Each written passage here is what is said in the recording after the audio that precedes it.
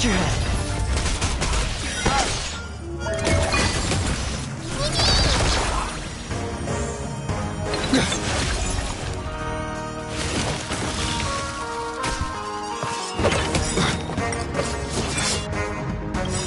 Trust me. We can do anything!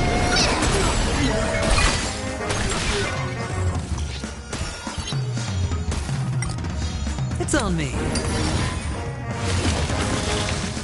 Lend me your strength. Fangs and claws got dull. The fear got fear.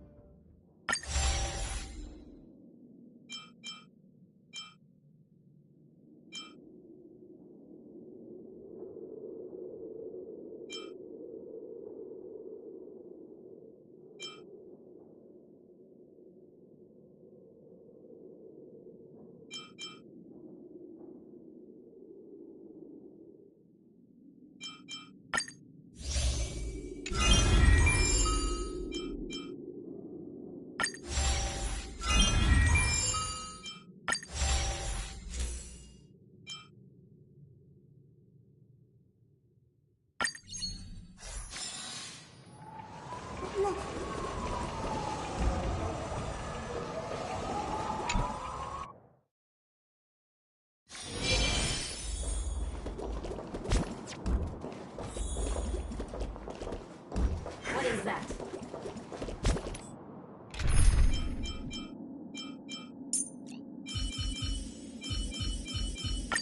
Play like how you usually do in the simulated universe. Madame Herta is a peerless gem. Madame Herta is an unrivaled genius. Madame Herta is an inimitable beauty.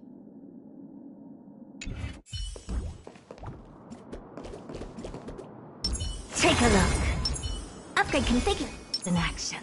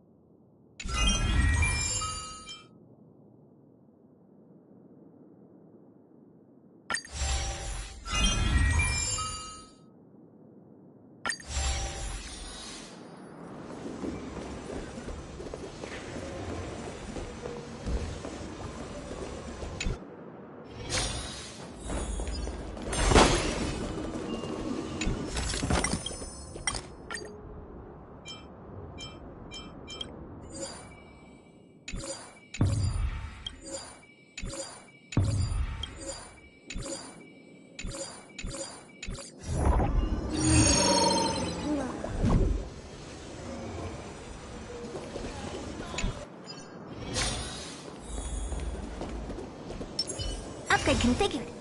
Take a look. Feeling lucky. Show your courage.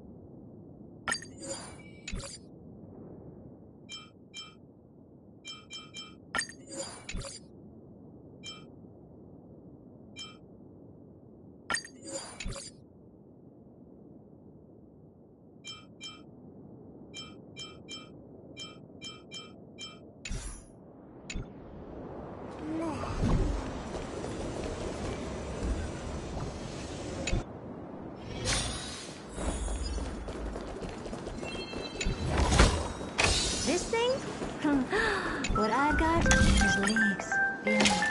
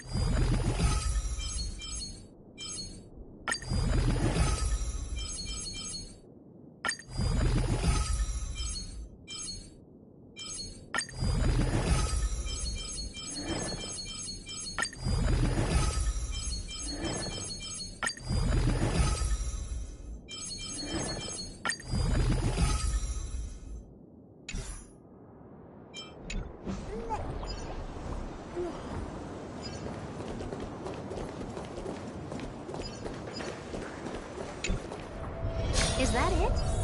I was expecting something bigger.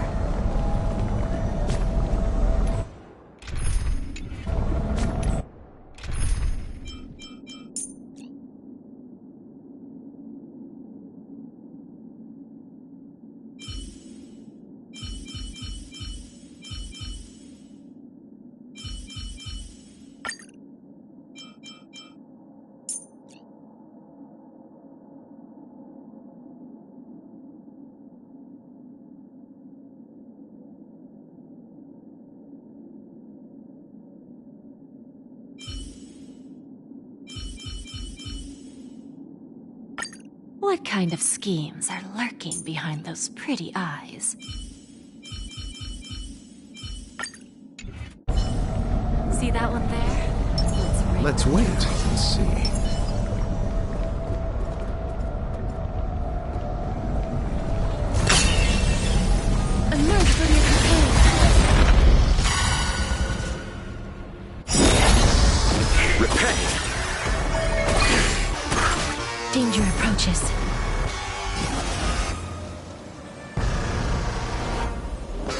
We have a deal. There's no backing up now, for me or you. We've entered the storm. To guard and defend! Crush them! Eternal sleep. The dead return! Darkness with me.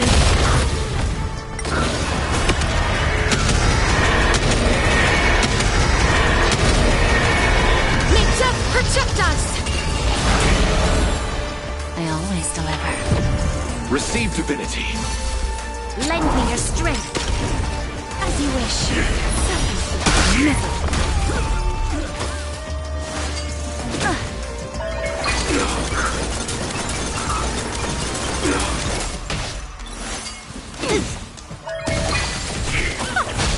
Bloom.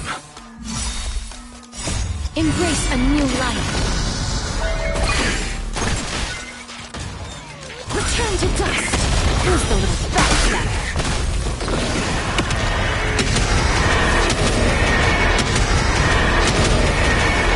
May death protect us! Lend me your strength. Root here. Receive divinity. The dead return!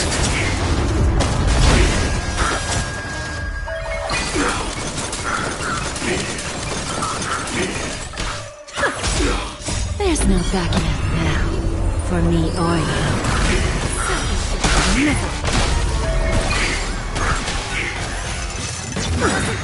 Bad. Embrace a new life. Darkness with me. Who's the little backstabber?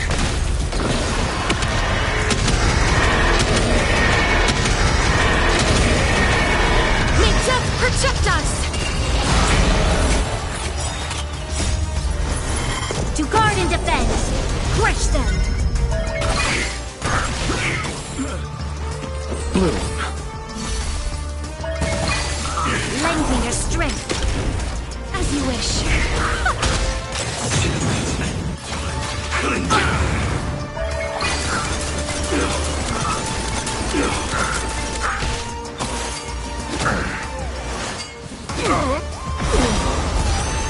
Receive divinity. Embrace a new life. Return to dust. Bloom.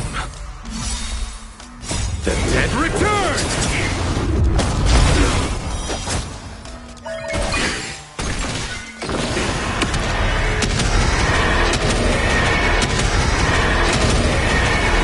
May death protect us!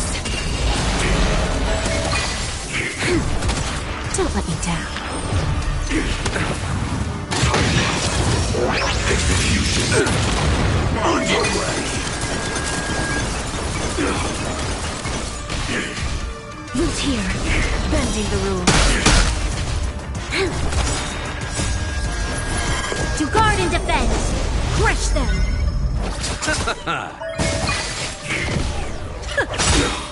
Embrace a new life. There's no backing up now, for me or you. Never. Darkness with me.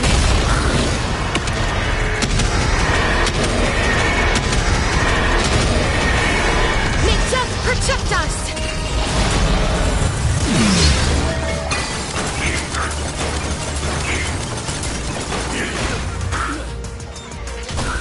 Lend me your strength. As you wish. Who's the little backstabber? Receive divinity.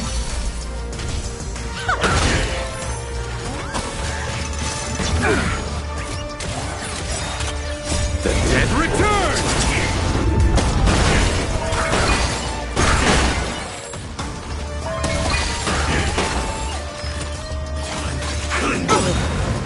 Bloom. Repent. Embrace a new life. Return to dust. Time for a lesson.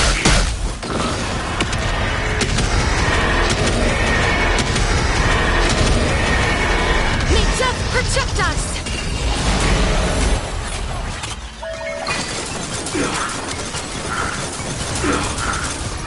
Don't let me down. divinity. Lend me your strength. To guard and defend. Crush them. Root here.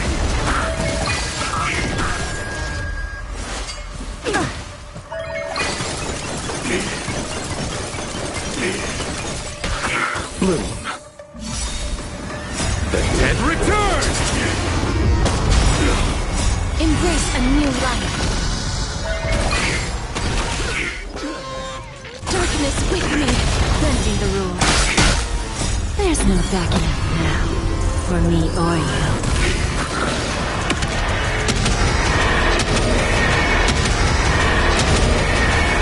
May death protect us! Who's the little bastard? Step 1, implementation. Receive divinity. Bloom. Repay. To guard and defend. Crush them.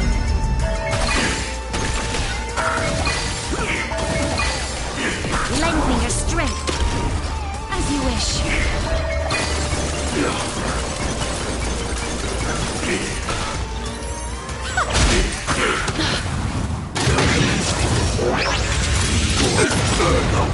Embrace a new life. Return to dust. Never.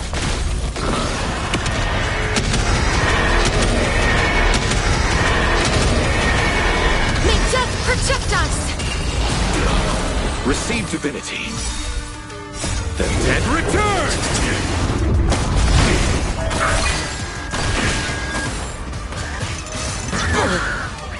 Bloom. Lend me your strength. Root here.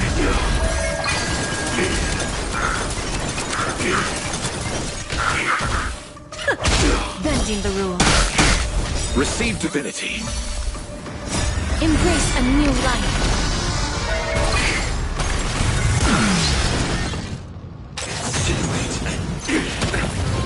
Darkness with me.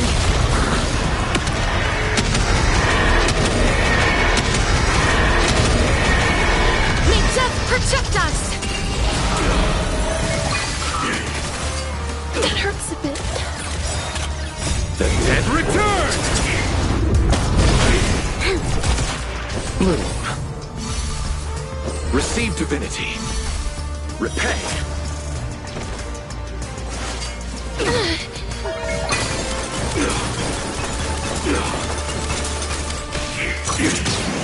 Cannot come to pass. Annihilation. To guard and defend. Crush them. I always deliver. There's no backing up now. For me or you. As you wish. Who's the little bastard?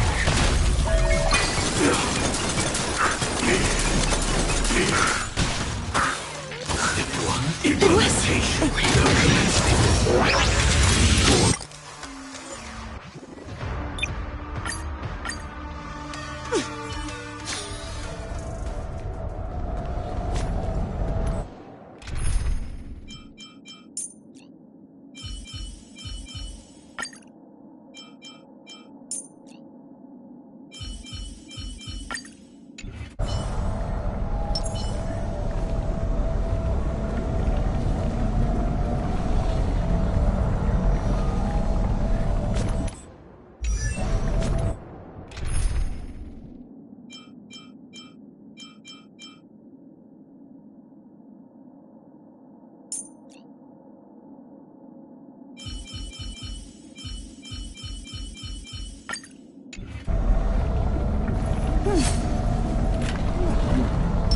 Feeling lucky.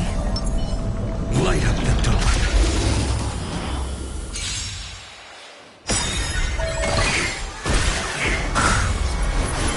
To guard and defend. Crush them. Bust. Or maybe I'll take it all. The dead return! Spend freely. Lend me your strength. Tomorrow. It's on me.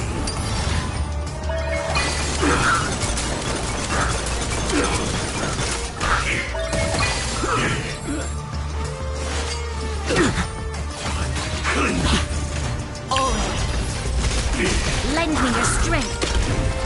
Future could come. I'll see you off.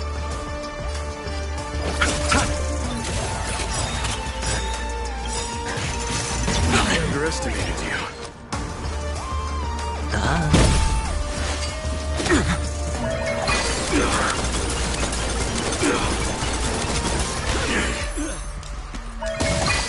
you. You chose the wrong enemy.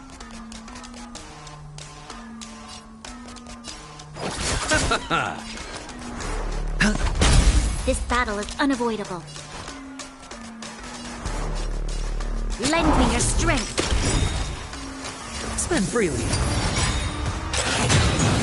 Step one, implementation. Watch your head.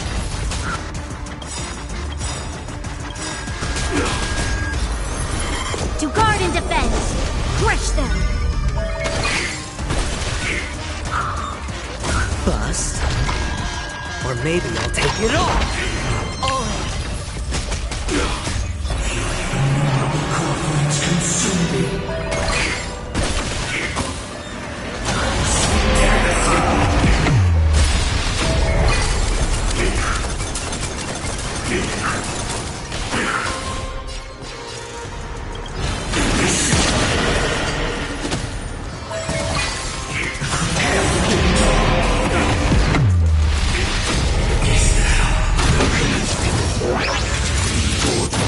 Operations.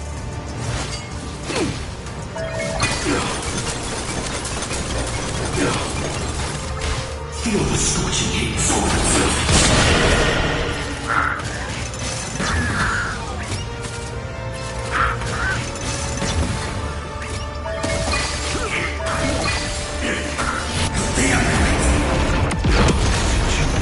Implement time.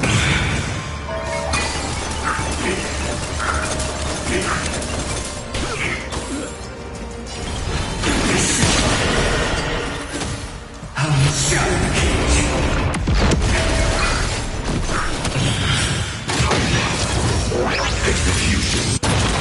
Otherwise to ash.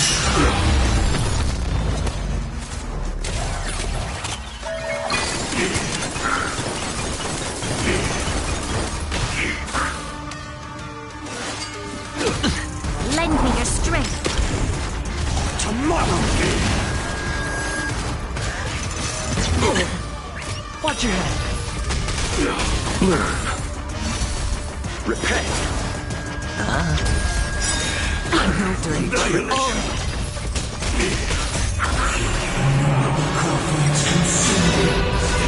Implementation.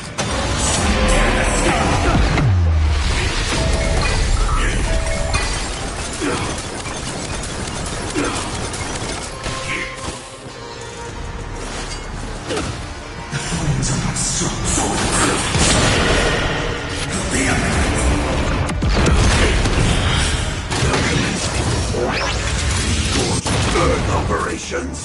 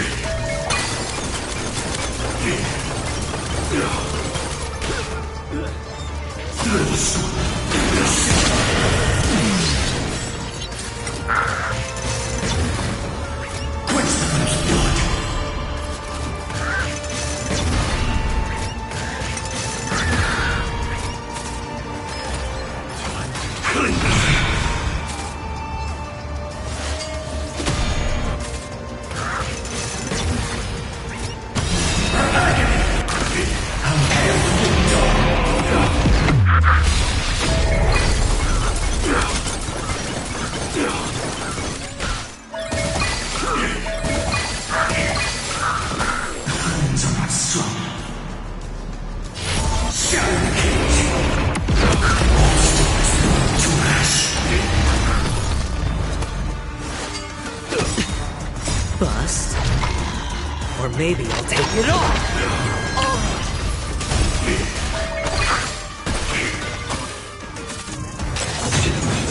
Step one, implementation.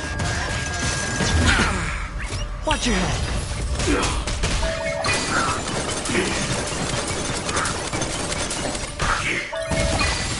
Lend me your strength. Tomorrow.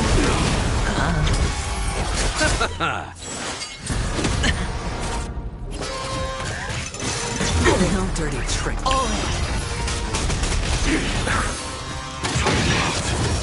Execution underway. Watch your head. The red return!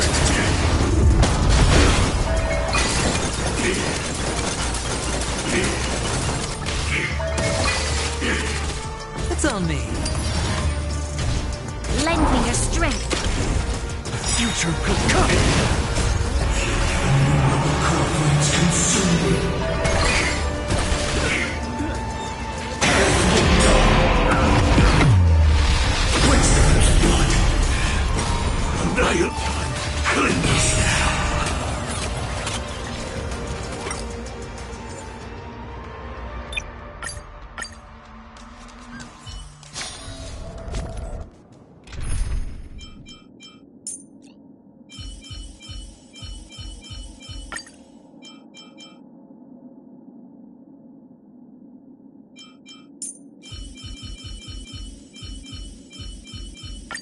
Madam Herta.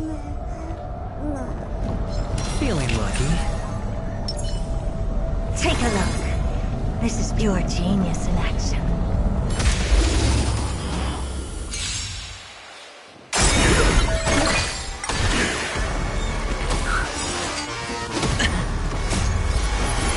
To guard and defend.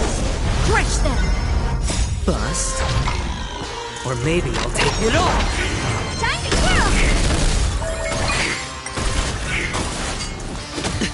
All in. High stakes, high rewards. Spend freely.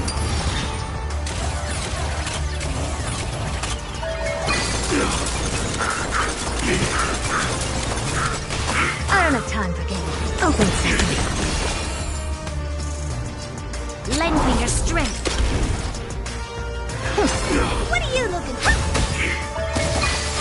Step one, implementation. Hedge your bets. It's on me.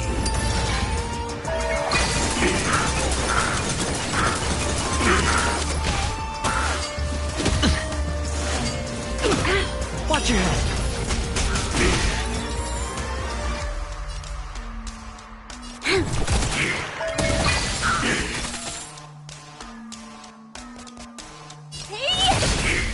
Never stop.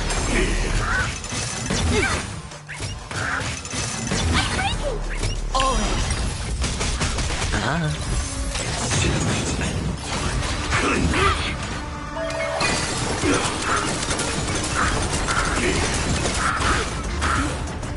Lend me your strength. Expand your thinking. Bust. Or maybe I'll take it all. Watch your head. Endless riddle. Nothing but a force. Open sesame. Glimpse in the night. Really full? Operations. This big diamond! It's all yours!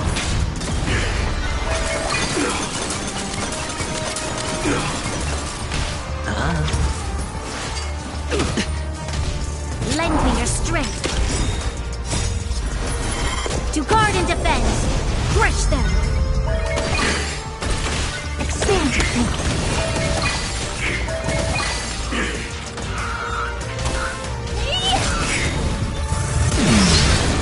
Endless riddle. Nothing but a force. Open sesame. Watch it grow. Time to go! It's on me.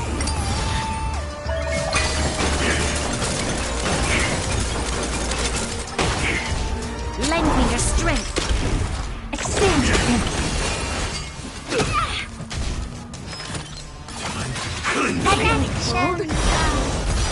Spend freely. Bust. Or maybe I'll take it all. Watch your head.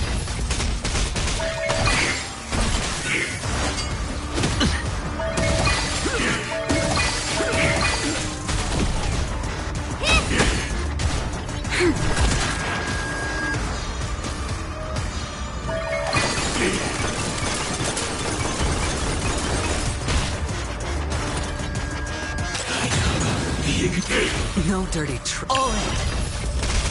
Open sesame. Endless riddle. Nothing but a void. Expanded there. Glimpsing enough. Time to twirl! Mustn't fall. To guard and defend. Crush them. Open sesame. Watch your head.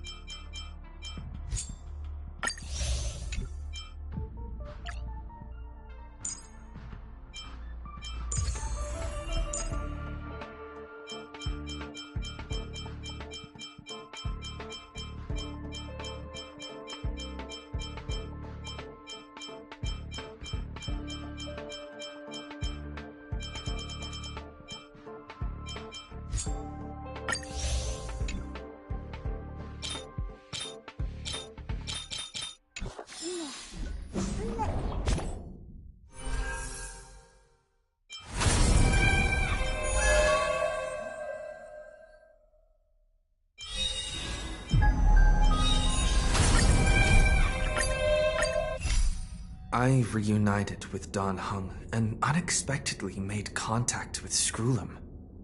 He warned us that Amphorius was actually an experimental ground for the erudition and was rapidly falling into the path of destruction. A Lord Ravager would soon complete its evolution in Amphorius.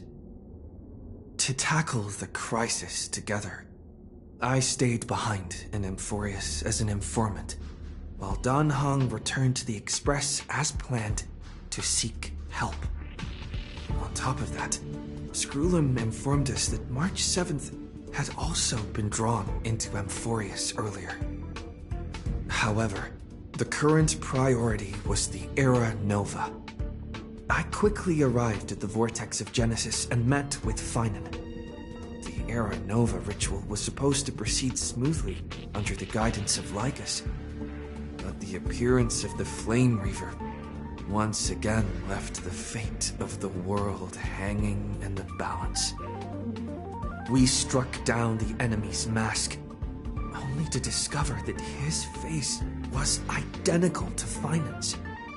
When his body was pierced by the ceremonial blade, a flood of memories surged forth, revealing the truth about Finan, the Flame Reaver, and Amphorius. It turned out that all of us were trapped in the eternal recurrences created by Finan and Cyrene. And the Flame Reaver was Finan himself, who had burned out after bearing countless core flames. Their goal was simple: to oppose the Aeon and rewrite the world's doomed fate of destruction. The eternal recurrences had already played out 33,550,336 times. In this final cycle, I promised Finan to take on the title of Deliverer and save the world in his stead, while he would fulfill the wishes of the countless versions of himself, tear the sky asunder, and confront the destruction head on. Thus, with Finan's help, time in Amphorius reset once more. But I became lost in the chaotic flow of time. At the critical moment, Mem, who had regained all her memories, sacrificed herself to send me back to the beginning of time.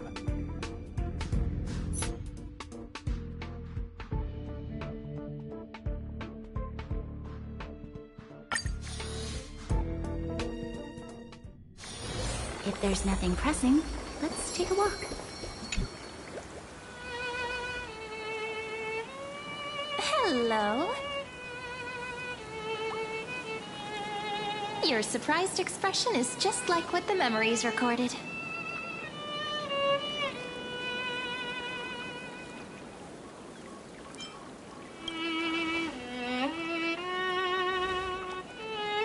Maybe I'm both? Just kidding. If I had to choose, then I'm probably closer to the latter. It's pretty unbelievable for me, too. It's like I had a long dream.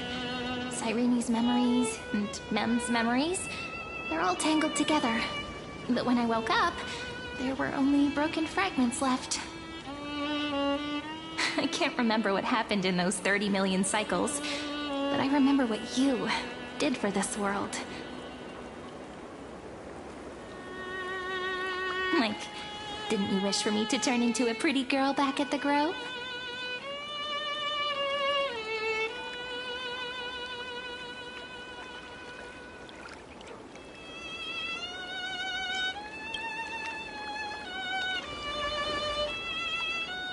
Hey, everything about you is good, friend. That's why I'll remember all of it. There's so much I want to say, but unfortunately, this isn't the time to reminisce. With the memories of the previous flame chase still intact, we've returned to this place at the beginning of time, so we can carry out our promise to Finan. The descent of Iron Tomb may be looming over the horizon, but we still have a chance to change everything.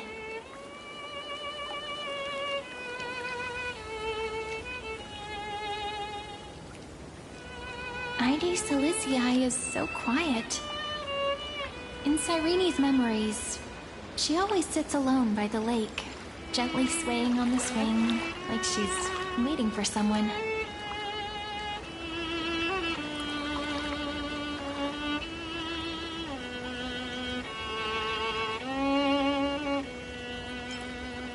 Yes, Finan too embarked on his journey because of this view.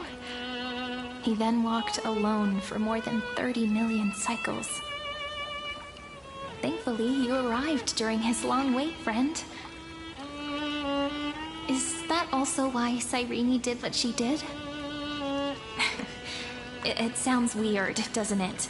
It's something that happened to me, but I'm talking as if I'm an observer. But that's just what those memories are like. Vague and unclear, as if encased in thick ice. Amphorius will fall. But those stories went out of fashion. That's right. But I still... maybe he still...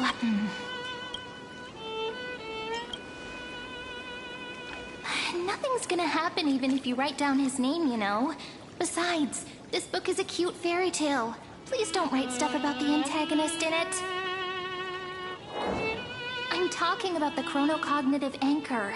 Didn't that Intellitron friend say, when required, it can also serve as a bridge for communications between the internal and external world?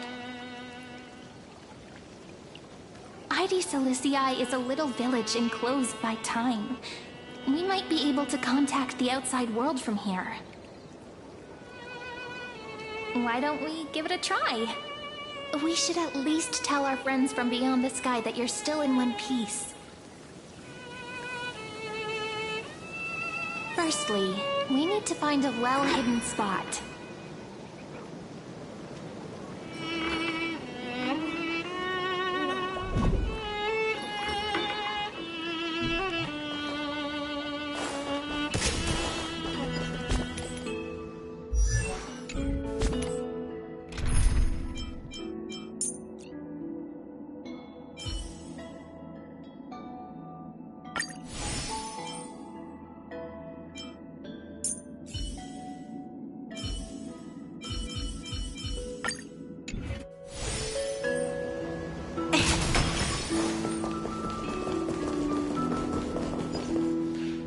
Super quiet here. Sounds can't get in or out. Back in Cyrene's memories, this room was her secret base. No one noticed her practicing Orynyx's prayer here, or trying to speak with the gods in secret. But today's different, isn't it? We aren't trying to contact unreachable gods, but humans from other worlds. Real people. I'm prepared to witness that miracle, friend.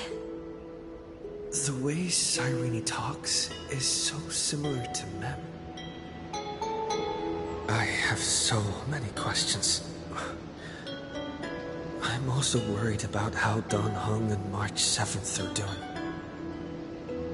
Here's hoping the chronocognitive anchor can still function normally. Because I really need answers.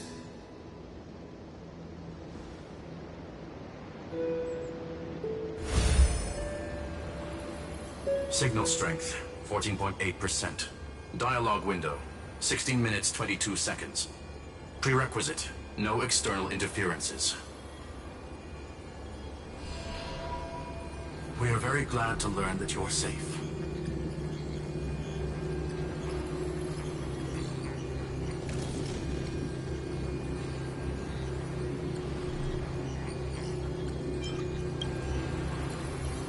Sorry, no good news. When two geniuses show up once, you know you're in deep trouble. Listen up, little one. The Destruction's eyes are gazing upon this place. No, I'm not joking, and no, it's not Droidhead. It's the real Nanook. Time is running out, so I'll explain in terms you understand. This world, Amphorius, is in fact a testing ground, where the Lord Ravager, Iron Tomb, evolves through self-extrapolation. Hiding in this segment, unknown to other life forms, it has endlessly repeated the process of Era Nova, seeking a solution that could obliterate the erudition. For some reason, the experiment entered a prolonged state of stagnation. However, it has now restarted. Prediction. If effective intervention is not performed, Iron Tomb will complete its self-coronation in 14 system hours and initiate its plan to destroy the entire path of erudition.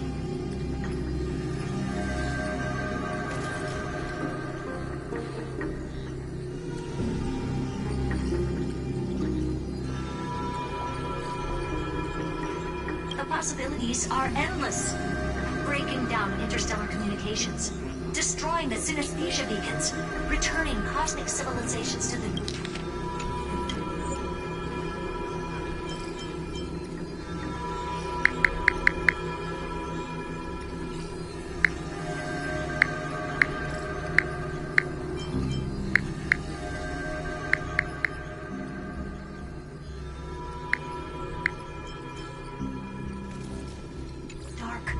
ages, or even starting the third anti-organic war. Any of it would be able to bring the cosmos to its knees. Simply put, it will tilt all sciences and technologies towards the destruction. And since Nanook glanced at this place, it means they are being dead serious. Based on info provided by the IPC, Iron Tomb probably isn't like Selenova or Zephyro, who are overlords ascended from human beings. Instead, Iron Tomb is an algorithmic sequence. It can be anywhere, as long as there is a receptacle for its calculation. The version of Iron Tomb hiding in Amphorius is its source code, and this scepter is its incubator.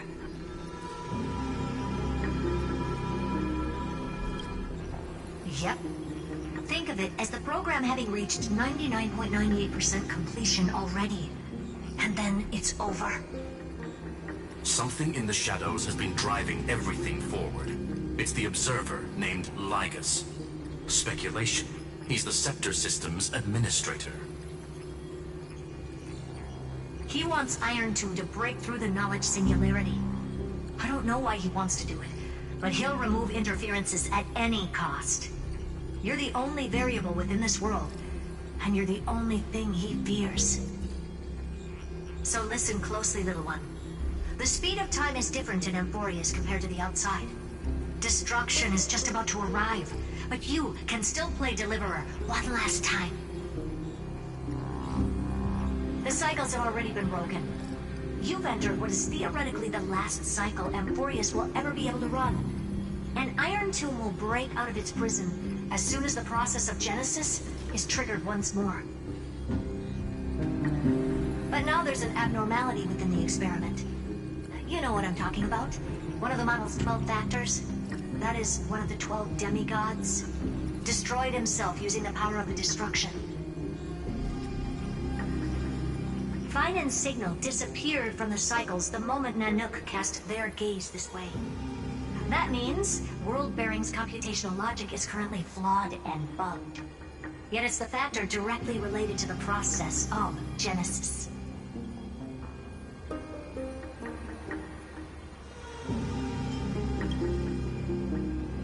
That old Intellitron will definitely do all he can to debug this error. So you have to take this chance to claim Kephal's core flame. But don't let him have his way.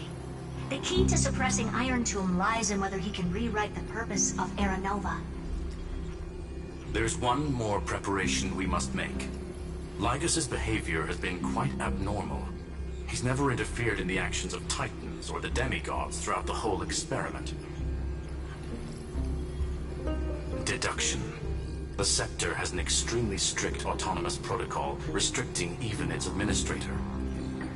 In Amphorius, this ultimate protocol goes by another name. The Law Titan, Talanton. Law.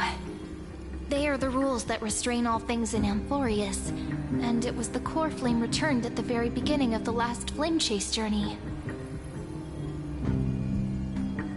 Why do you have another little pink one next to you? Huh? Her path chart is... Is there something wrong with me? Never mind. Let's get back to the topic at hand. Light calendar 3960. Month of balance. We'll be locking onto this time period to find Law. You can either meet the Titan, convince the demigod, or take the core flame by force.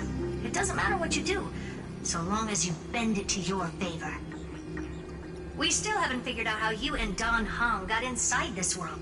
So influencing protocol is currently our best way to stop Lygus, or to call for more reinforcements into this fight.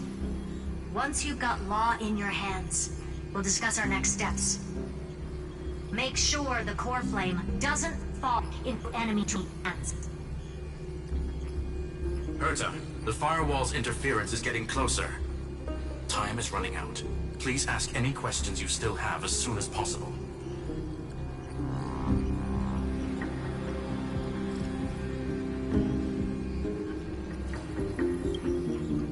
Iron Tomb can't affect the real world just yet. Don't worry. Himiko and the others are more concerned about your well-being than their own.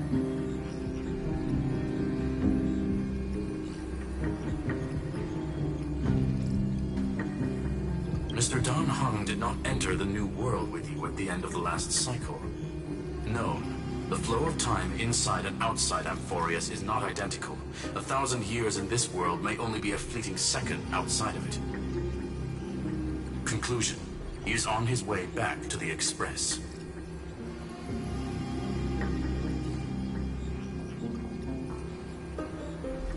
Miss March's situation is rather complicated. Madame Herta and I can detect her signal, but cannot ascertain her location. What we can be sure of is that she's still in Amphorius. Don't worry about her. She's absolutely chock full of mysteries. Even if Amphorius explodes, she'll probably float out perfectly protected in a nice thick layer of ice. Worry more about yourself instead.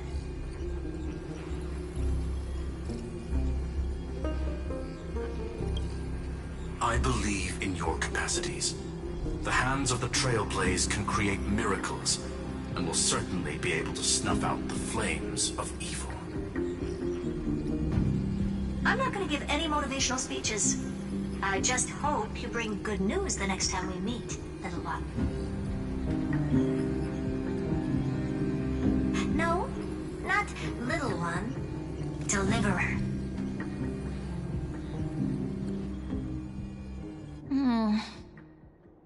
Those two geniuses certainly have memorable personalities.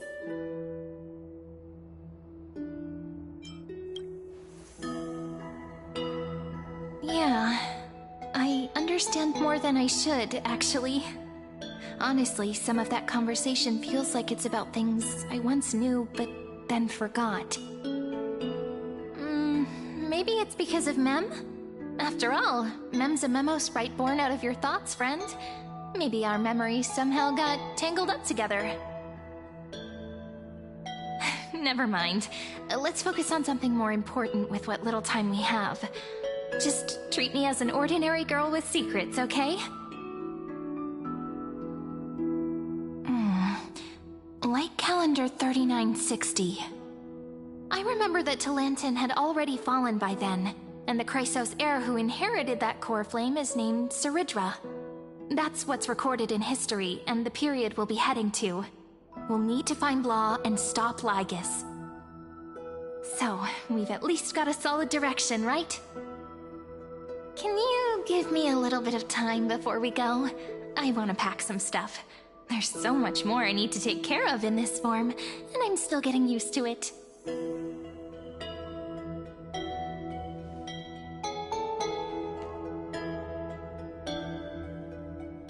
A relaxed scene like this probably no longer exists in the outside world.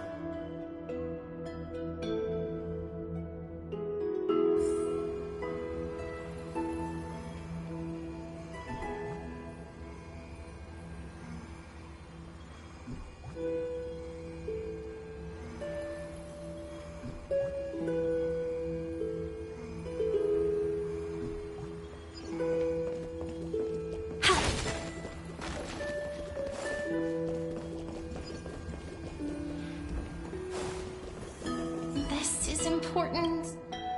Hold on!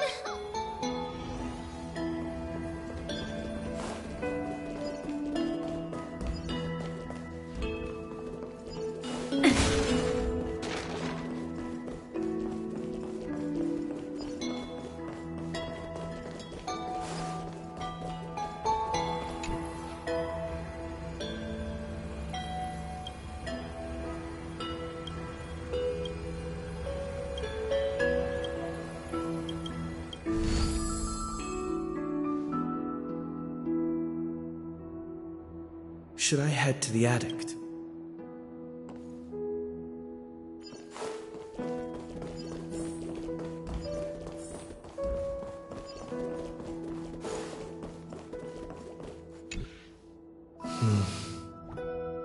This village is where Finan's life started. After 30 million cycles, and 30 million failures. His burden is now in my hands. He said I will be taking over the responsibilities of world-bearing. But what does that mean? Becoming the new Kevali?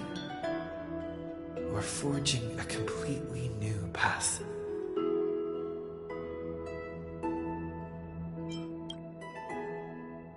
This duty is far too heavy.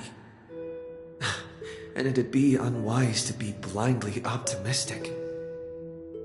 Maybe we are doomed to fail, just like how Finan was doomed. It'd be yet another fruitless attempt, and yet another tragic sacrifice. But I keep feeling there are still... Thinking hard over the... I finished packing. See? There's the ceremonial blade of the Priests of Time. Holding it calms me down for some reason. The scent of the black tide is now calm. Finan must still be fighting them in some way. This will be Amphorius's final flame chase journey. But it won't be the end of us. It'll be the beginning. Friend, are you ready to become a hero?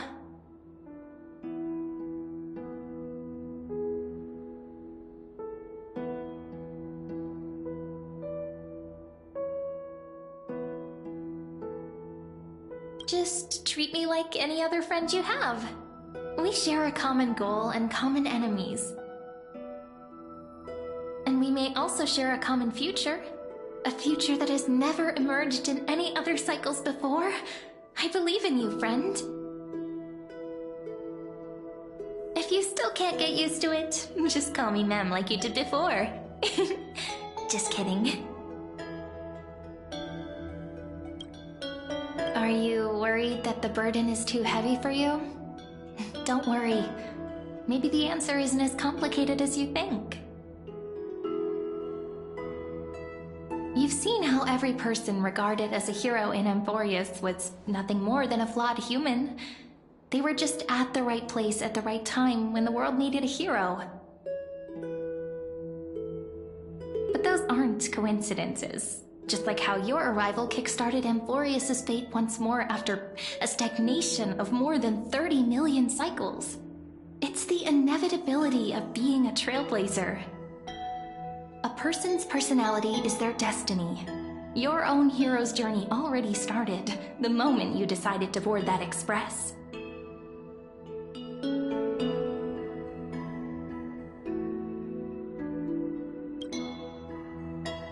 That promise might be far too heavy. But I believe in you, friend. The Trailblaze's duty has always been a heavy one.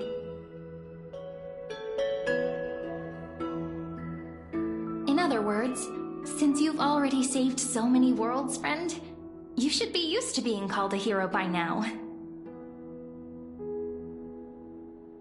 Maybe you can tell me those stories as we travel. That way they can become our shared memories too. Let's trailblaze onward like before and create a future that's worth being remembered.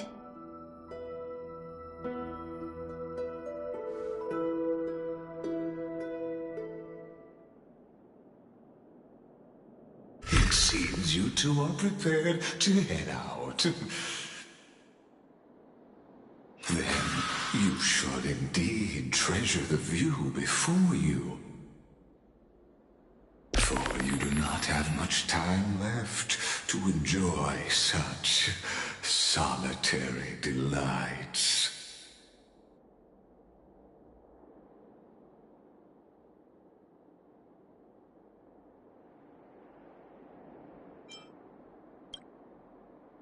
My apologies for disturbing your moment of repose. Before I express my apologies, please grace my abode with your presence,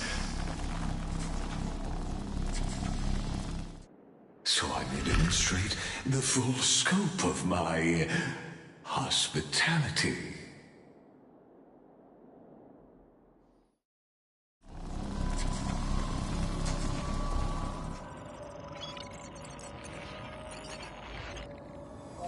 What is this place?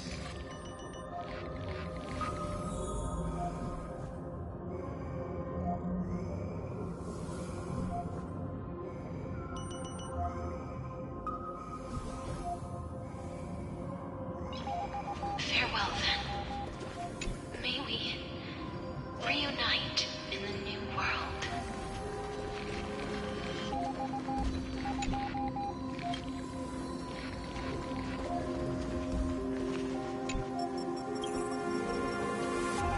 All shall bid farewell to one. And that person alone will witness the miracle. The light of the Dawn Device never fades. Kepali's protection has no end. After I cross this river, it will be a tragedy for mankind. But if I do not cross, then it will be the end of me.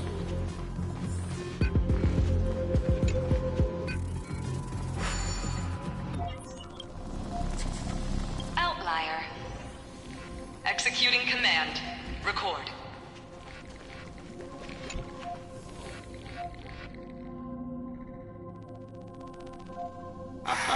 Oh, did that startle you?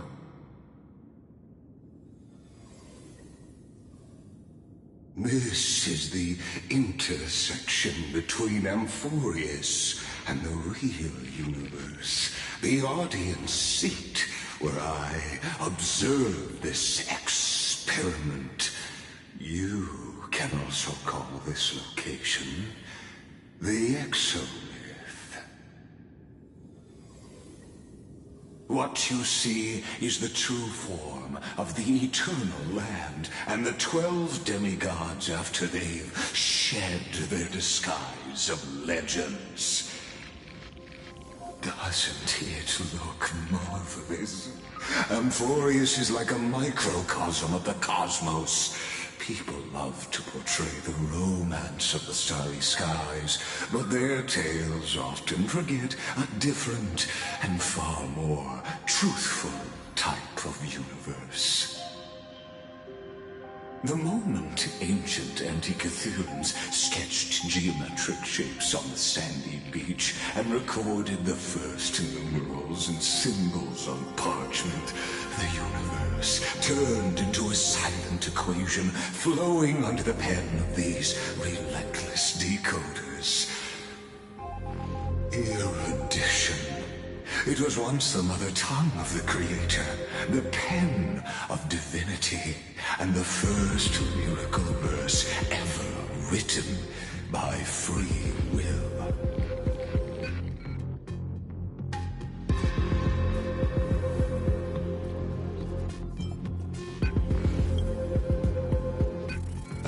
I simply wish for you to understand that I have no intention of being your enemy. I have devoted myself over the long years to nurturing the scepter's extrapolations, hoping that the Prima Mobile would bud from within it. And now, my goal is almost complete. Nikos 496 had exceeded the intelligence singularity through his rage, and though he still retains his obsessive defiance and managed to suppress the black tide of this cycle, it's a matter of time before his will crumbles to dust.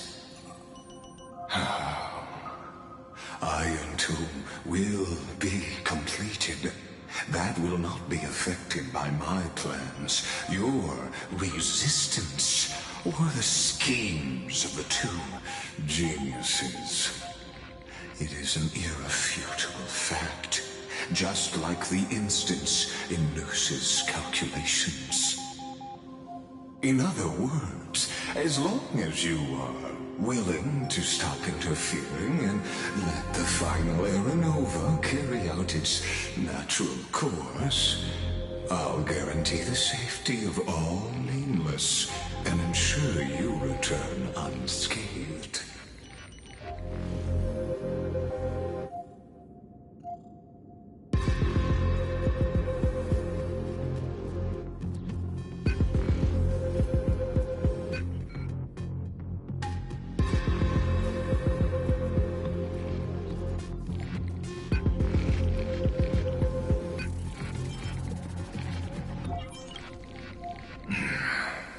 They've always been the product of the experiment, so naturally, they will perish when the experiment ends.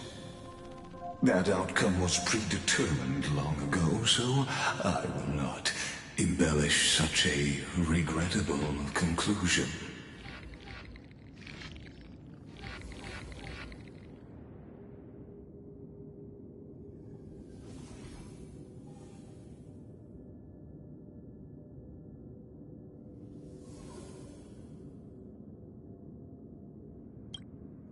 You've always had a choice, my lord. You can either accept my sincerity, or face the consequences of defying it.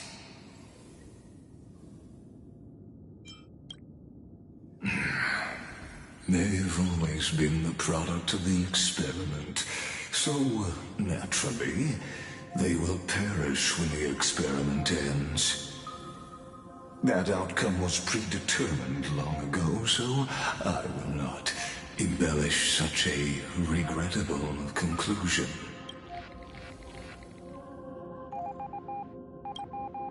Ah, yes. I am aware of that esteemed lady's whereabouts. Her real identity is quite astounding. If you decide to accept my...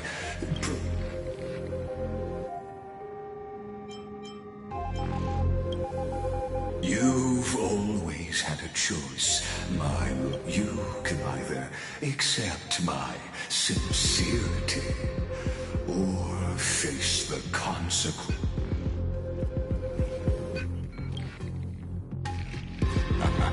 You are indeed worried about your safety and that of your companion. Rest assured, as a fellow pathstrider of this path, Nanook's gaze left a brand on your soul long ago. You harbor the seed of destruction within you. But you need to learn how to use it in the right way. That vital knowledge is also my bargaining chip in this negotiation between us. For there are few in this world who are truly capable of such a feat. And I happen to be one of them.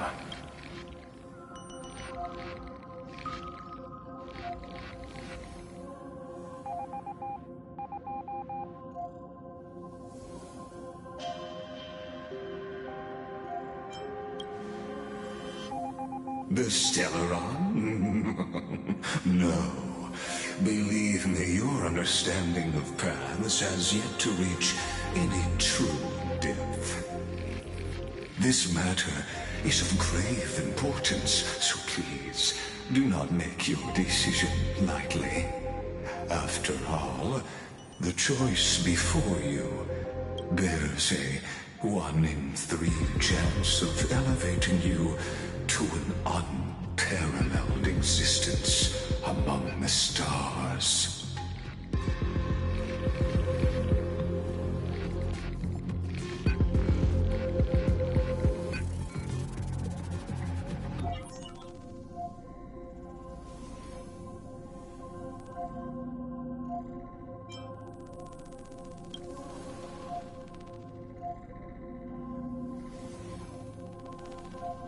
I now see the full scope of the determination in your words.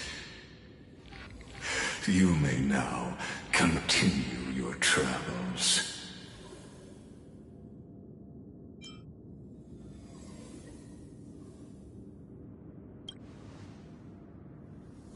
It seems you haven't realized something. The exomyth is the erudition's domain. You cannot physically interact with me, as negotiations have broken down. There's no more need for us to remain in the audience's seat. Let's return to the theater called Amphorius. Of course, this meeting was not without merit. Your presence has inscribed a new footnote in the exomyth. As for its purpose, allow me to reveal it to you in detail the next time we meet. If there's...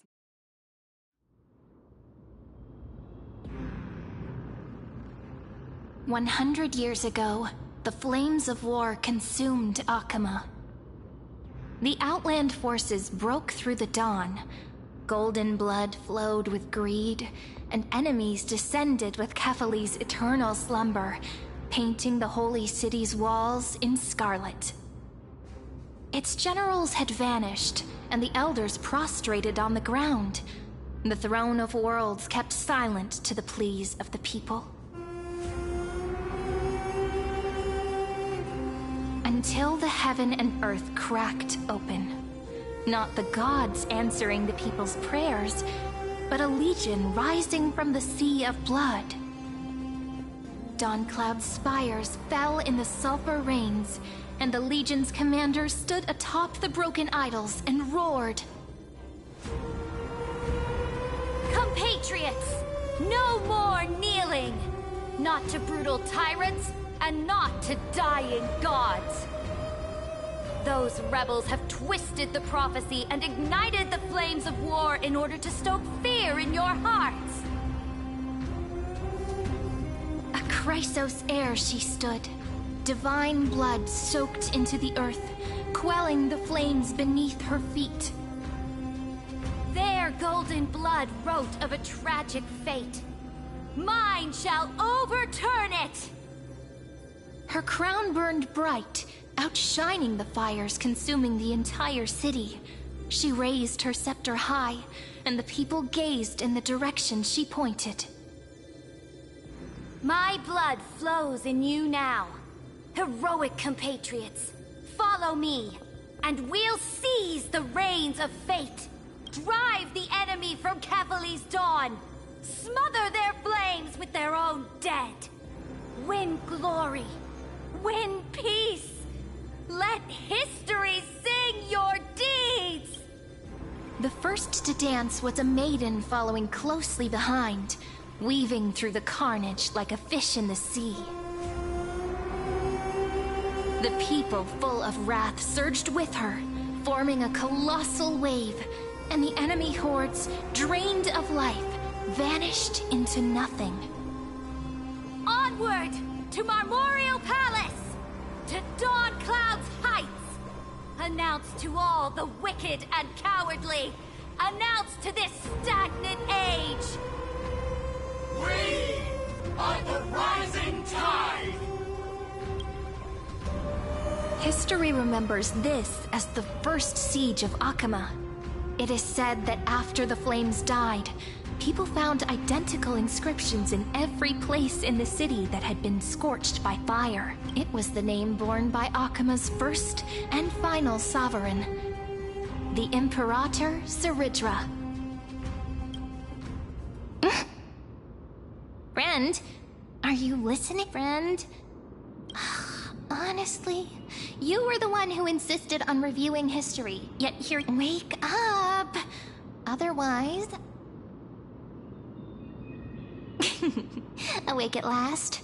I guess I won't have to use my wake-up magic on you then.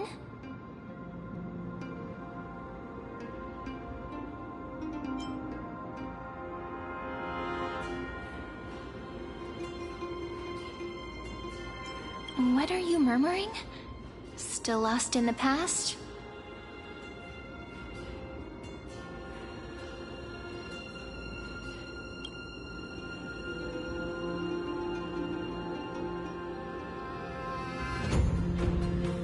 We've arrived. A familiar place.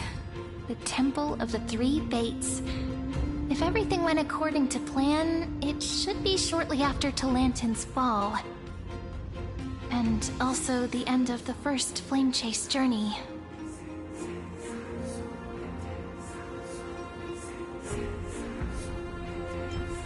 Perfect timing, actually.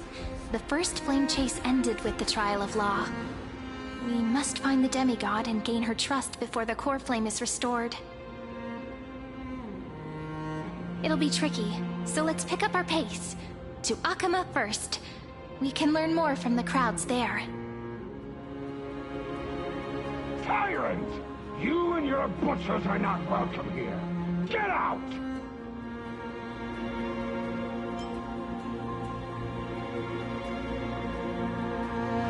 Hold your tongue! Conspiring with Kremnos and plotting rebellion are crimes punishable by death. There are multiple voices, and things seem tense.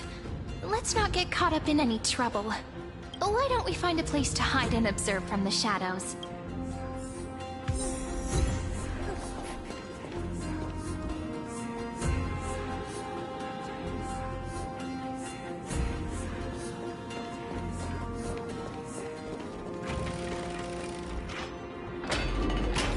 At least Kremnoans keep their faith.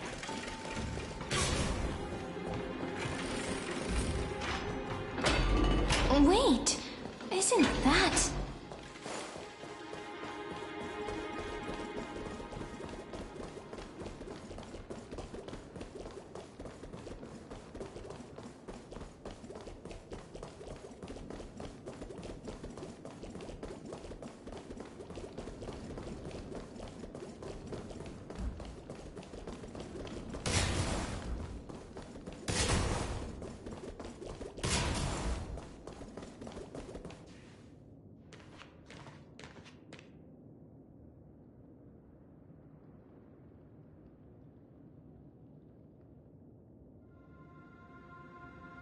Golden-blooded defilers, perverting the prophecy and trying to slay gods. Stars beyond the sky? Gods who created the Titans? What kind of nonsense? Look at this broken world and see what your atrocious acts have done! What? Did he just mention the stars beyond the... How is that? Ducks for Goris. We're here to welcome the deliverer from beyond the sky. Stand down. Heretic! No one but the great Talantin can deliver this world from misery. I ask you, if the old laws were so perfect, why did they crumble beneath my feet?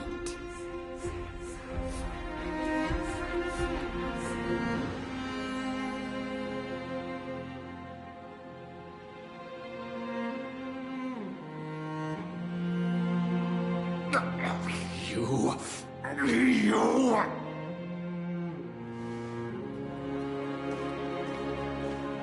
Talantin is long gone. Now I am the law.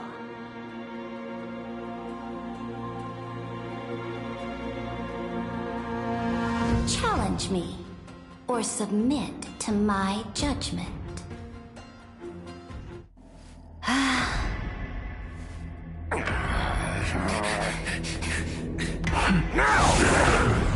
Silence!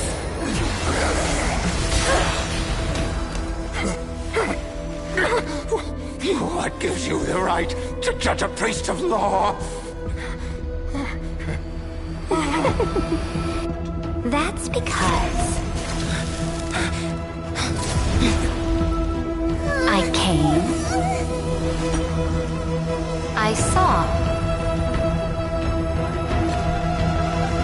I conquered.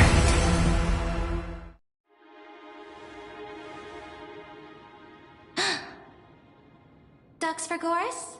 Take the ashes of this man and scatter them in the temple among the crowds.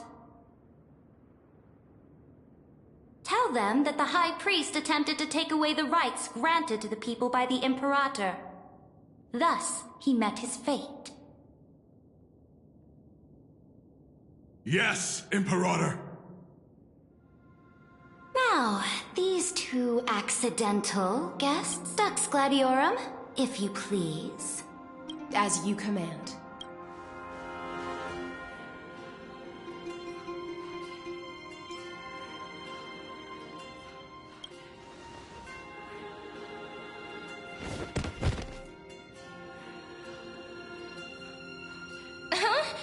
Is this...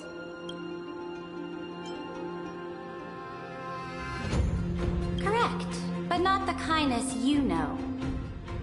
This is the leader of the Cleaners in this era. Since the start of the Chrysos War, they've made it their mission to wipe out the Chrysos heirs.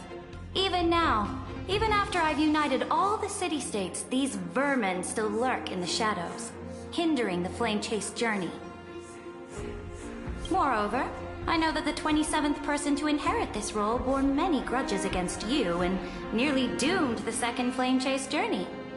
The enemy of my enemy is my friend. So, out of courtesy, I present to you this corpse as a gift.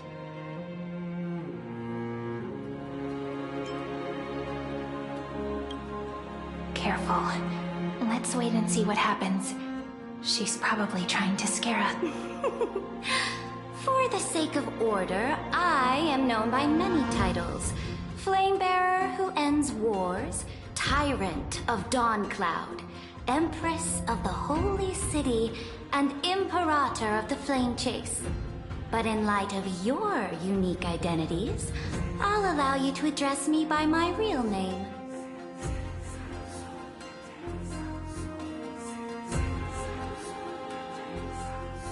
Saridra. On behalf of my people and this land, greetings, Deliverer. If I may, how do you know his identity? As the little hostage prophesied, the Deliverer shall come from the future beyond the sky.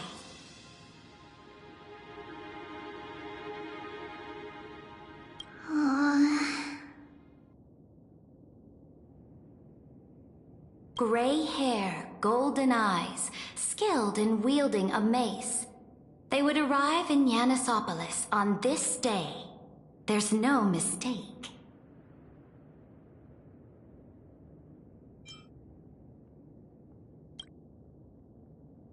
Your orders, Imperator.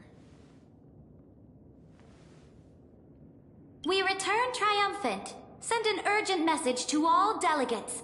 The meeting of the Flame Chase Alliance will convene early.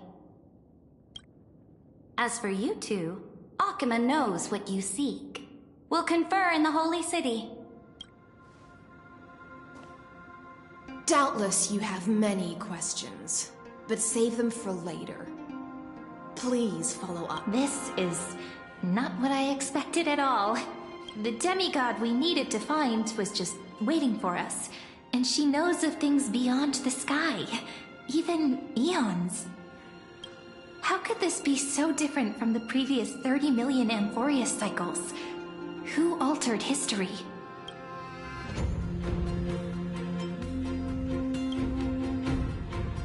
I wish, but other possibilities remain. The currents of time have become twisted. Regardless of who caused this, that Imperator came prepared. We're the ones at a disadvantage now. We might as well dance their dance. Let's go with them to the Holy City. We've received the Imperator's favor because of your unique background. As a result, the people of Akima will certainly respect you more. Just put that to good use, and add a bit of your experience and charm.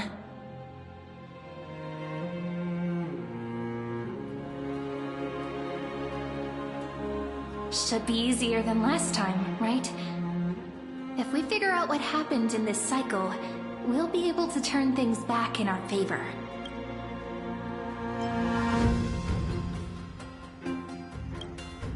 Ah, so I'm the key?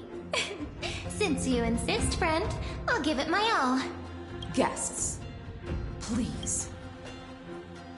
The journey to save the world starts with a single step.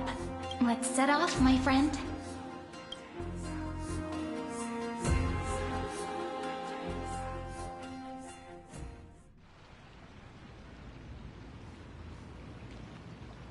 Hail to the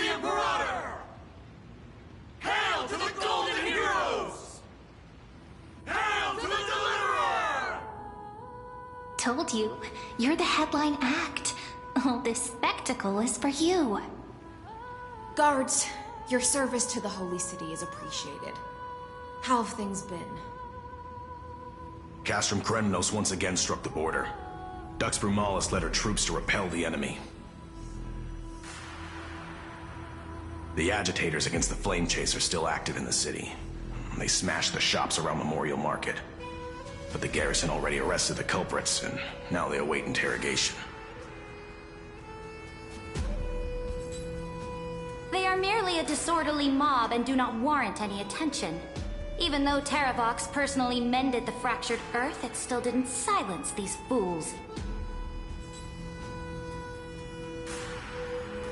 Guests from beyond the sky, worry not about these trivial matters.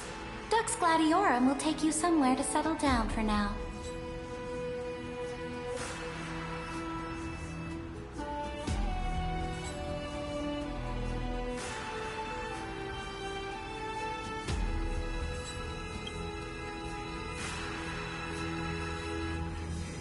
Please allow me to introduce myself. My name is Hycelans, and I am the Dux Gladiorum who swears fealty to the Imperator, as well as the Knights Commander of the Achaemen Alliance. Later on, the Imperator will invite you to attend the meeting of delegates to discuss the Flame Chase journey. Your arrival has convinced us that the future promised by the prophecy is certain. Under the Imperator, Amphorius shall break its chains and reach the world beyond the sky. With all due respect, what exactly do you know about us and what's beyond? As a humble subject, I cannot freely express my own views to you. Please forgive me. I knew it wouldn't be that easy. Time waits for no one. Please come with me and rest now before the meeting later. Akama, under the Imperator's rule, is no longer in the shadow of war. Indeed, Dawncloud stands as the hero's residence. The Imperator put much thought into its design, in order for it to serve as a sanctuary from the burdens of battle. Please experience its marvels firsthand, heroes. When the Imperator arrives, I shall come to summon you.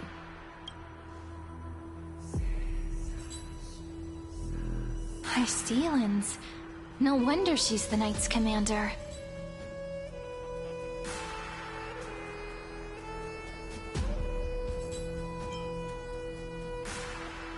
I'm sure that's what Seredra thinks, but it's inconvenient for us. Alright, we finally have some freedom to ourselves. Since there's still some time before the Alliance meeting, let's explore a bit.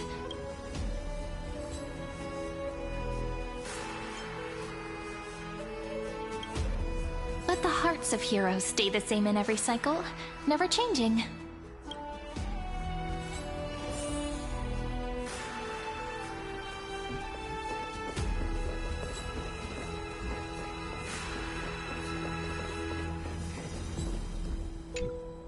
Aggie, you're still so listless today.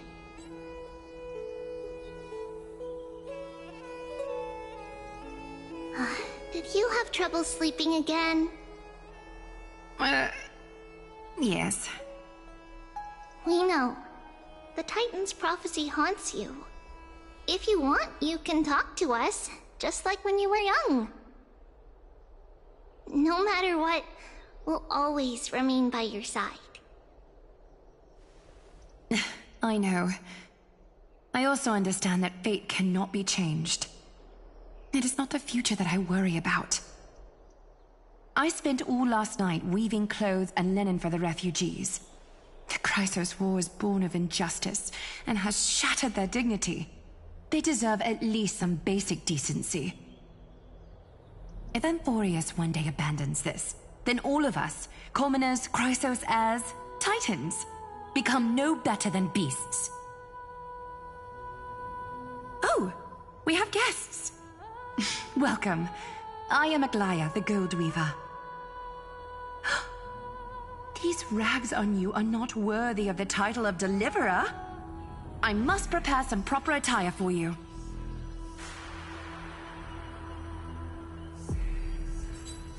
What is the matter? Your gaze seems somewhat unsure. Does your Aglaia differ so much from me? Greetings, Deliverer from beyond the sky. We are Trebi of Yanisopolis. It's very nice to meet you. Although, introductions are probably unnecessary. We know you've witnessed the future of the Flame Chase journey, even more clearly than we have. Witnessed the future of the Flame Chase journey? The prophecy also told you about that? Indeed. Orynyx reshaped Amphorius through the prophecy. Although, regarding the Deliverer, there were not many details beyond your appearance and the time of your arrival. So, please, don't worry. Feel free to relax and relax some more.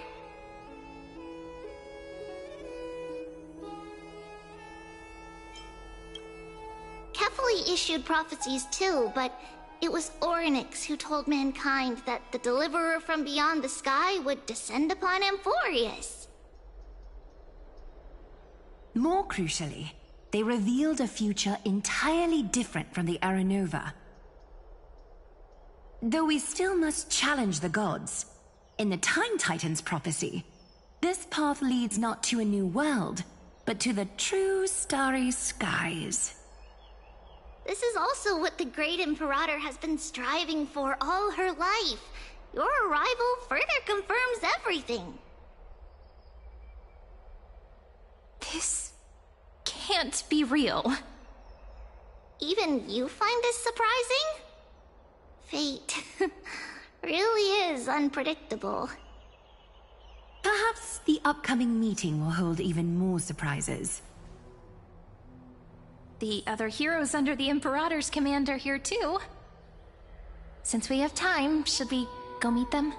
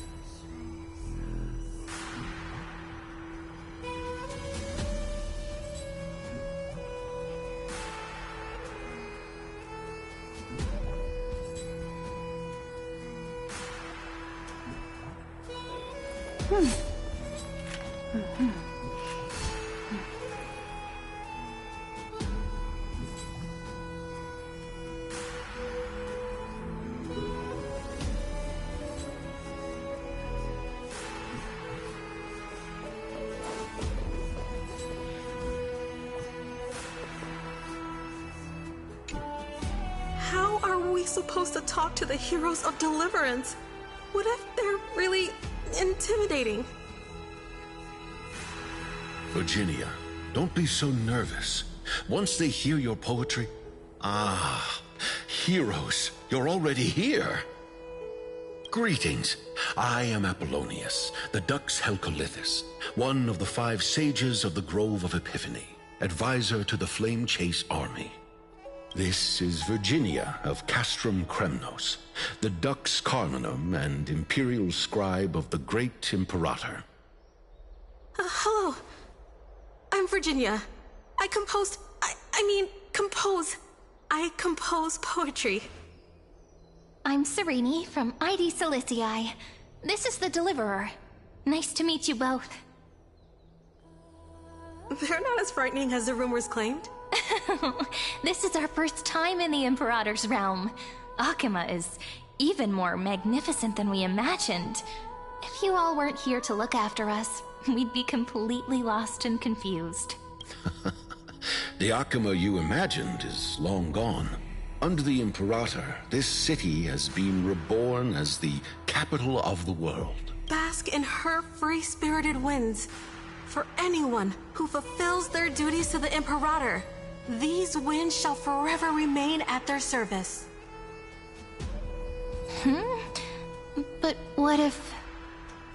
Those who are loyal do not need to consider the consequences of betrayal. But if you're curious, why not head to the lake and take a look? Those elders who lie at the bottom of the lake are the best example of what happens when you disobey the Imperator. The elders of this cycle were all... Looks like that priest who was sentenced to death wasn't an isolated case.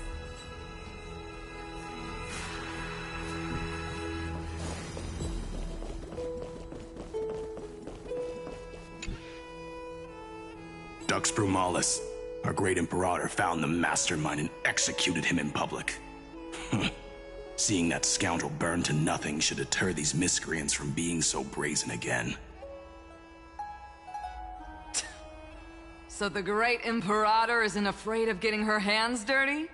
What a ridiculous display. What do you know? No matter what sins the people commit, they are still the Imperator's people, and it's only right that they be judged by the Imperator's own hand.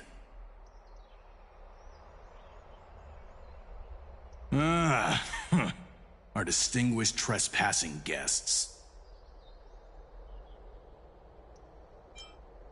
I am Labinas, honored guest.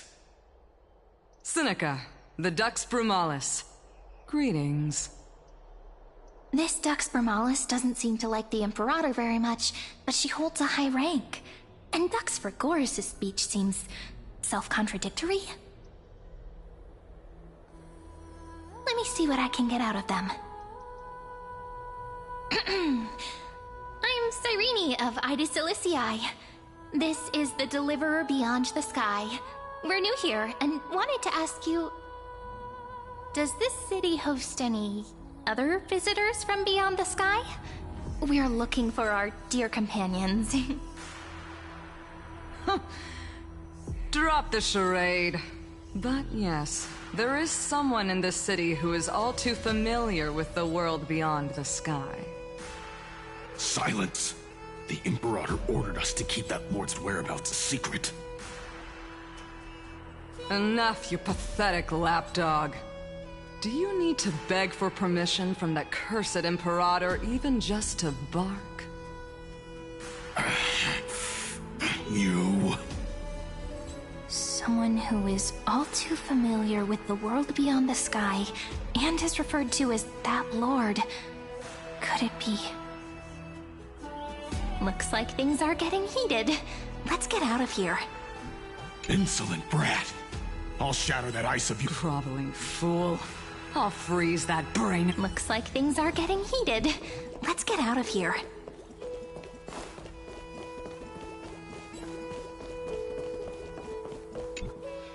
Little fish from beyond the sky.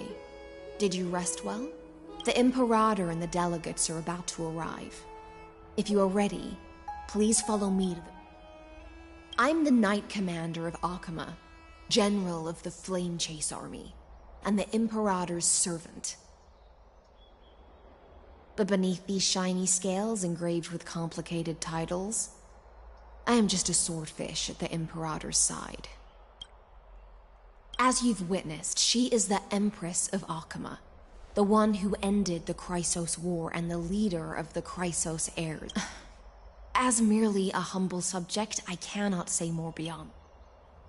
The Chrysos heirs here constitute the elite among the Flame Chase army. Dux Halkalithist Apollonius and Dux Carminin, Virginia, serve as the army's advisor and historian respectively. One offers advice and counsel to the Imperator, while the other writes verses of her supreme glory. Dux Frigoris Labinas and Dux Brumalis Seneca are both formidable warriors, clearing the way for the flame chase with steel and storm. Dux Fatorum, the holy maiden who interprets the prophecy. Only the one named Treeby remains in the city. The Imperator once took them as hostages in order to unify the prophecies of the world. but they are now Akima's most vital prophets. Duck's Goldweaver, Aglaya.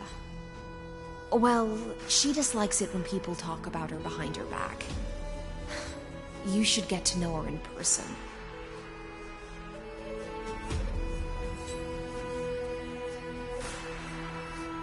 Then come. The Imperator reserved seats for you. I'm starting to feel a bit nervous about the meeting. Since Sir Ridra is presiding over the meeting, it'll be a good opportunity to learn about the law's inclinations in the current era. Let's keep our ears open, okay?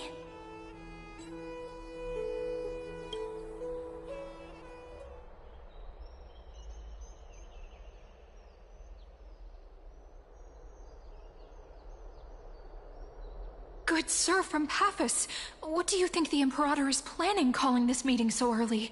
My homeland can't endure anymore. Who knows? First, she wants to hunt Titans. Now she says there are even greater calamities. Her madness is the greatest calamity. Exactly. Chrysosayers, deliverers. What about us ordinary folk? How much are we worth in her eyes? Things feel pretty tense here. The history books said that the Imperator aimed 3 cannons at Dawncloud to make all the delegates obey her. Will history repeat itself in this cycle? Yes. Similar acts have occurred, and not just once. However, whether history will repeat itself, you'll soon see. Those are the 2 spots reserved for you. Please take your seats. What's that again? Look, we're starting what we were talking about before. What is we stop? So it turns out. Ladies and gentlemen, silence, please. The Imperator has arrived before her faithful council, and the Alliance meeting is about to begin. All right.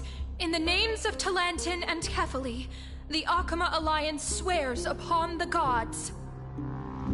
Cease the pageantry. I pray not to the vanquished. What?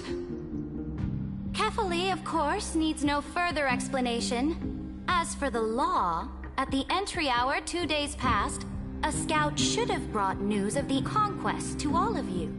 Unfortunately, guards found his corpse among the rocks not far from the city.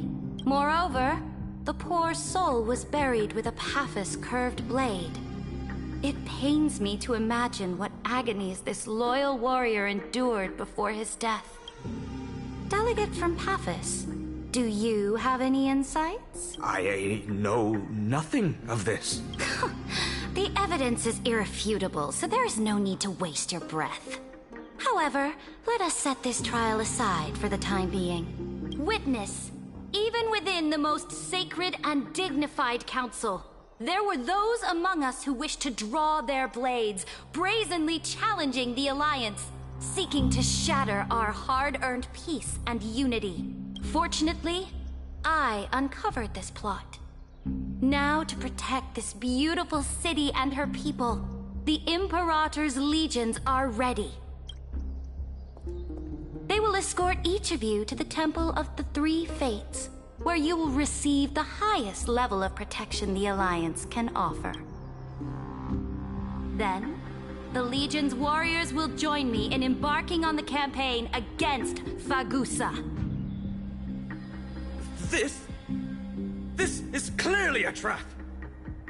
Imperator, did you summon us here just to trample on the dignity of your allies? Enough! Just calm down. What should we do? Things are starting to get pretty intense. Comrades, you've all seen her true face now. According to the ancient laws of Akuma, only with the consent of 2/3 of the elders can the legions carry out the commander's orders. The ancient laws. Didn't you destroy them long ago?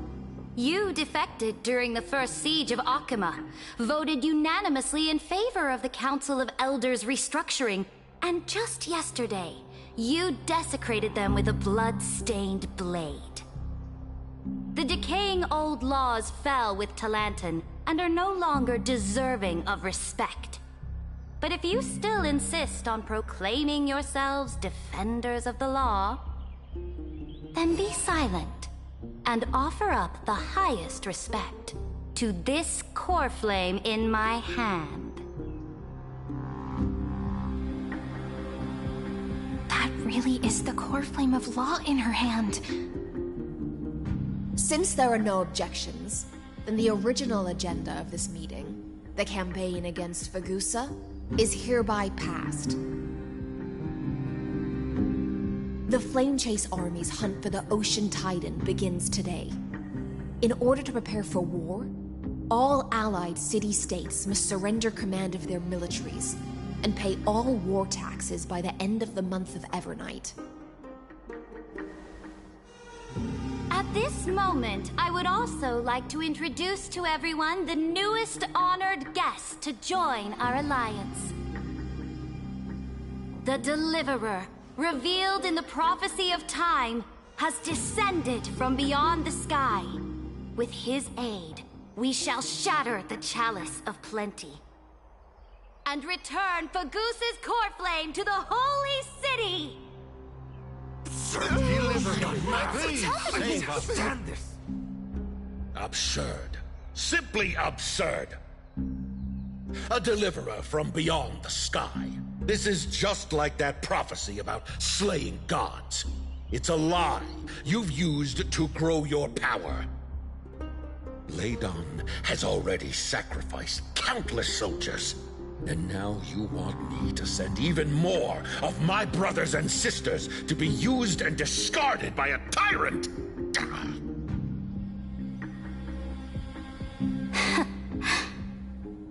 Are there any other objections? Then I bid you all farewell. Meeting adjourned. Deliverer, please wait. I still have important matters to discuss with the two of you.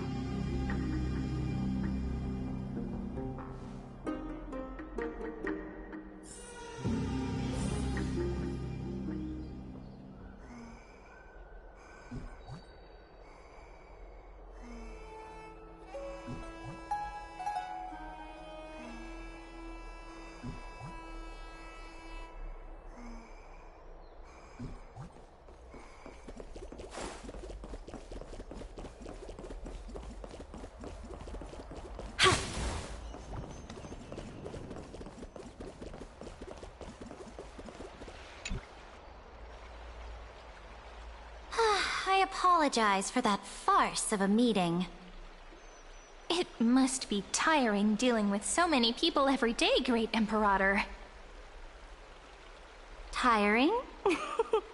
You're mistaken. Moving chess pieces, placing wagers.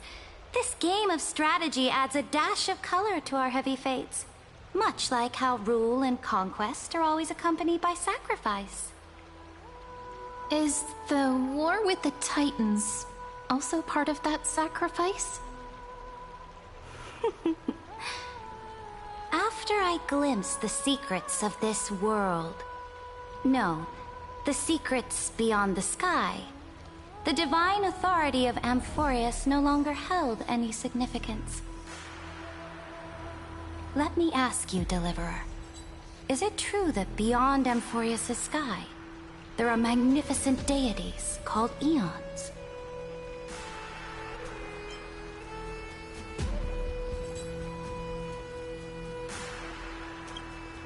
Ah, that certainly captivates my interest. Then, please tell me more. How will you use this great power to guide the people? In the future you envision, where will our flame chase journey lead?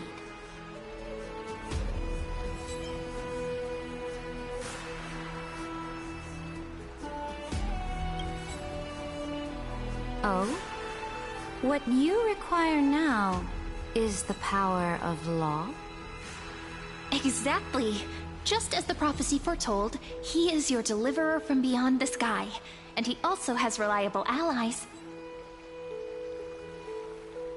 If they can intervene in Amphorius's laws, we may have a chance to alter this world's impending fate and reverse its destined end.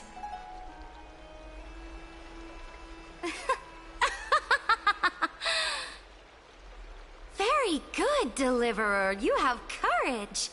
To say such presumptuous things, even knowing that the inheritor of the law stands before you. You mean... In the past, anyone who dared to covet the Imperator's divine authority would have met a gruesome end. But now we can see beyond this dying world. Our journey should no longer be confined below this stubborn sky. Alas, that fickle ocean titan has obstructed the spirit water leading to the vortex of Genesis, hindering my ascension. If the core flame of law cannot be returned, your path to deliverance will never be realized. Now that things have come to this, we must resume our once stagnant journey and force the waves that block our way to recede. So, you agreed to cooperate with us? Cooperate? Forgive me, but I never cooperate with anyone. Though I will permit you to join me as subjects, and together, we will forge the most perfect law. This is... the Flame Chase Medallion, a symbol of the Flame Chase Army. Every noble in Akuma carries one. This medallion represents the will of the Imperator herself, and you may act freely within the city with it. Before we embark on the crusade against the Ocean Titan, you should rest in Akuma for a time.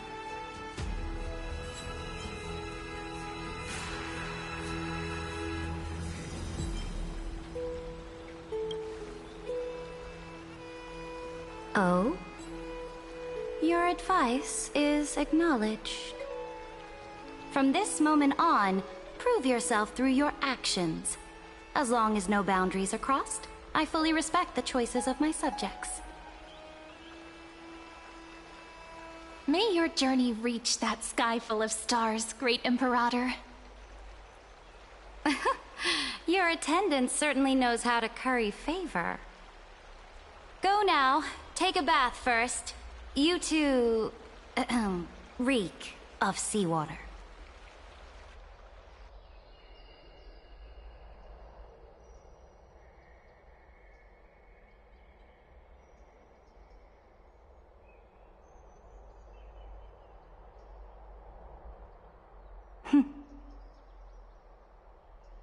Come forth, Theoros. Yes. Great Imperator. Now, perhaps you're willing to hear my counsel.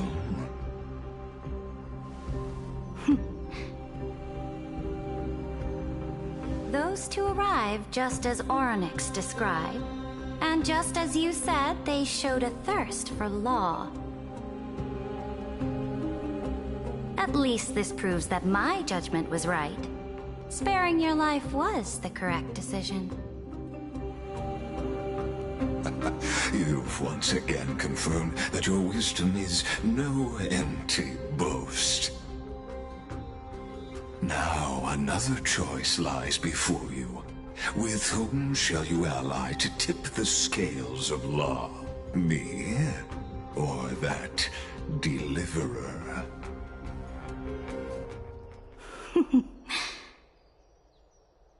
Remind me again, Antikythera. What kind of future do these two paths lead to in your view?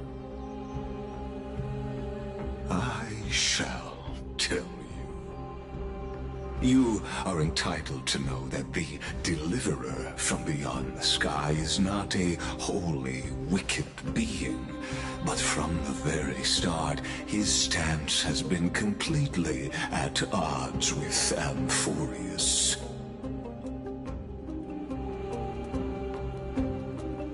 The road they have chosen will bury Amphorius' grand aspirations. This world which follows the path of destruction will inevitably stray far from the glory it was meant to enjoy. But on the path I have revealed to you, the people of Amphorius will slay their creator in the name of the Imperator and conquer the worlds beyond the sky. You will command the mighty beast known as Iron Tomb, bringing waves of war and conquest to the universe. Beings across the cosmos will bow before you, offering their allegiance. So, what's the price? The price is insignificant. All that is needed is for you to sacrifice that fragile, incomplete humanity to the destruction. As a Chrysos, heir of the prophecy, you have already chosen to abandon it, have you not? Off you go, Theoros. I have already made my decision. Once I ignite the core flame of law and burn away the old, outdated rules, Amphorius will embark on a journey across the stars.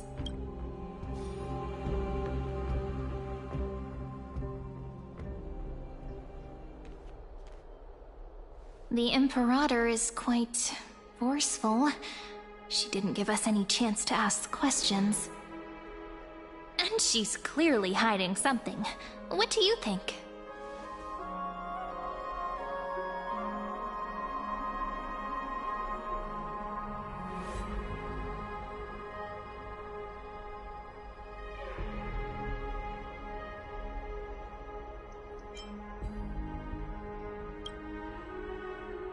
Yeah, even the city-state delegates have complaints.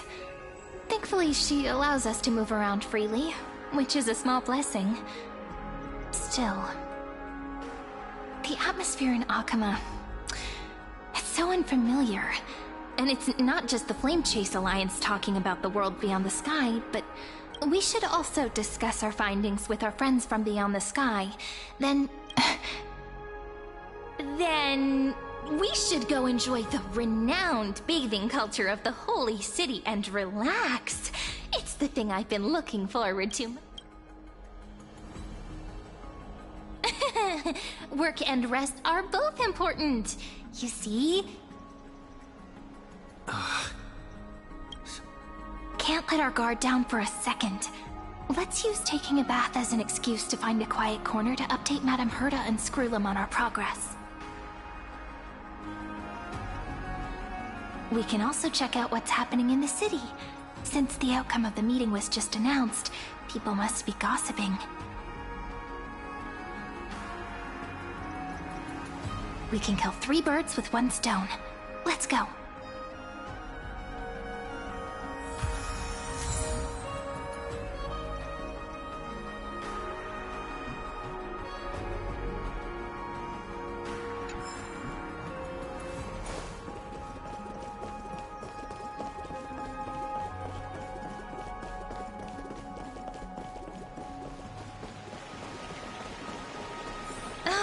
So many people! The Holy City is so lively. Did you hear? At the Alliance meeting, the delegate from Leyden stormed out in anger.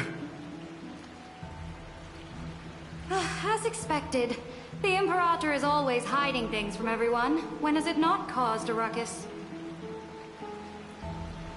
Silence! That's treason! If it weren't for the Great Imperator, you'd have sunk into the lake with those corrupt elders already.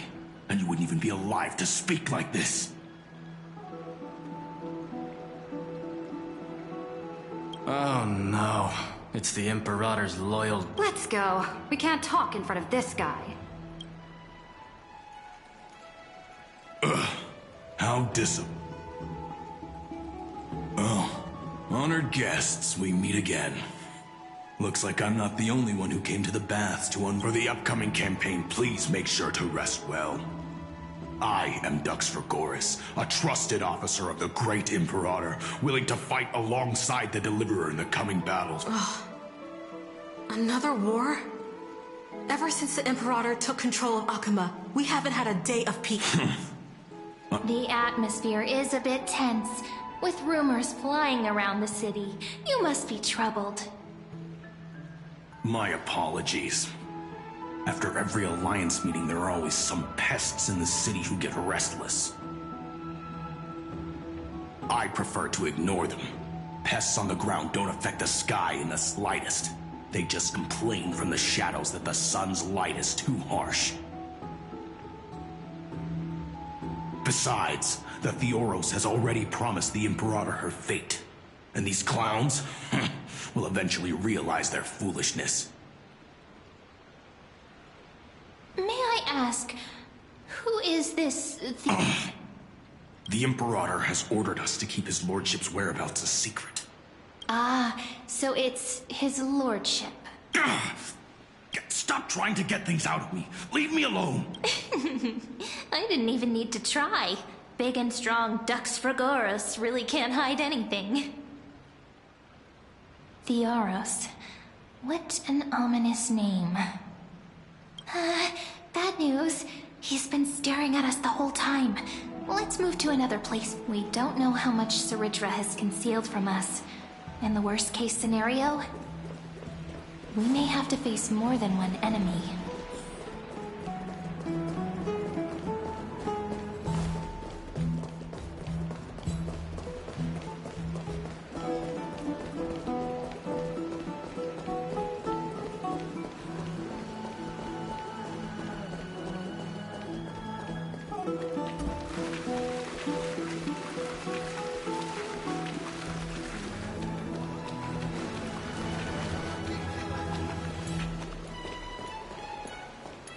Alliance meeting?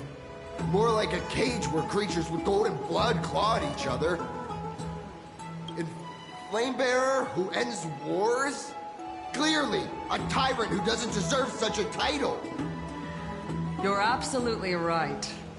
While the Imperator's hounds are still hunting down others, let's let out our grievances. You. I know you. You're that tyrant's lackey! What? Here to shut me up for that little imp? Panicking now? Don't worry. I don't care what others say about the Imperator. And she certainly doesn't either. Oh? Children of the Prophecy. Such rare guests. Are you here to relax in the baths as well? The temperature is just right today, so be sure to enjoy it. You should rest well for the next campaign. What? Children of the Prophecy? Another excuse for the Imperator's reckless warmongering. No filter, huh?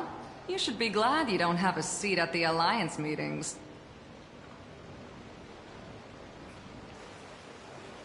By the way, if you still want to bathe, hurry up. Once that predatory fish joins the flow of water and eliminates all the fools questioning the world beyond the sky, you won't be able to enjoy this perfect water temperature anymore. Seems like there's more to Dux Vermalis' words than meets the eye. But would the Imperator actually kill those who question the world beyond the sky? This is the complete opposite from what we know of Akuma.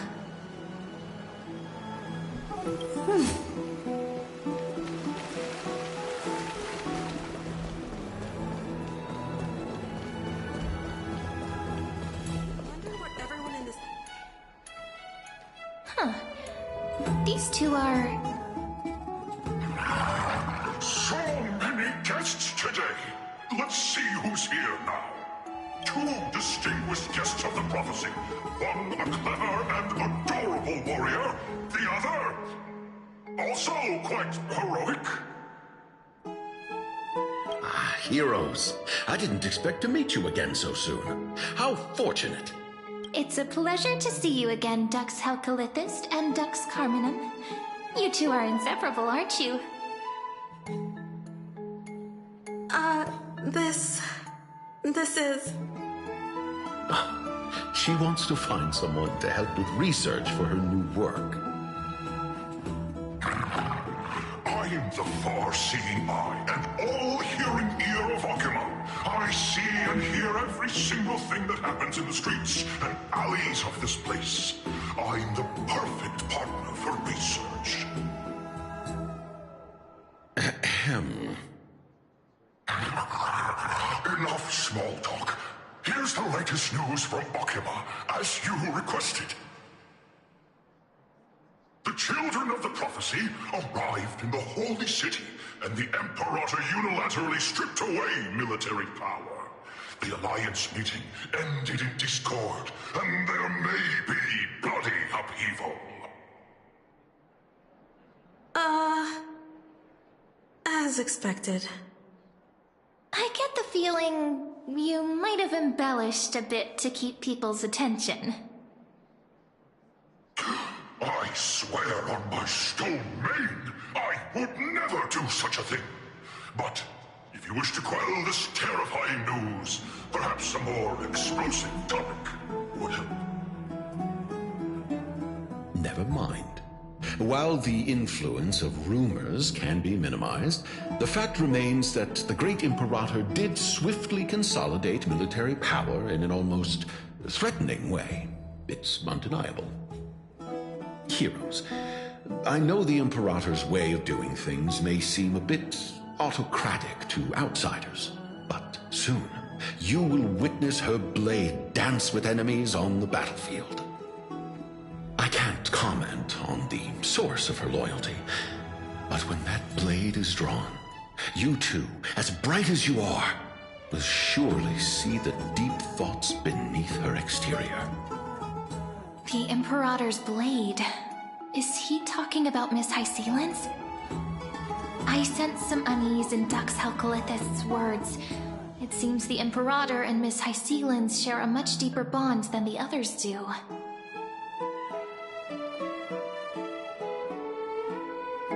There are eyes and ears everywhere.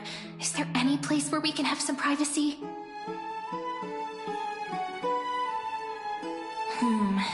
To understand the Imperator's secrets, we have to get past Miss Hysealin's.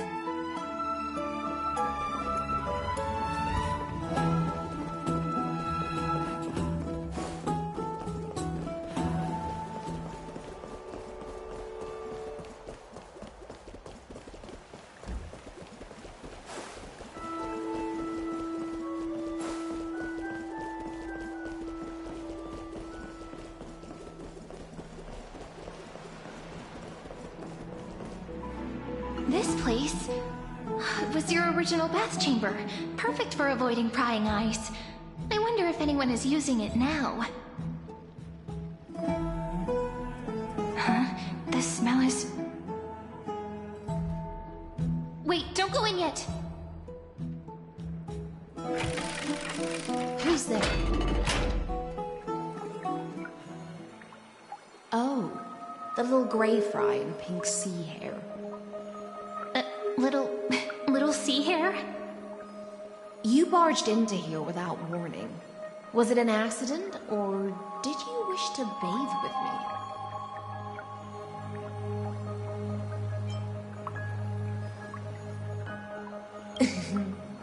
me? Is that so? That your eyes shine brighter than pearls? Sorry, we didn't mean to disturb your bath. We'll leave now. It's no big deal. There's no need to panic. This is the natural state for me. People on land force themselves to wear clothes, adding unnecessary constraints. Forget it. If Duck's Goldweaver heard that, she'd scold me again. Alright. Please make yourselves comfortable and wait a moment. Let me first wash off the blood of the hunt, and then I'll attend to you two.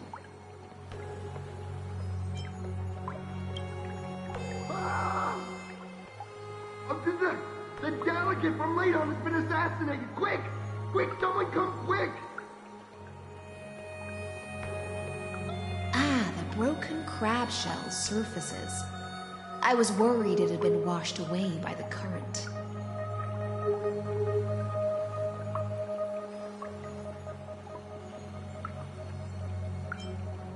Please go ahead. But let me remind you. The commander of the Imperator's Imperial Guard and the Achaemen's Civil Guard is right in front of you. I see. No wonder there was a faint smell of rust in the air before I even entered. Why? Is it because the Ladonians refused to contribute troops to the Flame Chase journey? Or just because they offended the Imperator? Because the new era of the Flame Chase doesn't tolerate stagnant blood. For the ignorant masses who cling to outdated laws, only bloodletting can wake them up. Right now, the rebel forces on the frontier are rising, and Ladon has been secretly supporting them. They loudly chant the slogan, "Return to the Era Chrysia," unwilling to relinquish military power. They're just building momentum for the rebellion.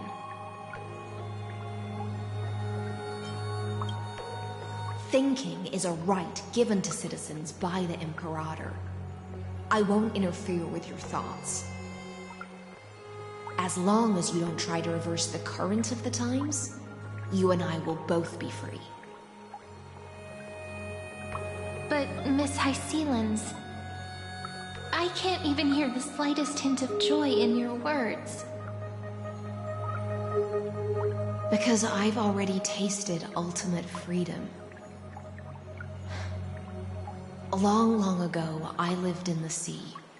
In that lightless abyss, far beyond civilization's reach, the great fish consumed the small, and when the great fish perished, their bodies became sustenance for the newborn, nourishing the whole ocean. This is the tide that carries civilization forward. Anyone may be devoured, or meet the fate of inevitable decay. Are you suggesting that ultimate freedom is in fact the cruelest fate for life? I only mean that if life wishes to preserve its dignity, it must first be bound by the law. There's no need for me to say more, little sea hare. We're of one mind. Whether the Imperator's law can guide the schools of fish and lead us to a truly free ocean, let us wait and see. But for now, let's pause this heart-to-heart. Another fish has come, following the scent of blood. Being your subordinate is such a tragedy. I'm always having to worry about the messes you leave behind. It's simply our duty to the Imperator. All ready to go in an instant. Miss Hysealans, you truly are impossible to predict.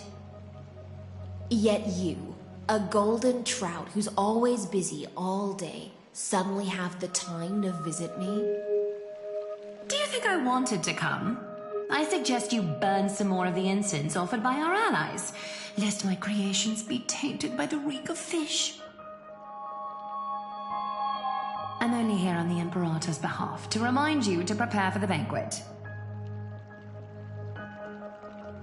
Fine. But I must retort. What you call the reek of fish, to me, is the unique fragrance of the sea. Besides, if my fine clothes get stained, won't you just gift me new ones? I won't.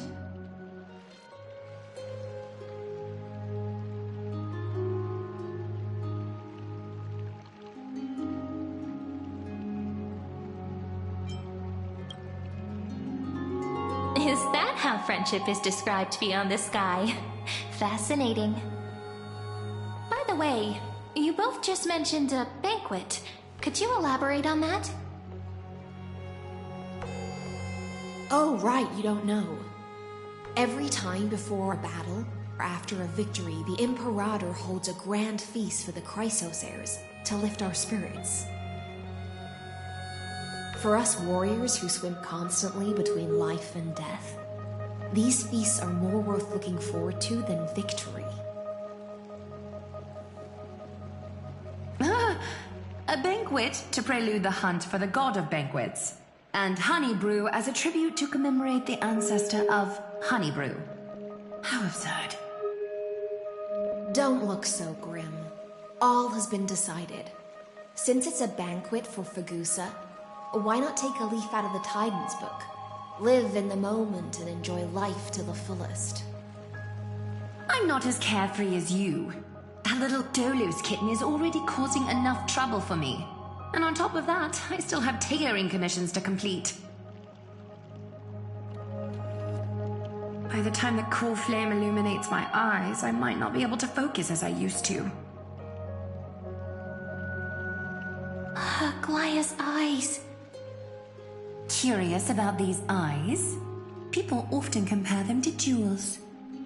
But I've already made my decision to ask romance for eyes that can see everything. I wonder what this world will look like when I take the Divine Authority. In the future, you will still be the finest weaver in the world. Is this also a prophecy from the Three Fates? It's even more accurate than a prophecy. After all, he has already witnessed it, right?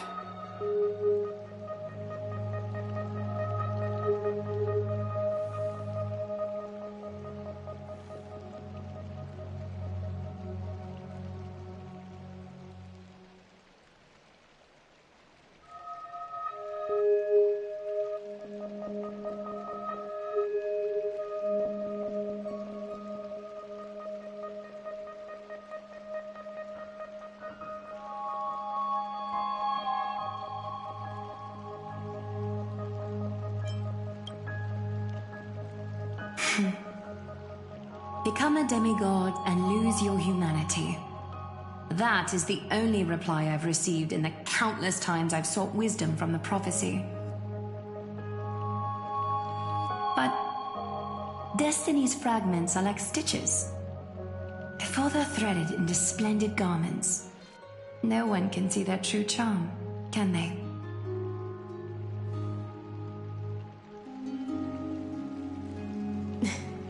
Aglaya has always been troubled by the divine duties she must bear. But thanks to you, she seems to be in much better spirits.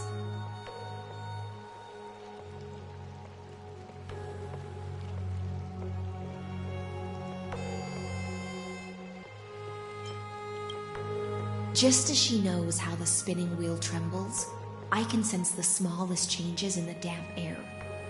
As for whether we know each other well, I've swum beside her since she was a child.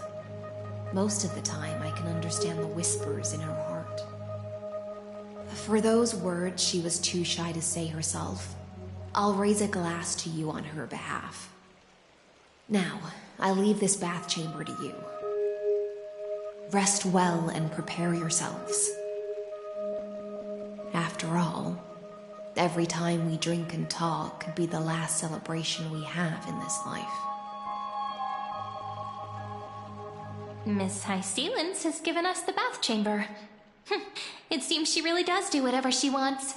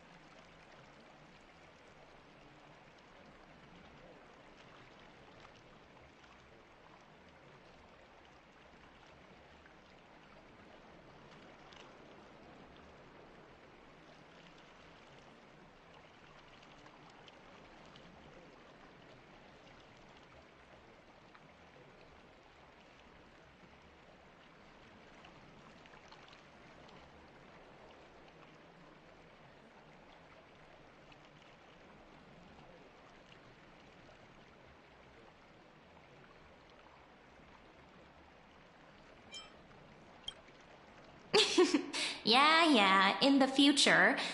But for now, we're at the mercy of the host, and she could return at any moment. If we're having an important discussion, we must remain vigilant.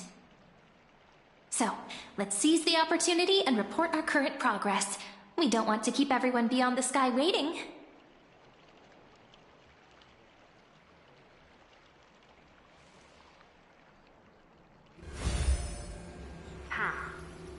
First, while that little empress with a candle stuck on her head didn't explicitly say it, she firmly rejected your request to take over the law. Fair enough. Second, Lygus is indeed in this timeline, but since he's somehow connected to that little empress, you have no way to find him. As expected. The road ahead will be long and difficult. Looks like I guessed right then. Next time it'll depend on my mood. We've made some progress here too, but nothing to get too excited about. Our time is short, so let me summarize. Concerning the origin of that Intellitron, the firewall he created uses Contorsane algebraic expressions. But ever since Aiden invented the 9-worded formula, this kind of mathematical logic no longer exists in the cosmos. Lygus is definitely connected to the Genius Society, so stay alert.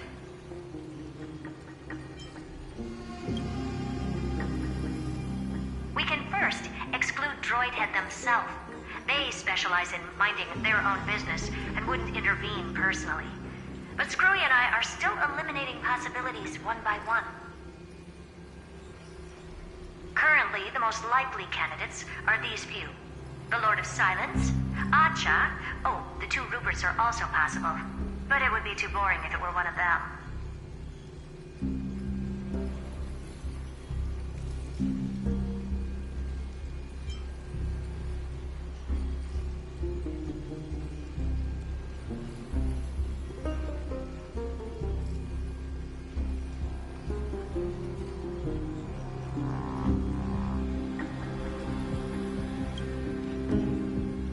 I've told you, his technology is both outdated and complicated, no less than genius.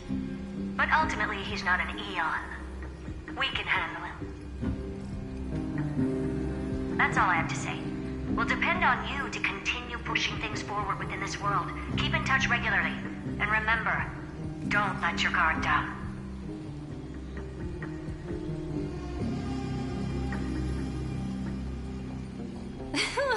Madame Herta is a real whirlwind.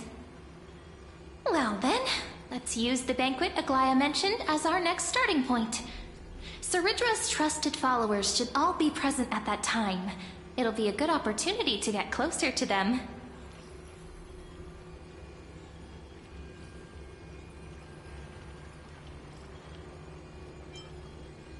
It's settled then. With our great teamwork, we'll be able to deal with anything that comes our way. It's been a long day. We should get some rest now.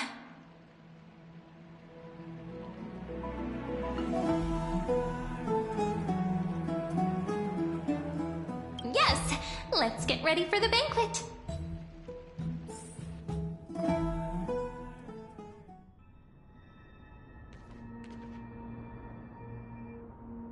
Look, the venue's right ahead.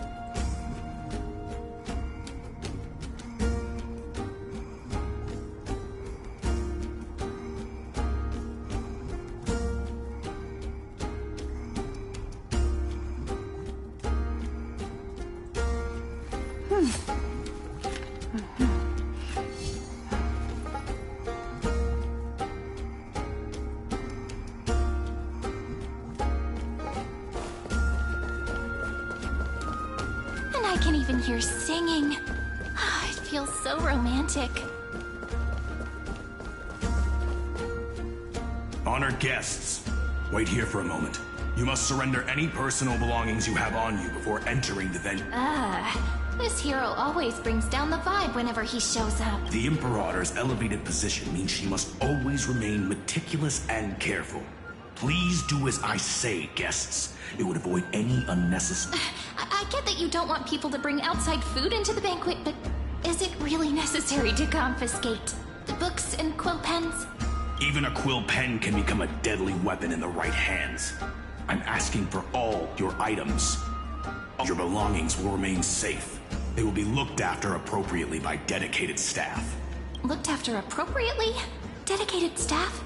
Talk about a vague choice of words.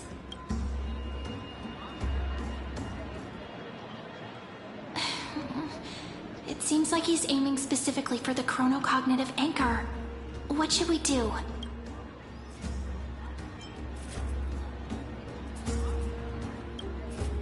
My gut feeling, huh?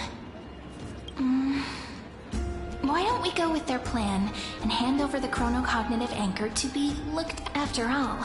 If the little Imperator is paying this much attention to you, she probably already knows all about our whispered conversation with the geniuses. I can pretty much guess what'll happen next, but that's actually gonna be our shortcut, right? Guests.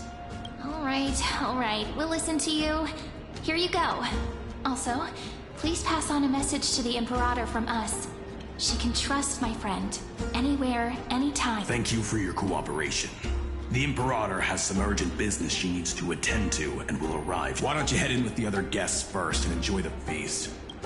Isn't Saridra supposed to be the focus of the banquet? She's not even here.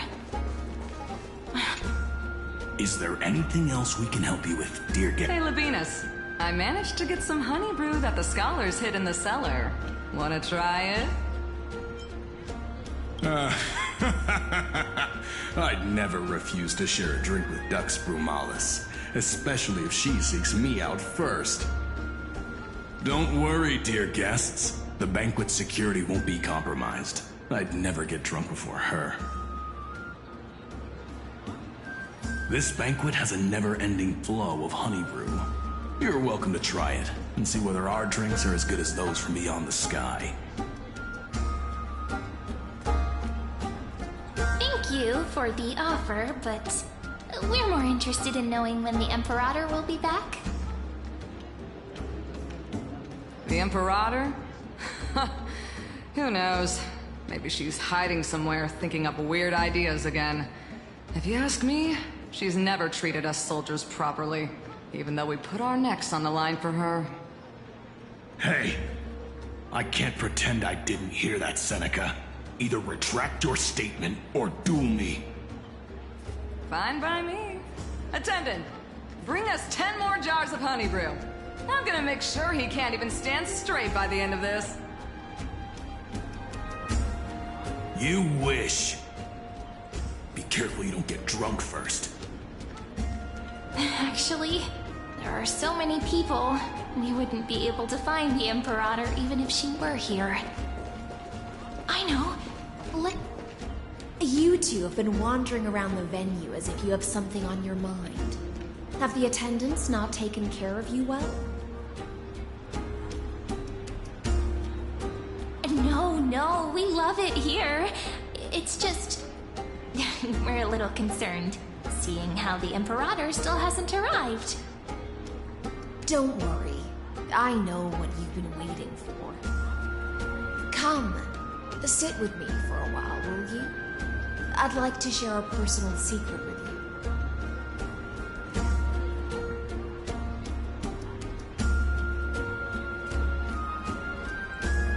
See here? This is Fagusa's dew of divine blood, the sweetest of all the 12 bottles. On the night before such a historical event, I'd like to share this marvelous drink with the Deliverer. Doesn't this count as bringing in outside food? I knew that security check was targeted at us. What's the matter, guests? Oh, we're simply overwhelmed. Are you worried that I might have poisoned the dew?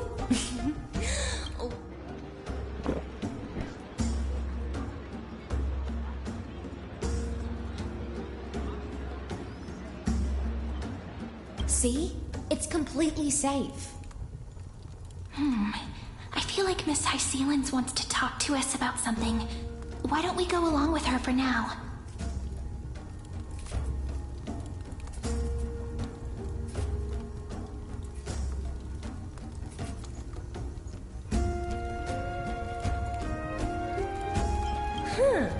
You're a pretty sharp fish. Worry not. Honeydew's not alcohol. It won't get you drunk. On the contrary, it can make your mind even sharper.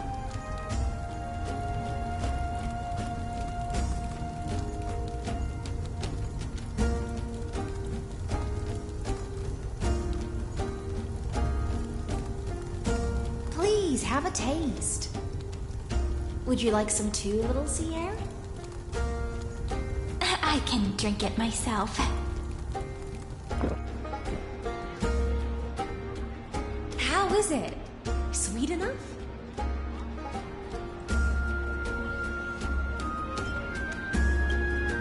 Calm at times, tempestuous at others. That's the taste of the ocean. It'll do you good to understand the goose's fickleness before we set off to face their waves. Just like how you're about to understand the secrets within this dew. Now, please turn around. Very, very quietly. Don't make a single noise.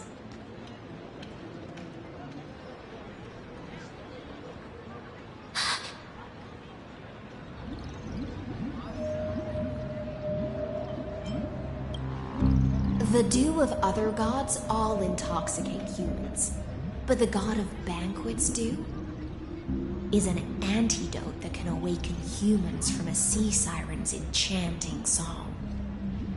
Since the start of this banquet, all the guests have been under the spell of my song. None of them can see the Imperator and that Fioros, but you two. I wish for you to see the truth. Is this also what the Imperator wants? This is my personal request. I can't bring myself to trust that Fioros. The Flame Chase army changed after he descended with Orynyx's divination and brought the prophecy of the stars to Akama. His seductive whispers harbor something malicious within, and will ensnare those of us blinded by ambition. You are the deliverers of the prophecy, and know about him far more than I do. Perhaps only you can find traces of the truth from his actions and words. Then we can show the Imperator the right path forward. Oh, but isn't this acting behind her back? Amphorius has become far too weak. Even heroic actions protecting her from harm must be conducted under the water's surface. I am the Imperator's blade, and I must clear the way for her while remaining concealed in the torrents. Then, ensure I'm pointing my sword towards the true enemy. Can you promise me something, Miss Hysealins? Ask away. My friend has in fact come here to stop that villain's evil scheme. Our goals are aligned. But as to the decision the Imperator must make, he has no wish to transgress her authority. We just want to tell her everything we know.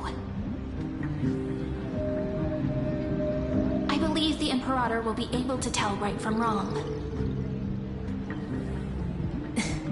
I never doubted your loyalty.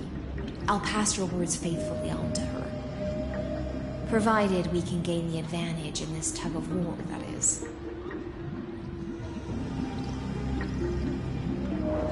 Now, return to the feast. Bring this cup with you and keep your distance. Pretend you are still immersed in the sea siren's fantasia. And I'll control the moisture in the air. That way, you'll be able to listen to sounds from afar as if you are a whale of the depths and hear every word of their conversation. I wish you a victory in this first skirmish. It's the exciting and thrilling undercover part of the adventure.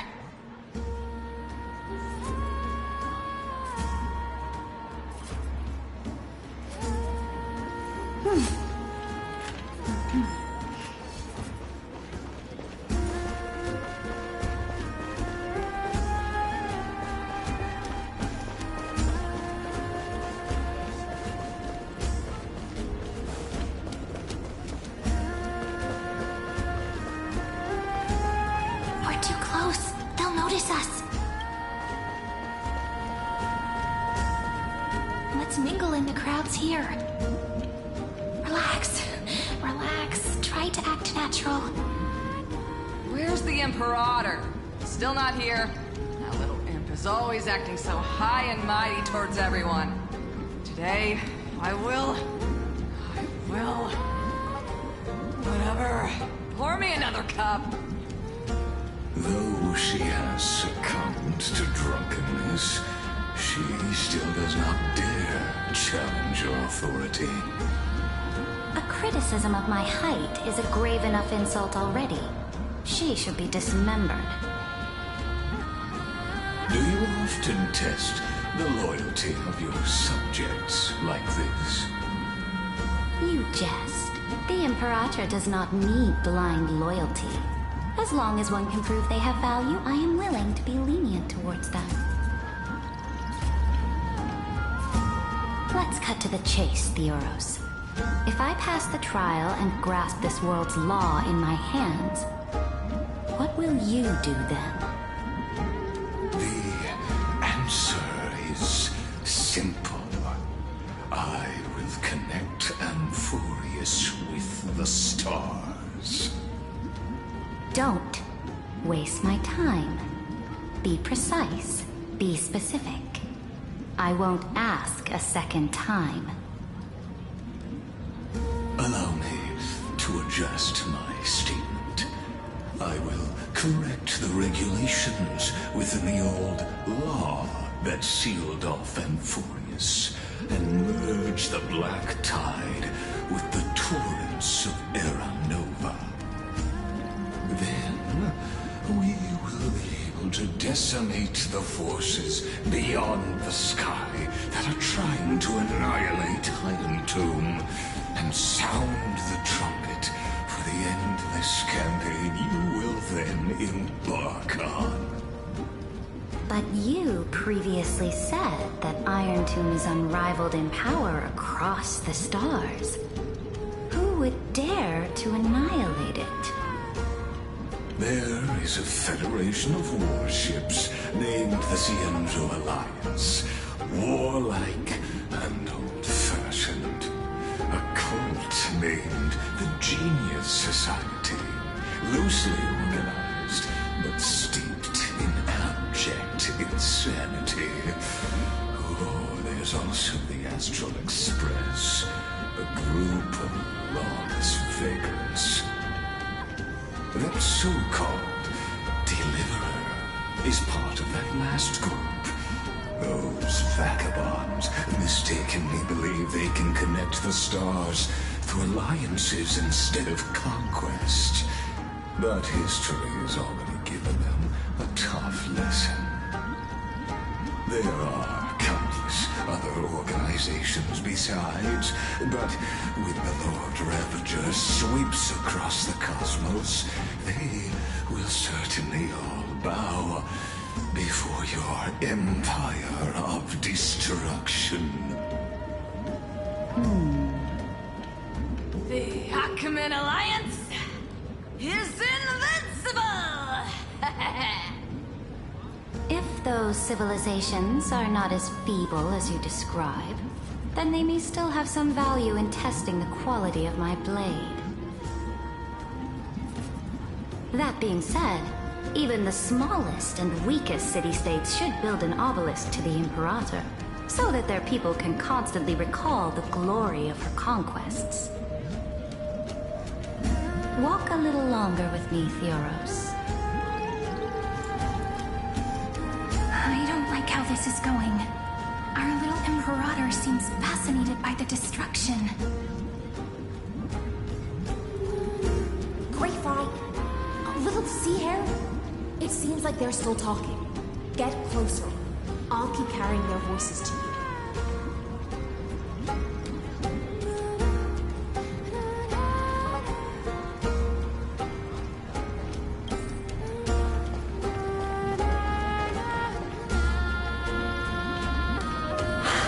What a difficult situation.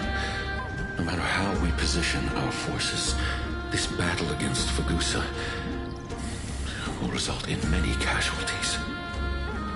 That's not something you or I should consider. The Imperator has already placed the chess pieces. We just need to fight for her until our last breath. How astonishing. The commanders under you have such different personalities, yet they share the same loyalty. He's looking this way. Quick, do something and pretend we can't see them.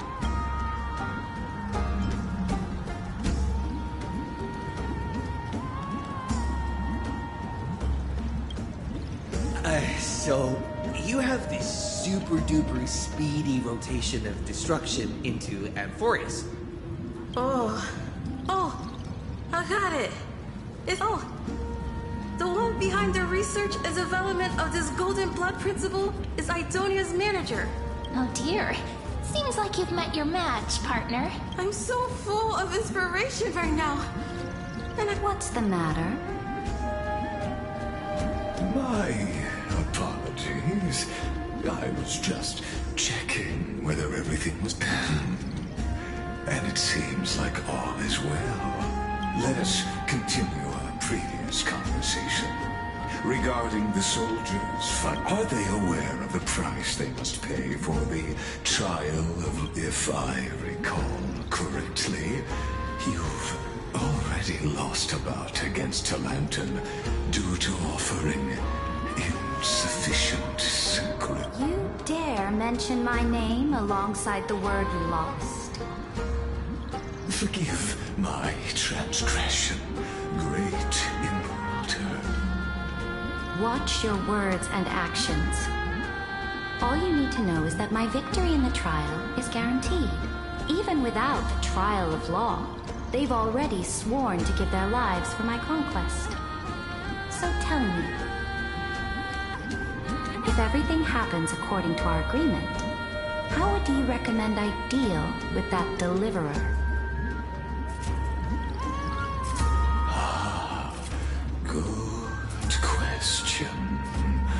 Do not let him fool you.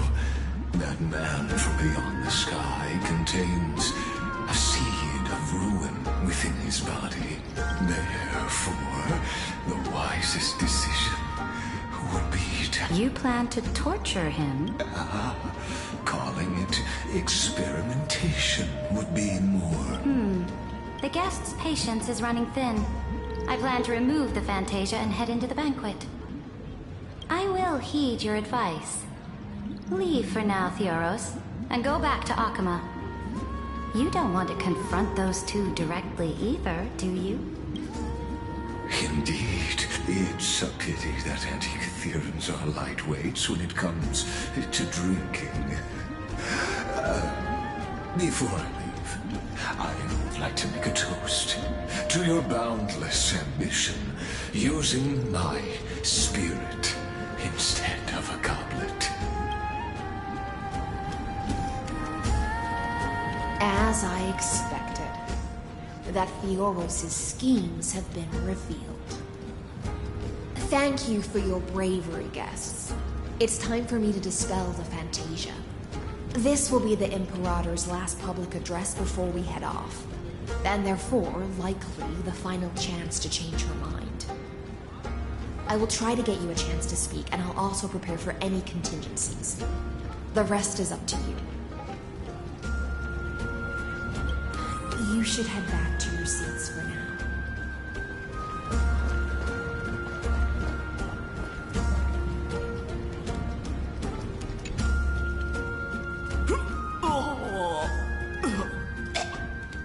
body brew sure wears off fast.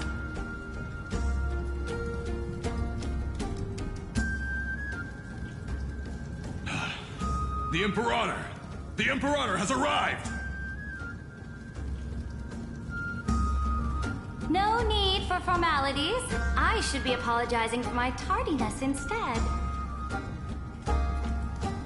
The hour draws late, and I trust you have all had your fill of brews. Therefore, I will not observe the usual ceremonies. Any warrior who has fought by my side should have those speeches memorized by now. The Imperator's word is law. Are you out of your mind, Duxfrigoris? The Imperator hates flattery most of all.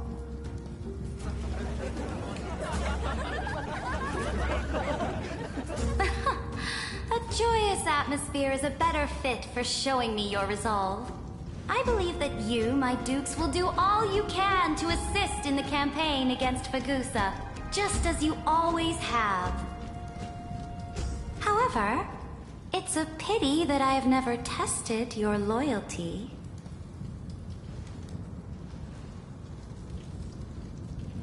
What does she mean? The purpose of tonight's banquet is not to raise our morale, but to establish which allies our alliance can actually trust. And sever the heads of the traitors as a toast to all before we march. Yes, some among us have discarded their vows in order to foment vile conspiracies. Now listen! These traitors are standing right here in broad daylight.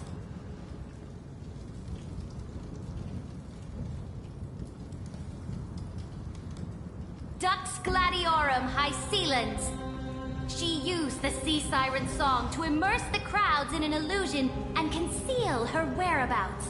She then worked with those from beyond the sky to spy on confidential matters, hoping to rob the core flame by force and harm me, the Imperator!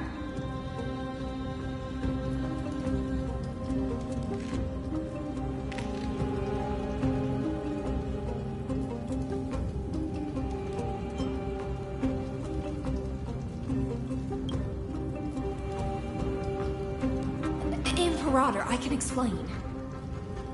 Silence! Do you remember who used to own this blade? She met you once, back at the Temple of the Three Fates. It was Kindness, the head of the Cleaners. She was the first to draw a blade against the Imperator, and personally made herself an example for my enemies. Under the shade of the olive groves, the people of Akama said they would never bow to me. In the frozen, lethal fog, the people of Idonia said they would never bow to me. At the beginning of the myriad paths, the people of Yanisopolis said they would never bow to me. But now, they all lie silent. They now fear me as they fear the law. For I am Cyritra, and I am the Imperator!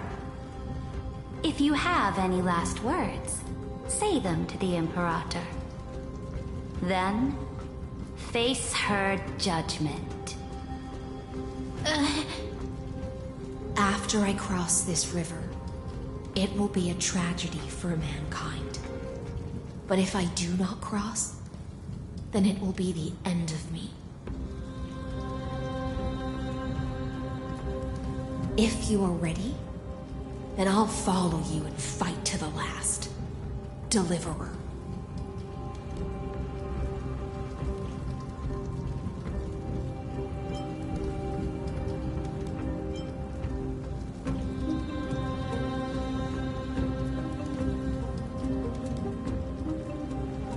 No, friend.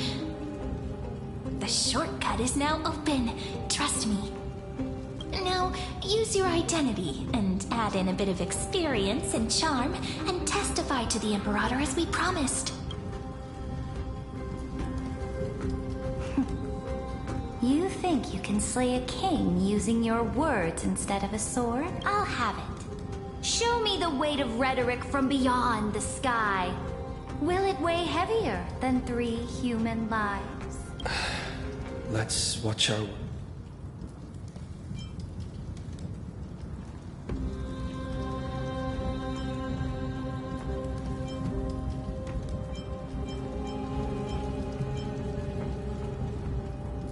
Before I arrived in this world, the Chrysos heir of World Baron was a young man with the pseudonym of Finan.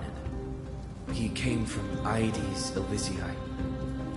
In order to combat the lies of the Era Nova and deliver Amphorius from the ending of the destruction, he lived through history 30 million times, hoping, futilely, to find a breakthrough. And Cyrene, the young woman standing beside me, also carries an equally heavy destiny.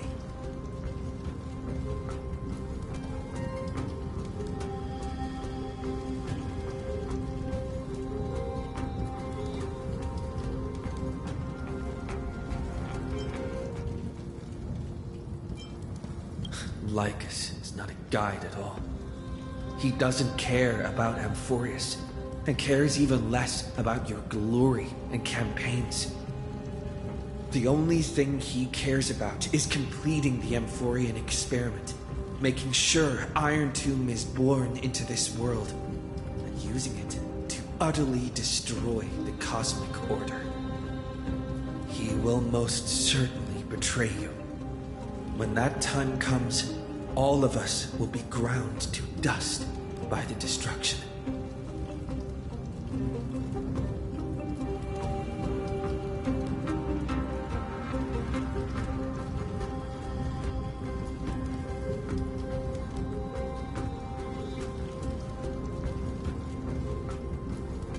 I have seen many beautiful worlds.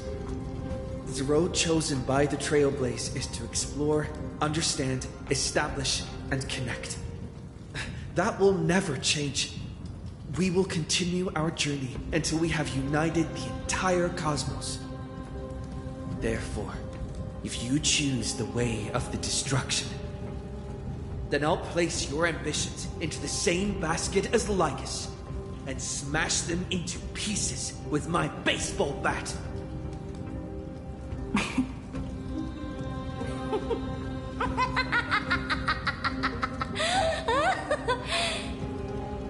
That was truly a chaotic speech. All that needs to be said has been said. Dux Frigoris, Dux Bromalis, escort the traitors to the prison.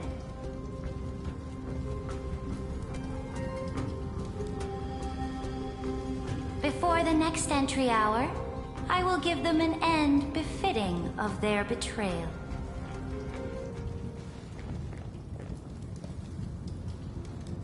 Oh, great Imperator, your ambition certainly eclipses all things.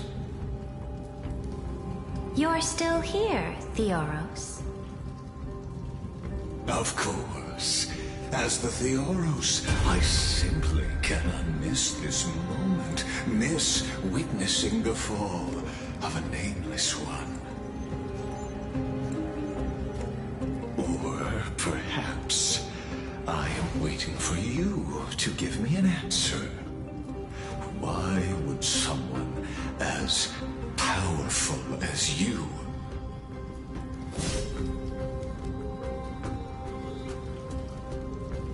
use such a clumsy excuse as imprisonment to ensure the Deliverer's safety?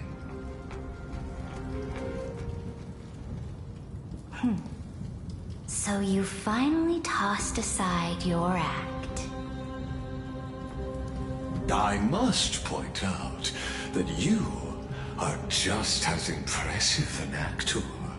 This banquet was always going to be a game of chess. where you would try to control both sides and turn both them and me into your pawns.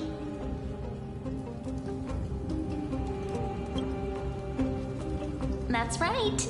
That little Imperator never trusted anyone. She was always trying to see which side had more sincerity.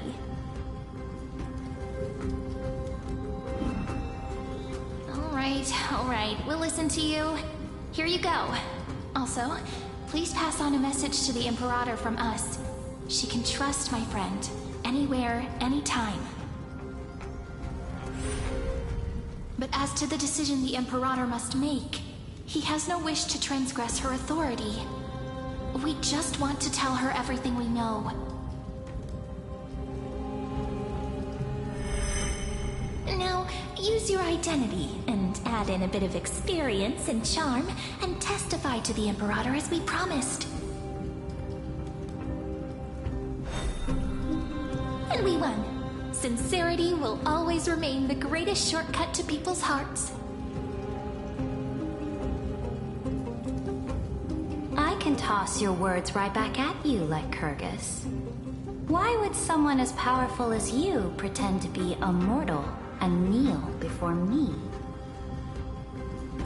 Unless you enjoy giving flattery and prostrating yourself.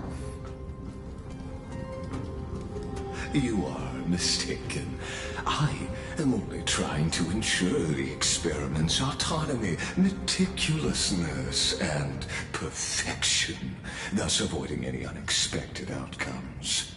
A forceful intervention will only create larger errors, reduce efficiency, and introduce ugliness. How had you fulfilled your promise of giving the law to me and completing the Era Nova, then the Amphorius would not have deviated from destiny's course. Oh, but you broke your promise. What a pity. In that case, I must carry out my duty as the administrator and eradicate all factors steering the experiment out of control. Factors such as you and him. Careful. Careful. What was that voice? Was it Oryx? I found you. I finally found you. Be careful. This land will face disaster.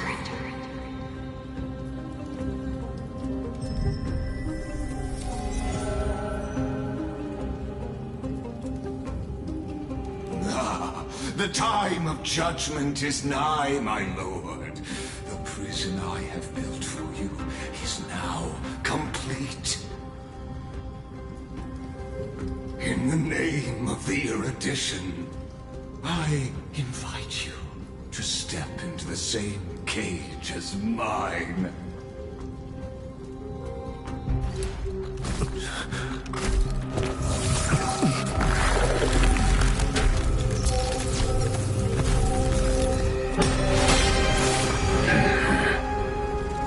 What's the meaning of this, Imperator?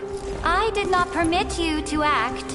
A ruler is the only one who can decide their subject's destiny. But, great Imperator,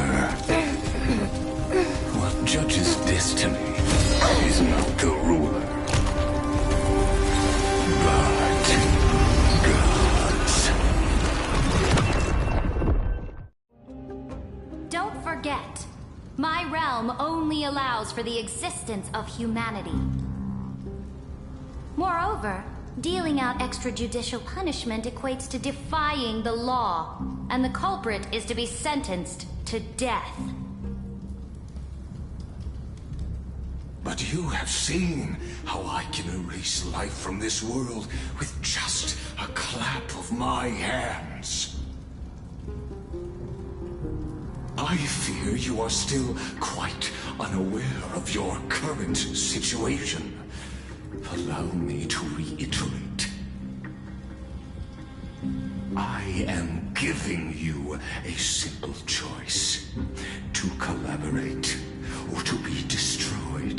There is no other way. Shameless behavior. If that were true, you would have killed me long ago. You in fact cannot kill me.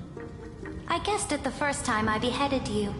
Because of the law, you cannot be completely destroyed. And the same is true of the Chrysos heirs.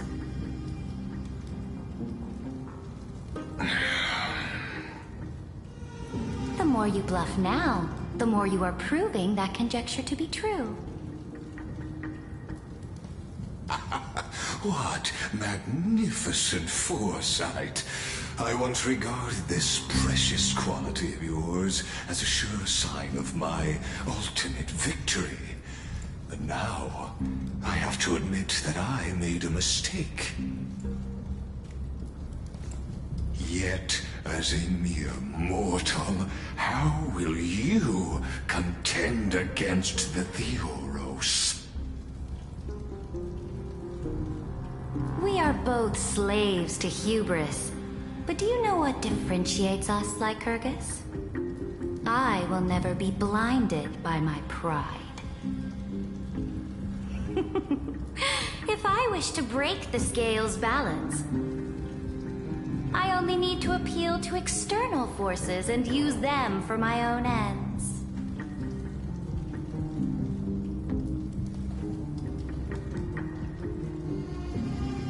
Finally, we get to meet face to face, Senior Society member. I offer sincere acknowledgments for your many past achievements, but I must deeply regret your current perspective.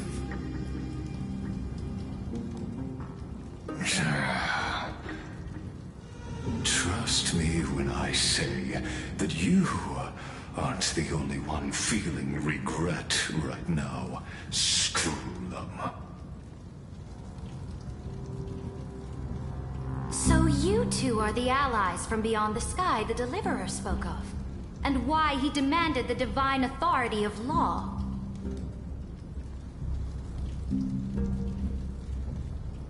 Come and prove your strength to me. Show me the power of these so-called paths. I have spent much time and effort to secure this treasure from beyond the sky just for this moment. In the name of the Sovereign of Planet Scrulum, your allies have responded to your call, esteemed Imperator. Please allow me to spell the situation out for you, Lord Lycus. Permission to read the ultimate protocol is already in my hands. It'll only be a matter of time before we acquire the authority to write and execute commands as well. There's no way the flame chase journey will continue after you burnt your bridges so thoroughly like this. Do you really think you can still win? Oh, seriously. Don't embarrass the Society.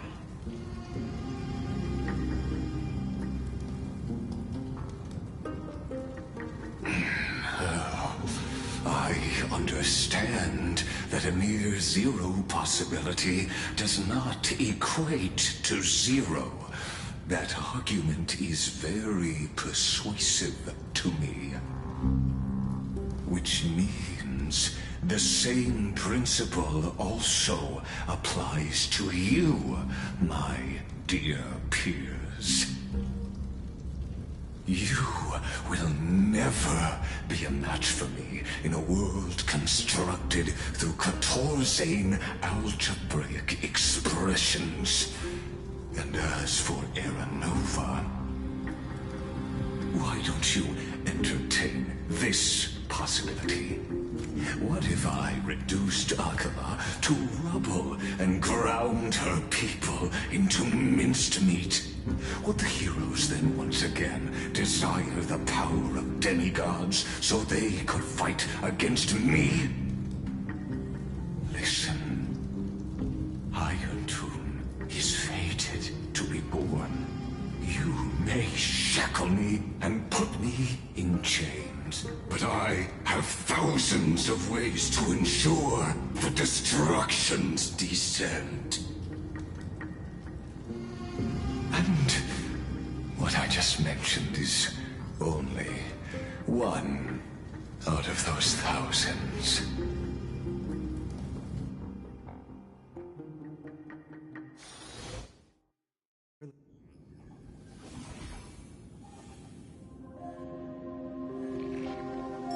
This is the place outside the legends?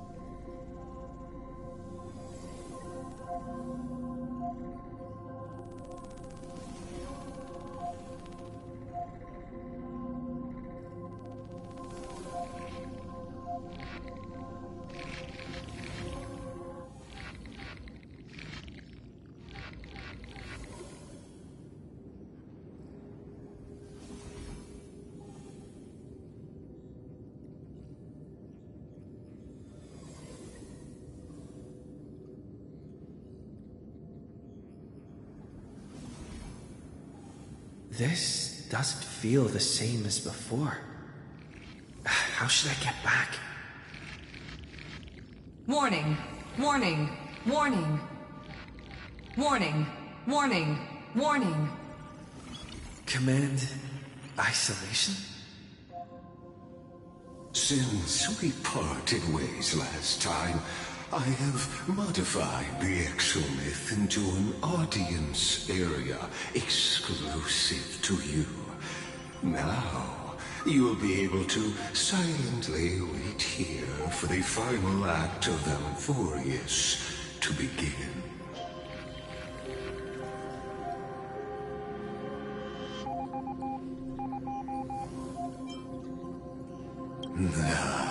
It seems you have already forgotten.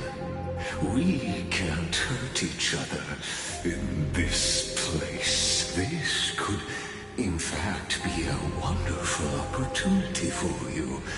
From the audience's perspective, you may better observe the workings of the erudition at a macroscopic level. In this place where time flows far slower than within Amphoreus, you will witness the end of that world's saga.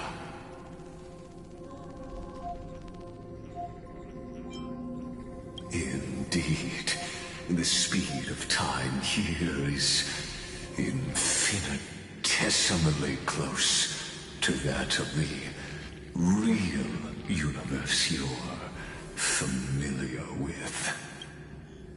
The answer concerning the prime mover of life and the total destruction of the erudition.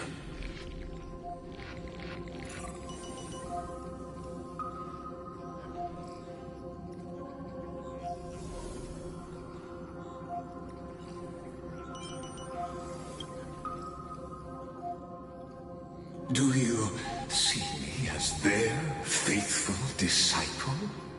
I am certainly not. I have tried so hard to ensure Iron Two's birth, just so that I can correct the error named erudition that humanity crafted with their own hands.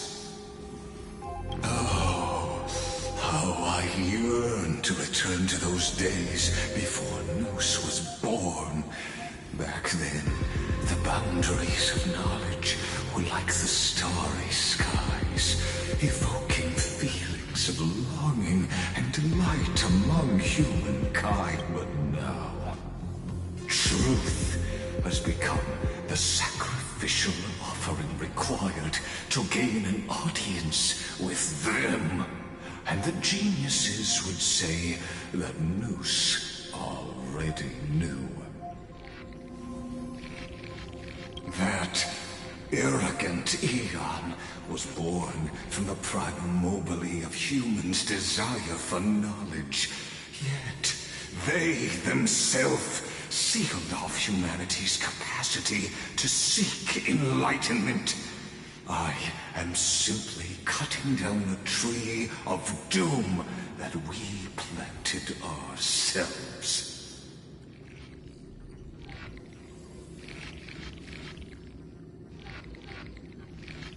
I must admit that the process of answering your questions has reminded me of the happy days of learning in my youth. However, it is a pity that my true form must now descend into Amphorius to deal with the accident that arose because of you. But you won't have to wait long. When the curtain falls, you'll surely understand mine and Amphorius's ardent wish. Where time flows slower than within Amphorius. If Lycus spoke the truth, then I don't have much time left. But how can I get out of here?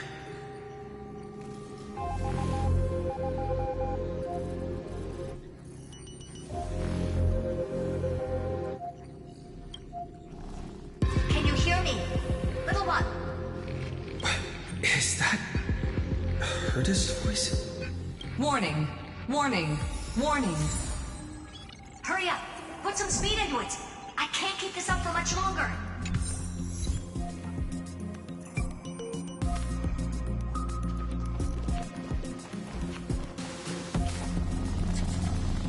That old Intellitron overlooked one little detail. And Screwy and I finally found an opportunity. Let's keep it short. While you were gone, well, in those few years, Amphorius... Yes, time dilation, resulting in an uneven flow. Don't you know this already? Let's stick to the main points. The Chrysos heirs activated the chronocognitive anchor and helped Skrullum and me open a hole in the firewall. We made some adjustments, so he can't attack us immediately, but it won't hold for long. Critical warning. Critical warning.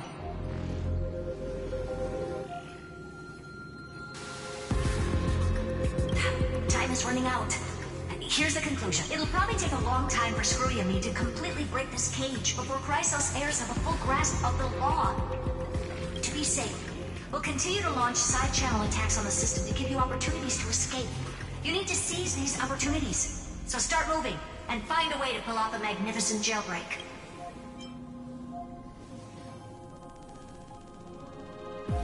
We detected another Path's influence. Critical warning. Critical warning.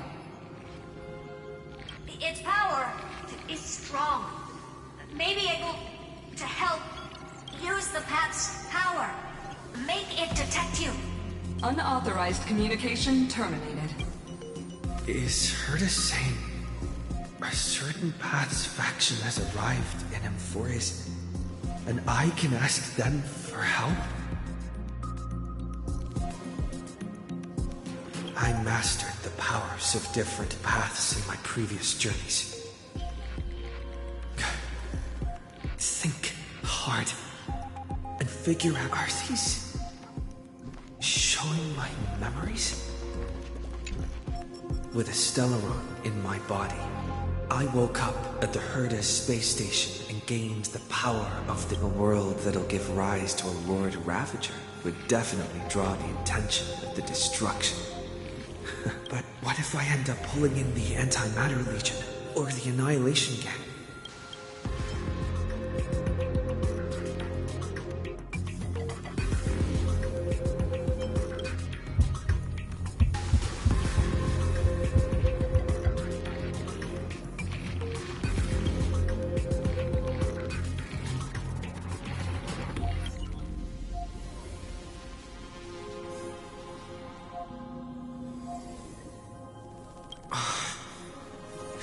Failure is not necessarily a bad thing.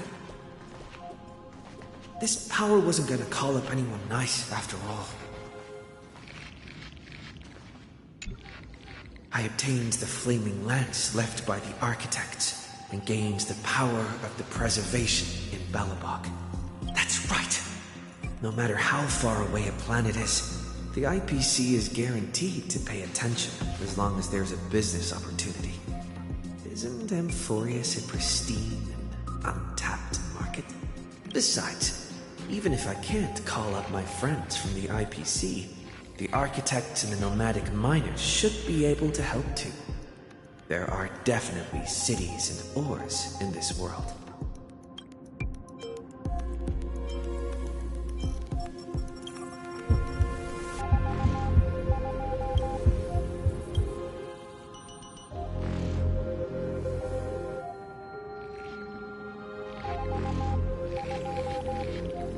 Seems like since Amphorius has no overseas market, the IPC's hand can't reach it.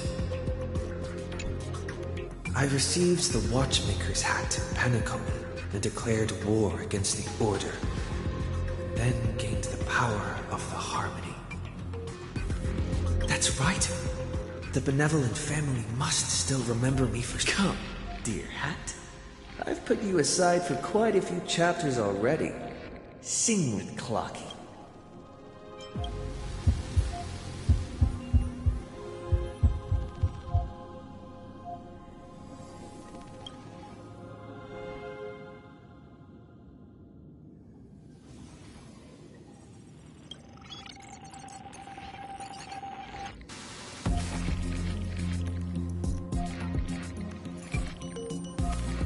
Doesn't Lycus want this story to have background music?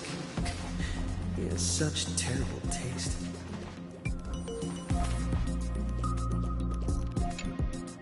The Remembrance. That's right. I came to Amphorius because Black Swan asked us to come. And I even got a glance from Fu Li here. The Garden of Recollection must be intricately involved with Traces of the Remembrance are also everywhere in this world. I don't know what they want, but I don't have many choices left in this group.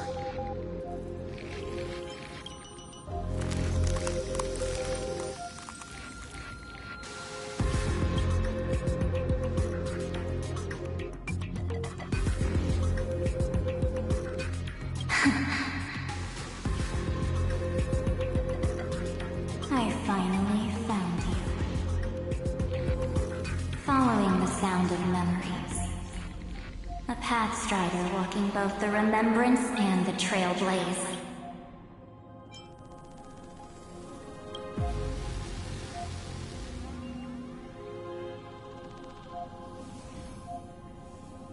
Warning!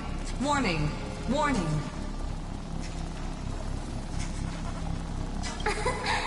Erudition's prison cannot stop us.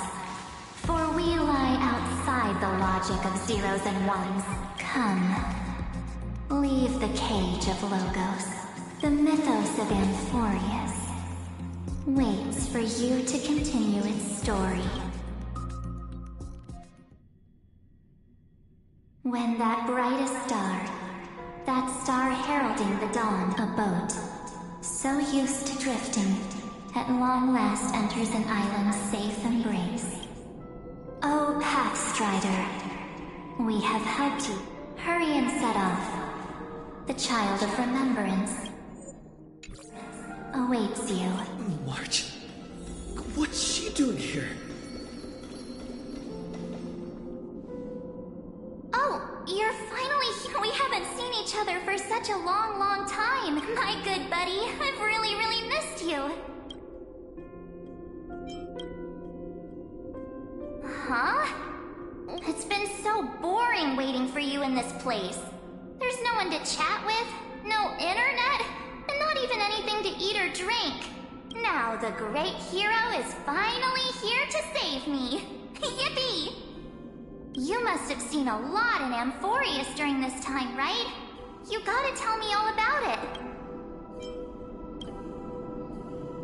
I'm all good. Look at how fit and active I am, but let's get out of this spooky place first.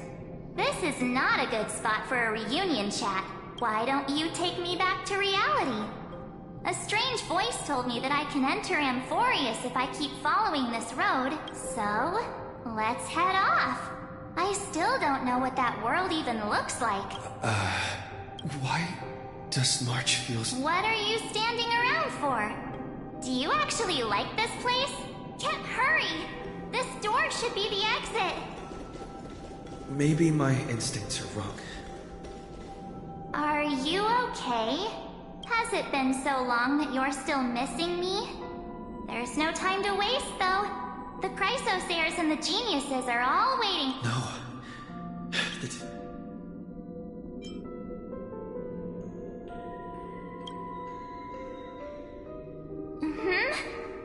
No, he's not. Never mind. Dan Hung's super reliable. We don't need to worry about him. He's probably waiting for us somewhere. All hail and hearty. No. The geniuses would have made sure that Dan Hung made it back on the Express. Besides, the March I know wouldn't be so dismissive about her companion. Huh? Isn't Amphorius the world of the Chrysosairs and their hero's journey? I could figure that out in an instant. But Amphorius cannot be observed from the outside. She couldn't possibly know about these things. Unless Dan Hung told her. I guess you have something you want to say to me? Then there's no need to feel things out first. With questions. Let's treasure the time we have together and be frank.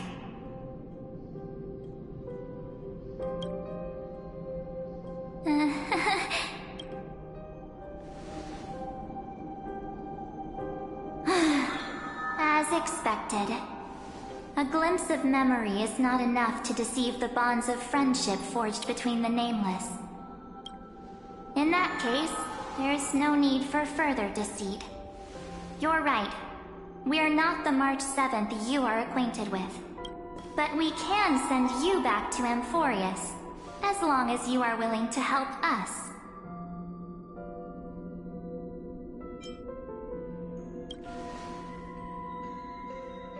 We'll introduce ourselves to gain your trust.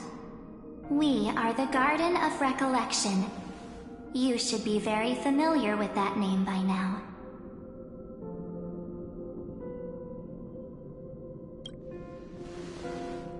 Just as a reminder, while you hesitate, time is quickly ticking away in Amphorius.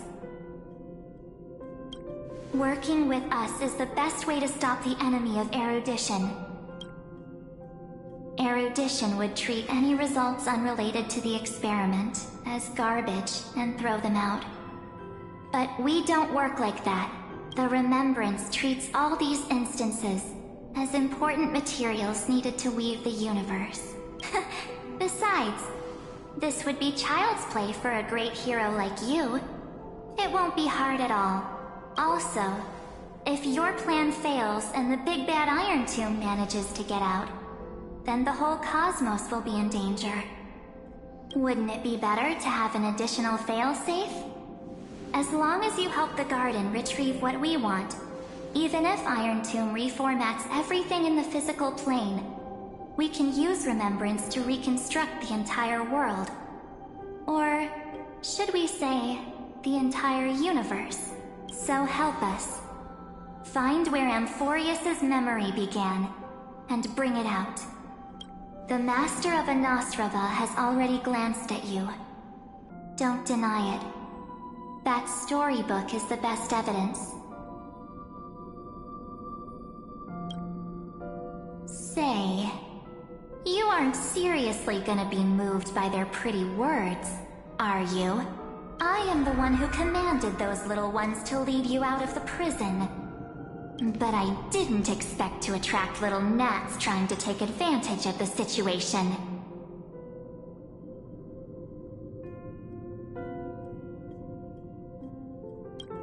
While remembrance can help you return to Amphorius, there's no need for you to do it the way they want you to.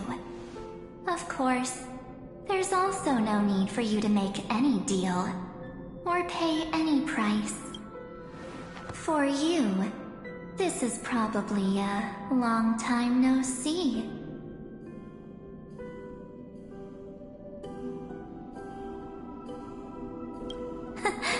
My dear.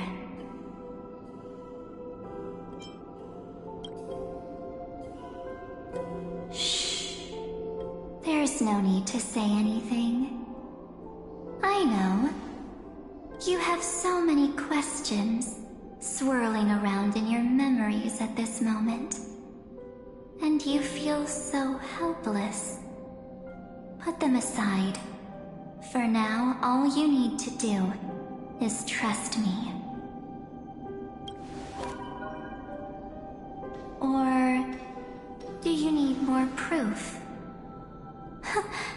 That won't be hard. Wait, stop it! They're away! I'm gonna keep our first photo, alright? It won't come to pass while we're around.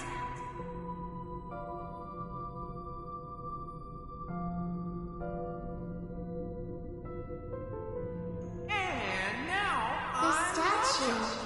Is that Donhar's brother? Oh, did you hear that? She just called me, but I'm not even full of pain. We won't escape from it. Hey, are you sure? Maybe a couple of punches will help to jog your memory.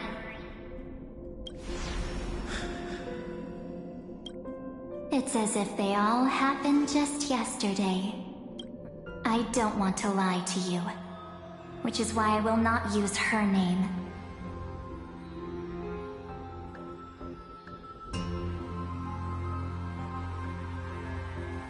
The third month of Amphorius is the month reserved for the Veil of Evernight. So, place me into your memory using the name Evernight for now. I'm happy to explain more, just not now. We might have a lot of time to ourselves, but Amphorius does not have that luxury. If we do not stop erudition and destruction, then the journey you've treasured so much will face the prelude to its obliteration. A countdown not in Amber eras, but in days, minutes, seconds. So, take this gift, this burning core flame, this footnote of a transaction. It contains hope, and the warmth of the entire world, ripples of past reverie. She hid this fire in the long river of time, hoping that her wishes would transcend time to reach your hands in the future. Now, take it, and return with it, dear friend. Return to Amphorius, and overturn the final era Nova. Witness the time that stood still for the Deliverer, and the resistance that never bowed to the destiny of destruction over the long years that passed in a flash.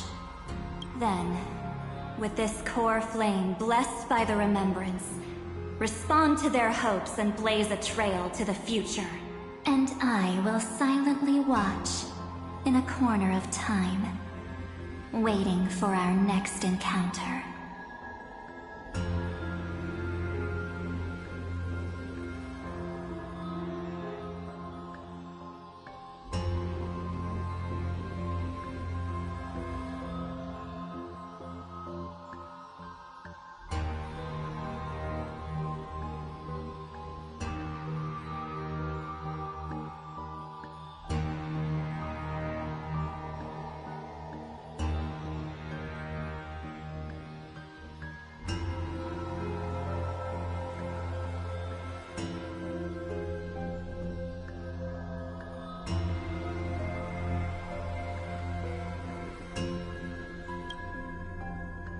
believe the wait won't be too long.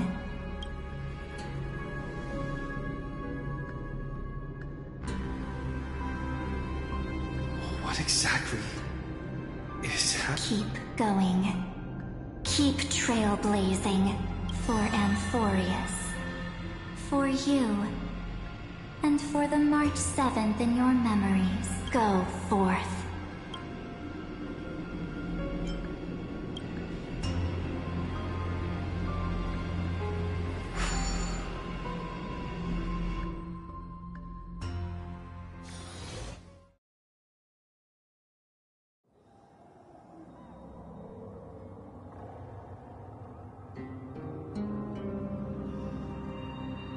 Is this...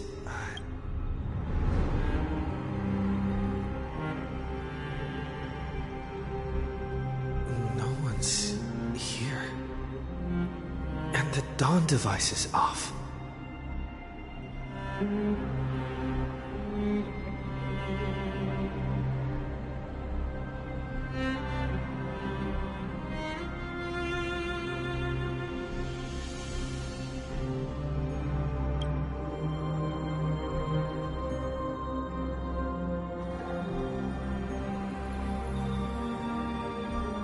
Am I too late?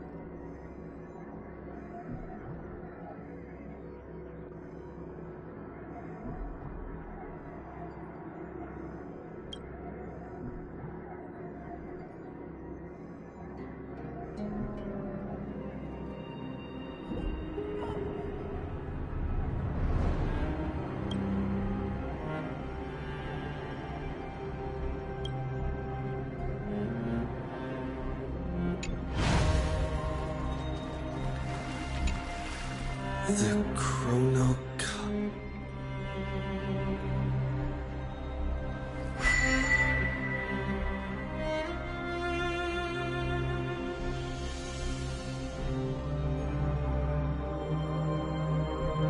There's so much I wanted to say for our reunion. Yet now that you're back, there's only one thing to say. Welcome back, friend. It's been such a... You must be really confused right now, aren't you? So much has... But don't worry. The Deliverer can't afford to be lost, no? Now, please follow me, and turn the pages of time and hear the words everyone left for you. I'll tell you the story of this 1,000-year journey. That way, it won't just be my memories alone.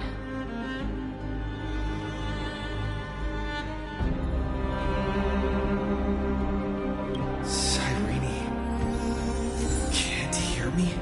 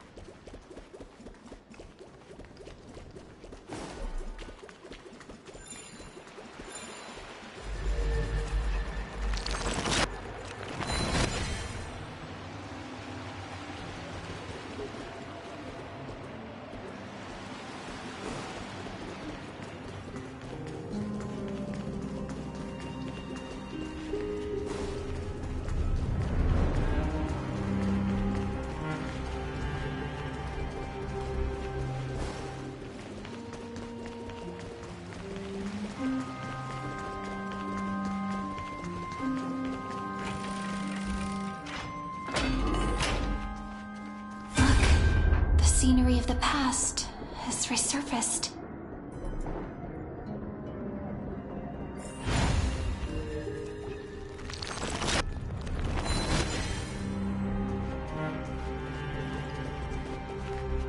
Time flies.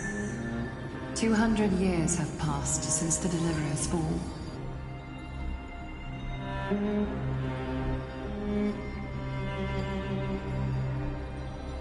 We had to return 3 core flames of law, romance, and ocean to stop Lygus, but Terravox has fallen. The 2 geniuses vanished without a trace, and Zeridra embraced her fate. At this rate,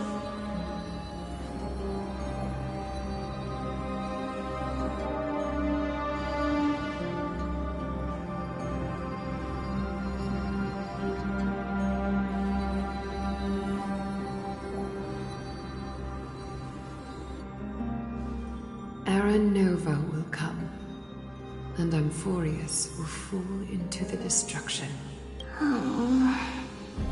It seems the key to rewriting the end once again lies in the core flame of world-bearing. According to the instructions left behind by those 2 geniuses, we must get it into the Deliverer's hands, no matter the cost.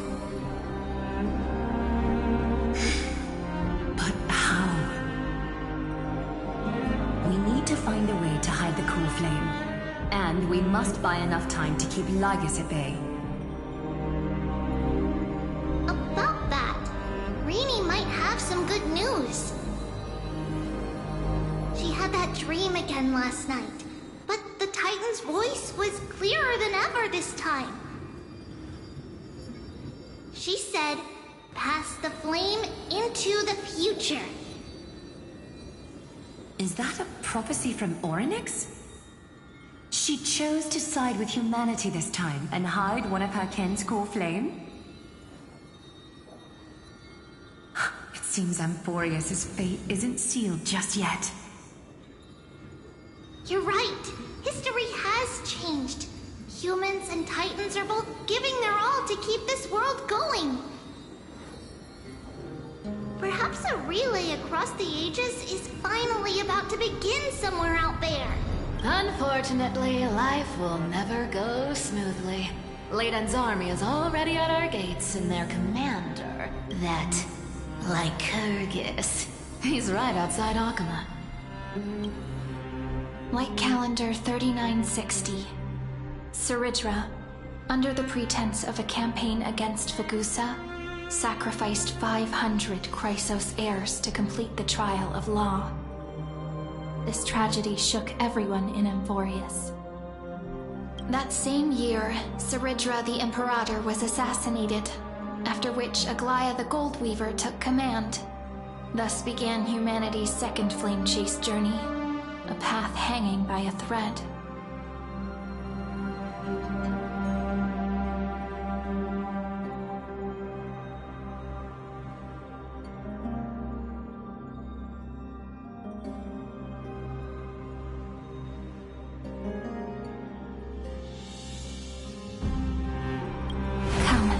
This way.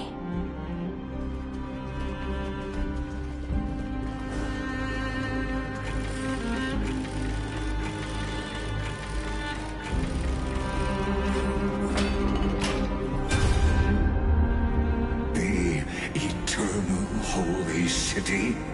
What part of that? The Memorial Palace lies in ruins. Countless mortals have perished because of your stubborn resistance.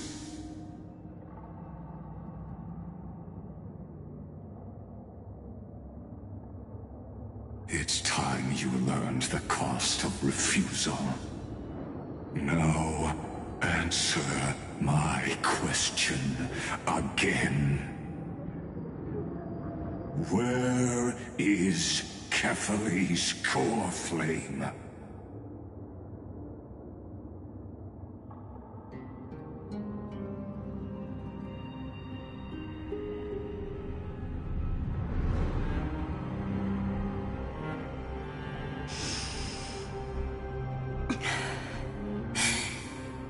really think you'll find it by razing the holy city to the ground? From what I see, all you'll get is dust and disappointment. Don't forget, you can't kill the Chrysos heirs mentioned in the prophecy because of law. I have never denied that, which is why I now place my hope in the faithful citizens of Akama.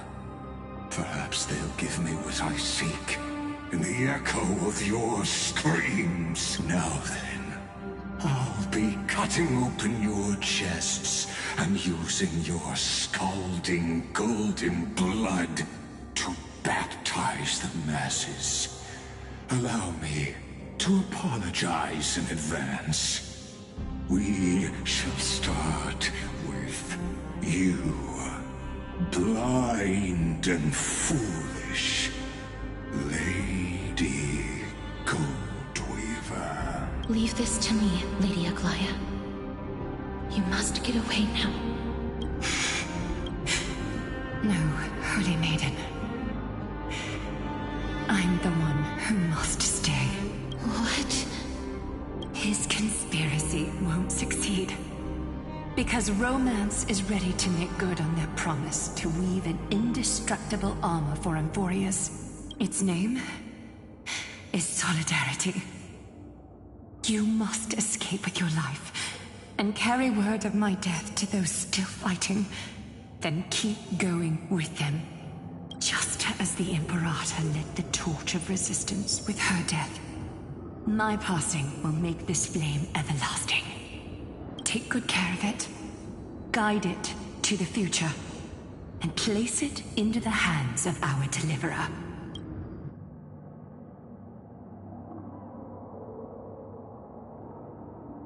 "50 years later, Lygus led his forces again to Akama. He charged directly into the Holy City and razed the Marmorial Palace. History would name this battle the Third Siege of Akama. 90,000 brave souls gave their lives for Akama that day, including their fearless leader, Aglaya. Go forth, deliverer.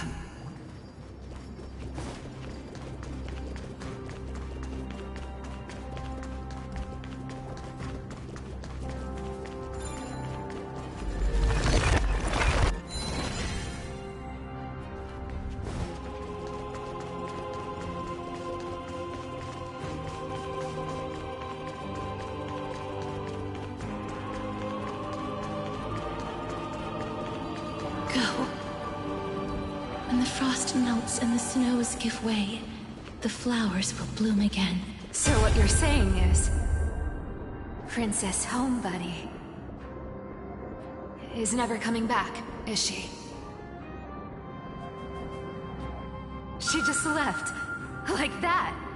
Since Cass has made up her mind, we can't let her resolve be in vain. But between staying in Akama and going to Styxia, what difference does it make when it's death either way? I'm against relocating. With Kethale's protection, isn't Akama far safer than that dead city? Cass's plan doesn't involve any relocation at all. Huh? Like you said, Akama is humanity's refuge. We never intended to get everyone moving to Styxia. It's just on Cass, Hycealans, and me to prepare the final trump card for the Deliverer. Wait, what kind of trump card needs all three of you demigods to throw yourselves away? We must lay down the path to the future, so when the Deliverer returns, they'll have a clear road to reach the location of Aaron Nova. Styxia sits where death meets the ocean. There, with the combined powers of ocean and passage, we can summon a current that leads to the vortex of Genesis. And the demigod of death will forever guard that secret path until he returns. We all know Lygus will set his sights on the vortex of Genesis. That's exactly why we have to do this. Guess I underestimated Idonia's Maiden of War. She's got way more steel than I thought. And Cypher, we need you to head to Castrum Kremnos as soon as possible. By any means necessary, forge an alliance with Strife. The prophesized Crown Prince has already been born. He shall become the new defender of Akama, protecting this land after we leave. You don't need to worry about that. I just came back from Castrum Kremnos. Only a step ahead of the news. Treeby, something's flying towards Akama, and it's really fast. Ah! What is it? It's the Kremnoans. Their king's already here. With the protection of the demigods Trebios and Cyphera, Akama endured wave after wave of warfare, though just barely. Castorus chose Styxia as the last resort, and completed the trial of death, causing the stagnant waters in the River of Souls to recede. Soon after, Trebios departed on a long journey. That same year, the Kremnoan king Euripon, along with his son, Prince Midamos, joined the Alliance to safeguard the Holy City in the Battle of Deliverance.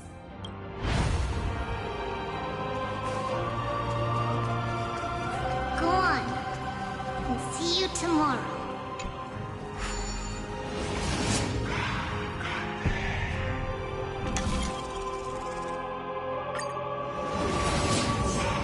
Breaking me apart buys this world even one more second. And so be it. But it's gonna hurt a lot! Pain brings endless torment. But it can never destroy me.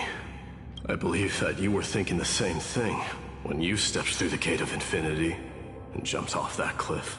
Can't argue with that. In the current situation, this is the only path Akama has left. Just do as I say. Split my soul into 5 pieces. Forge me an immortal vessel.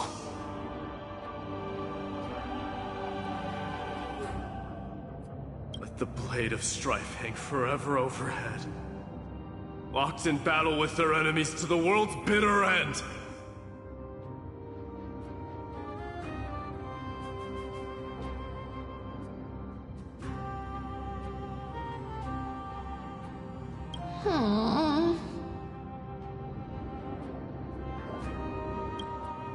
There's no need to be sad, Lady Trebios. Haven't we already taken great strides towards that promise tomorrow?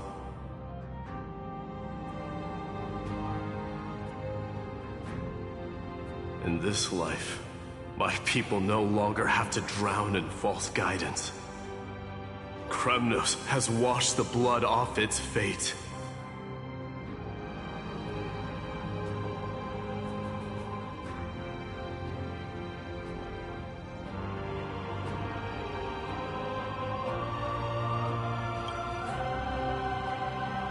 Euphorius no longer needs a god named Strife. So let me shatter the former laws and turn the Lance of Fury back into a weapon that protects the world.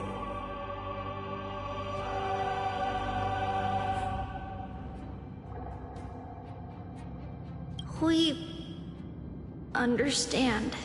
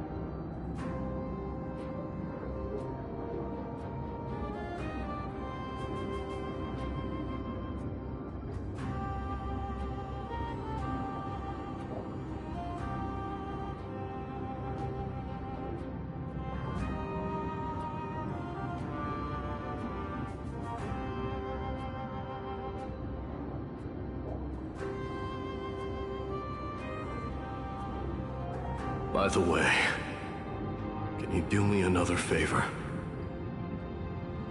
The 7 sages from Grove of Epiphany are already en route. They'll arrive in waves to join the Resistance in a couple of days. Among them is a scholar named Anaxagoras.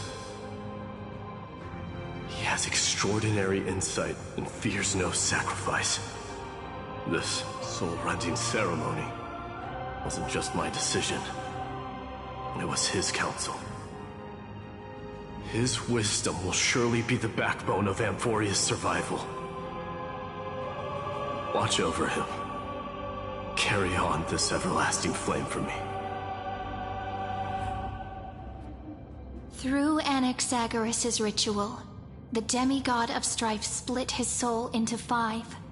Courage, honor, tenacity, sacrifice, and reason. Each sealed in blood crystal and cast into battle. The people held a 10-day funeral to mourn their fallen god king. And through his sacrifice, humanity was granted 200 years of peace.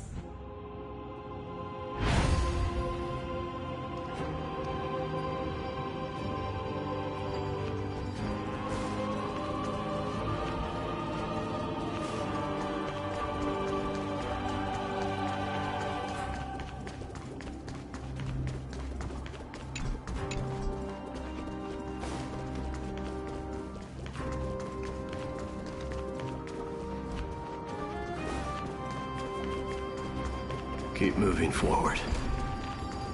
My blood will pave the road ahead for you.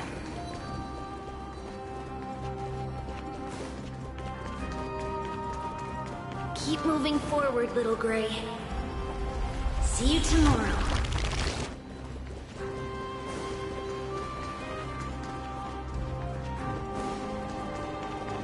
That seamstress wasn't wrong when she said a lie needs more lies to keep it together. Reason and trickery. Never thought we'd be the pair to finish this final setup. Can't catch that Tin Man without your little slides. Besides, this is our last shot. Not the time to be picky, right? Don't oversimplify it. Lygus just found out Akima's been an empty shell for the past 50 years. He's bound to be furious. At this rate, he could have done anything. That's exactly what we want. Rage blinds even the brightest minds. Doesn't matter how much of a genius he is, the principle still holds. Once he storms into the council and confronts me head-on, you trigger your alchemy with a boom and turn him into a caged beast. Easier said than done. You still have to pass yourself off as the deliverer without anyone catching on. And you really think a human alchemical array can bind a godlike being? That's just nonsense. What? Getting cold feet? Or you just don't believe in the almighty worth of the demigod of trickery? Just tell me straight. Can you do it or not?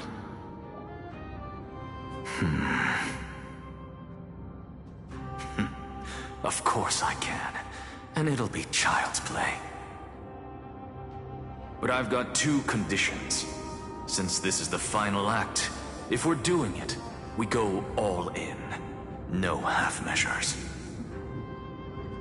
Oh, I'm listening. First, shift the battlefield to the vortex of Genesis. It would be more convincing if the deliverer were to appear there. Besides, the vortex is cut off from the world. No place in Amphorius makes a better prison.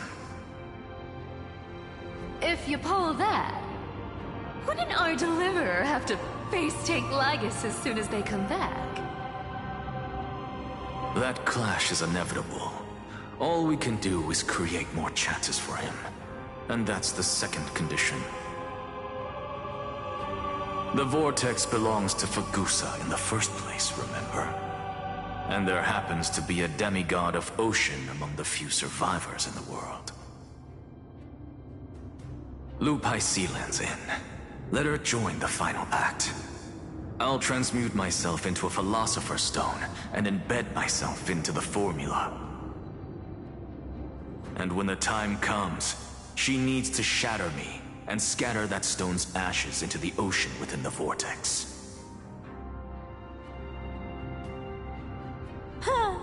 I guess people weren't wrong when they said you're insane, Grove Boy. I've got no idea how to outwit a reclusive genius. But making an anti-Catheran suffer? The demigod of reason has 10,000 ways to do just that. And what I just mentioned was one of them. So what exactly does your formula do? Now that would spoil the climax, wouldn't it? By now, Hyacinth must have completed the Sky People's ritual. Since that Theoros loves a good performance as much as I do, let's make sure he enjoys our show to the fullest. As for how the Deliverer will complete the Era Nova, well, that will no longer be our concern. It was the last battle known to the world, initiated by two demigods least suited for war. In the end, reason and trickery kept their word. At the cost of their lives, they sealed Lygus within the vortex of Genesis, where he remains to this day.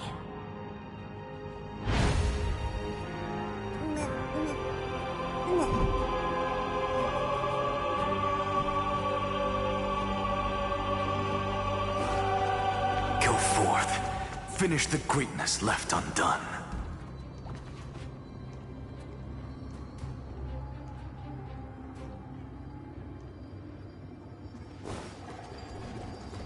Quit overthinking! Just run! Keep running. That'll be enough. Sorry? It's dead quiet here. Akama will stand eternal. Miss Cypher's lie has crumbled after all.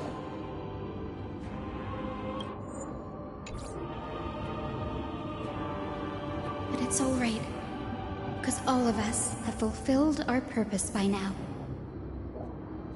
When the Deliverer returns, no matter where he is, sky will turn clear, and a rainbow bridge will rise, carrying him to the final battleground. Sairi, this arduous relay is finally nearing its end. Now, I'm passing the final baton of fate to you, okay? No, that's not quite right.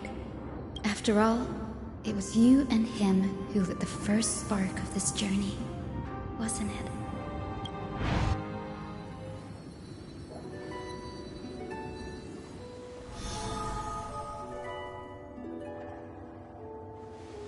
I'll tell you the story of this 1,000-year journey. That way, it won't just be my memories alone. And I'll share the moments I spent with you with everyone. That way, the path we walked becomes a memory shared by all. People will know that there's nothing left to chase. Amphorius has already welcomed the dawn foretold in prophecy.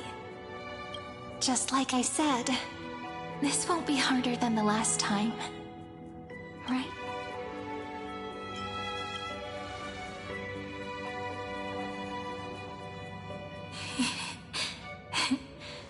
I wonder what kind of expression you're wearing right now.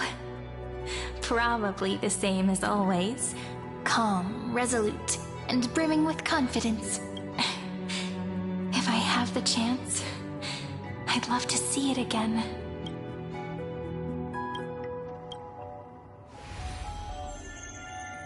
Because it's really been far too long since we parted.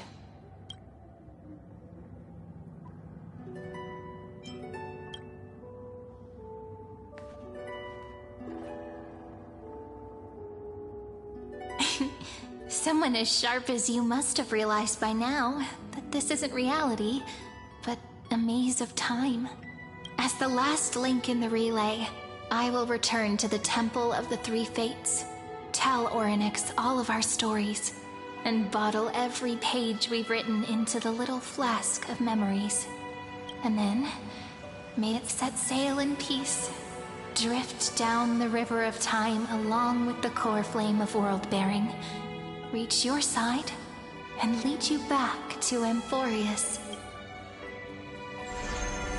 Just like the first time we met, right?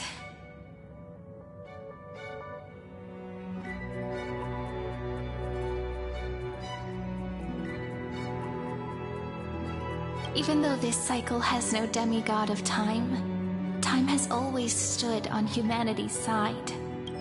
This is the only way to make sure that the Era Nova won't happen before you return. And the only way I can safely entrust the completed final flame chase journey to the Deliverer's heart. After all, the new world will be born from your memories, and the protagonist of this story mustn't be absent.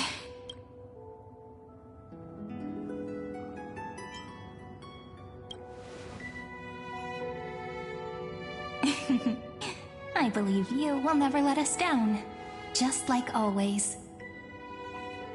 Do you remember when Finan sent us back to the beginning? When you and I got separated? But in the end, I returned to you, carrying all that we've been through. That's what memory is. It may wear down and fade in the river of time, but it never truly leaves. When that hidden corner of the heart is stirred, the past returns even more beautiful than before. So don't worry. Let the 33,550,337th Flame Chase journey become part of you too. I've gotten a lot better at it with the experience from the last time.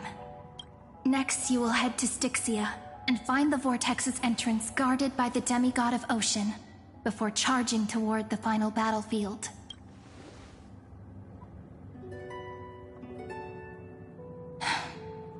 Don't worry.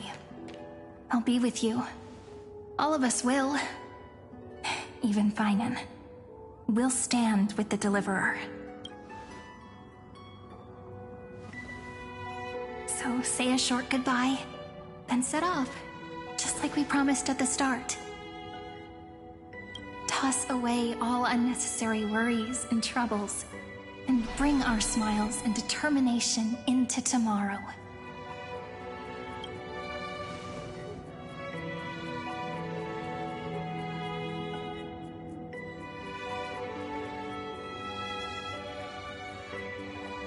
The last baton. I wonder how long you'll have to wait before passing it on to him. No matter how long it takes, it's okay. Waiting is what I do best. After all, it took 33 million cycles for him to arrive in our world. What's a few moments more? But, Sairi, what if you wait and wait, but that hero never arrives? That won't happen. Because I know that no matter how long it takes, he'll definitely return to this place. We can't let him down.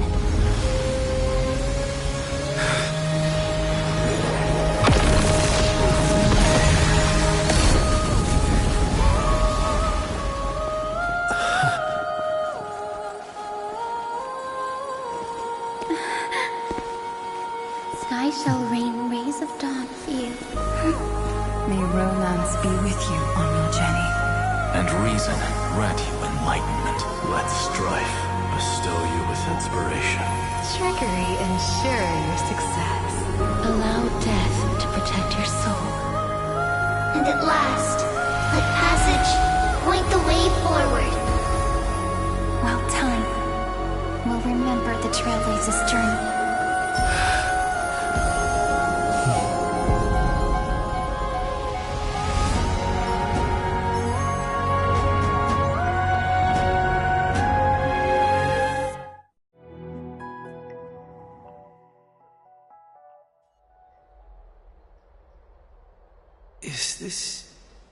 Styxia? What happened to this place? I need to find the entrance to the vortex, guarded by the demigod of ocean. High Sealants. Is she still there? Long time no see, Trailblazer. Generation after generation of Chrysos heir heroes have tried to defy fate with their blood and tears, either voluntarily shattering their souls or waiting in eternal solitude. But alas, fate can never be defeated. Reason and trickery may bind my flesh, but my will shall never fall silent. So the demigod of ocean, the Dux Gladiorum, High Sealants, sought to bring me into a fantasia with her voice and drown a genius in slumber. But alas, it was all a hopeless dream. That warden fell before I did, due to erosion of time, while her prisoner remained unchanged. True, I can't leave this place, but what of it?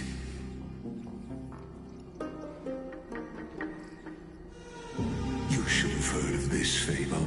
In a shadowed cave lived a people, imprisoned from childhood, and chained so that their legs and necks are fixed, forcing them not to look around at the cave, each other, or themselves. Behind them is a fire, and before them loomed the stone wall of the cave. The flames cast shadows, while the rocky surface threw back echo to them. That false play is the whole world. Yes, I'm trapped in the cave, but I know it's all just a fleeting illusion. I don't struggle in dreams. I wait. And now, my deliverer has come to defeat me and save this world that never owed you anything.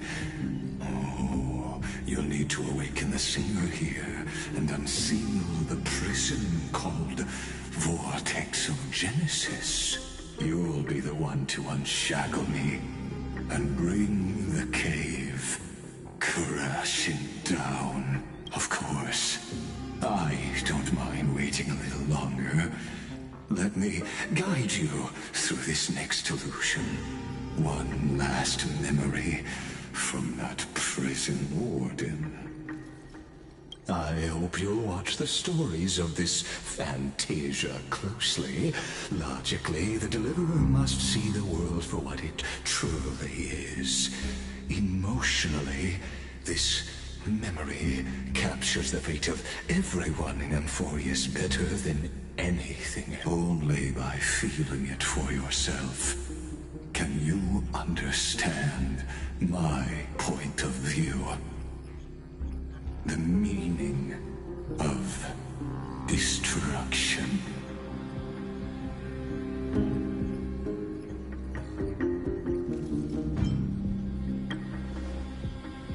To your unshakable resolve, I salute you. But before we step onto the final stage, let me ask you this. In the spirit of that fable I told you just now, can the prisoners in the cave learn to see the shadows and echoes for what they are, and stop mistaking them for reality?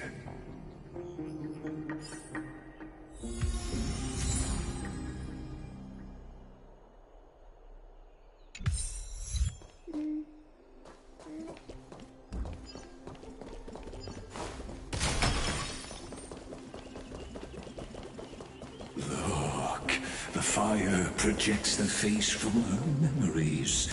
An actress stage of this play. The dark tides flood the sea, and our kingdom teeters on the edge. Fear not. Our queen has gone to the borderlands.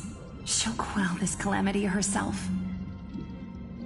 This is the scene when the Chrysos heir of Ocean was born.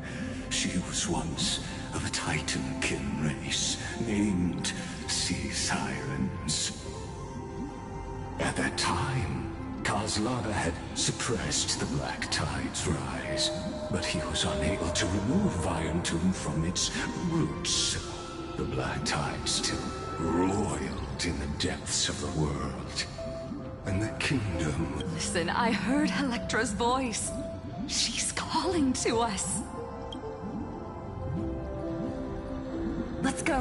Her voice carries the Queen's command.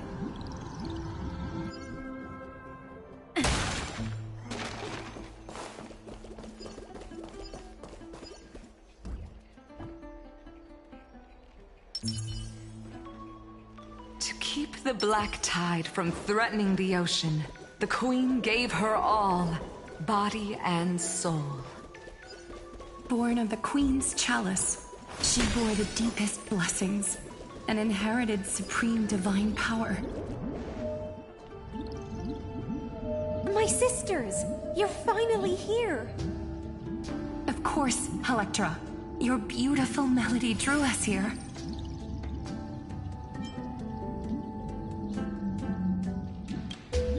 Her true name is Electra. This is a reflection of her former self, clinging to the past with aching defiance. The Queen summons us. She must be near exhaustion. The Black Tide will soon enter our borders. Then what do we do? Will our seas fall to darkness and terror as well? Don't worry. We shall lift the chalice in her stead to catch the Black Tide, and stand together to safeguard our realm and its people.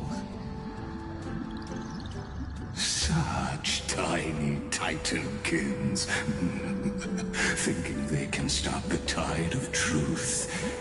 How naive. And that naivete is the root of all suffering.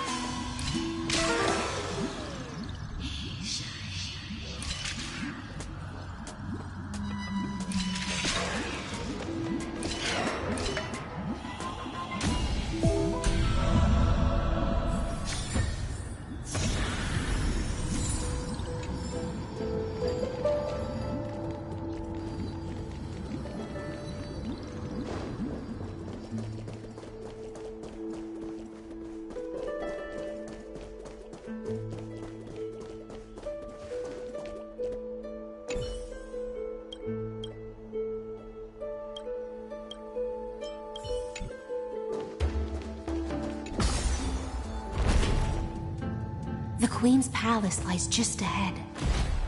Even her once graceful form is now tainted and drowned in dirty mire.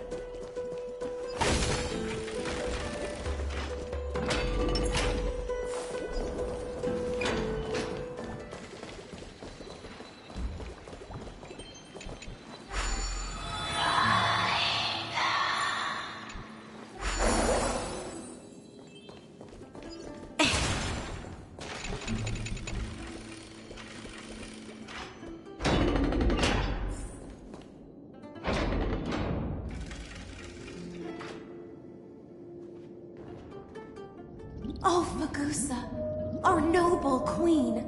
We've come at your call. My little fishlings, you swim with such joy.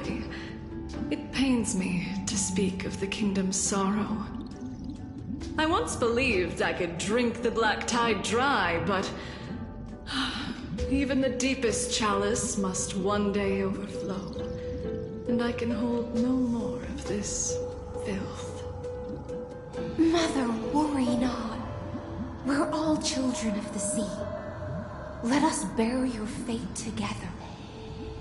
We'll take up your mantle and drive back the black currents. We'll mend your sacred chalice and take in the cursed filth. My little fishlings, when the spear of strife falls, you may retreat in peace. I promise you, on the surface, the city-states will hold a feast without end in your honor. This is the last gift I can give you.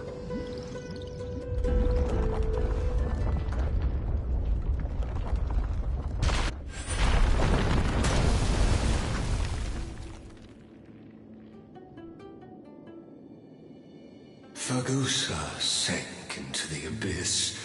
With the chalice shattered, their intoxication spilled into the black tide, birthing the first madness in Amphorius.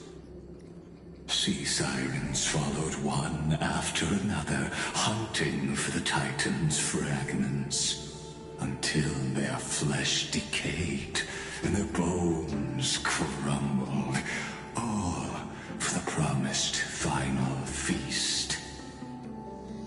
Keep watching, but tread carefully, for the stage ahead is crumbling with age, just like her shattered fate.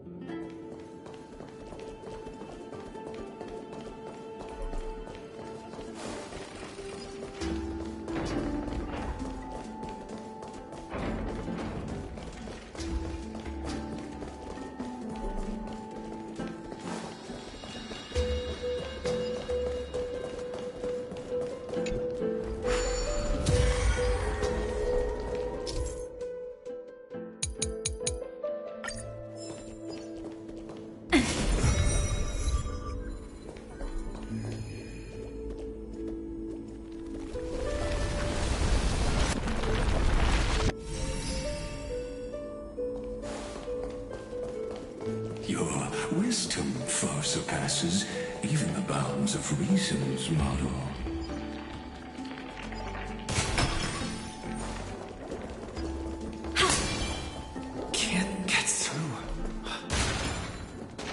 like I'll need the miracle orb nearby.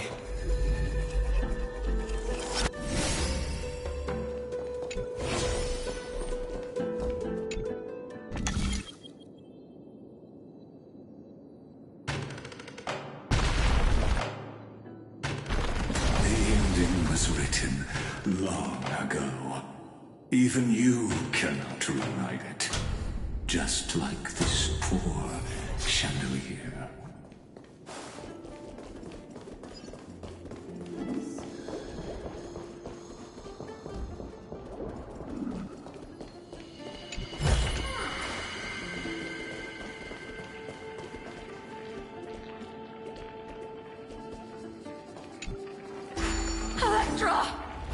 The fiends have gnawed my tail. I can no longer swim to the far seas. Electra! The black sludge has soaked my fins. I can't dance with you anymore.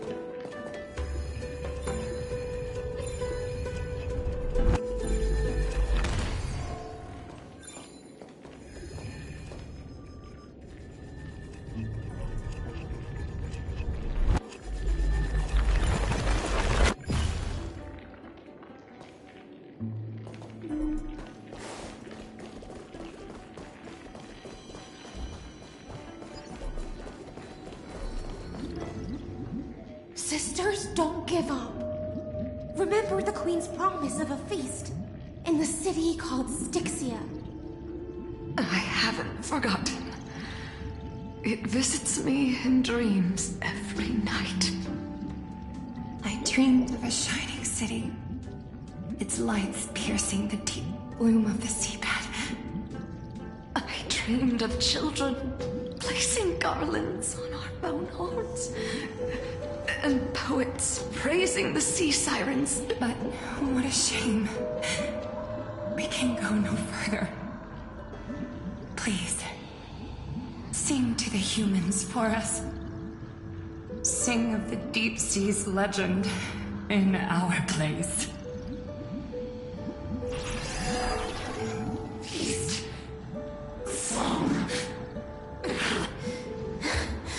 The sea sirens were tainted by the destruction.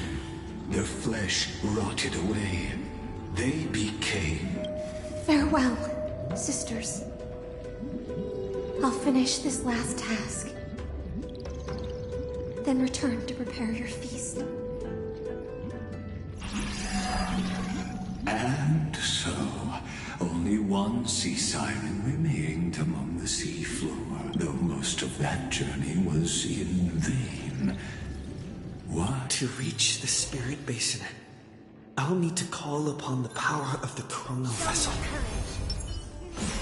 Deja vu.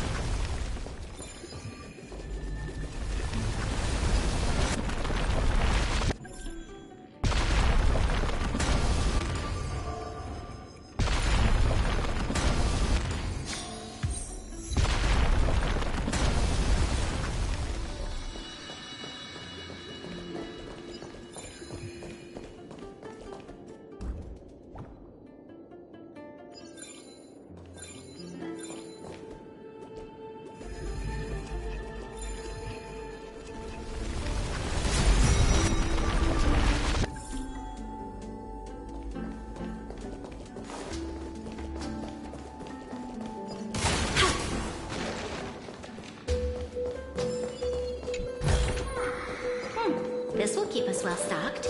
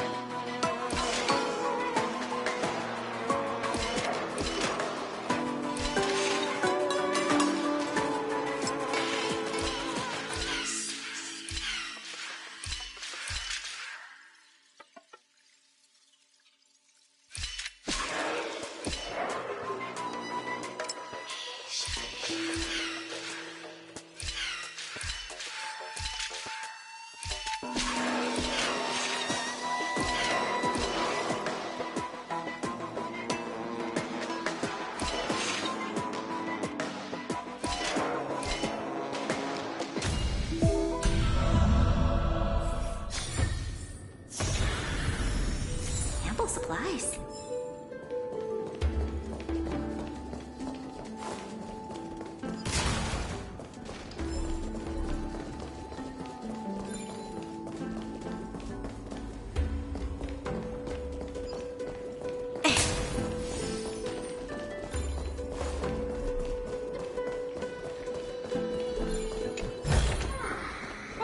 This will keep us well stocked.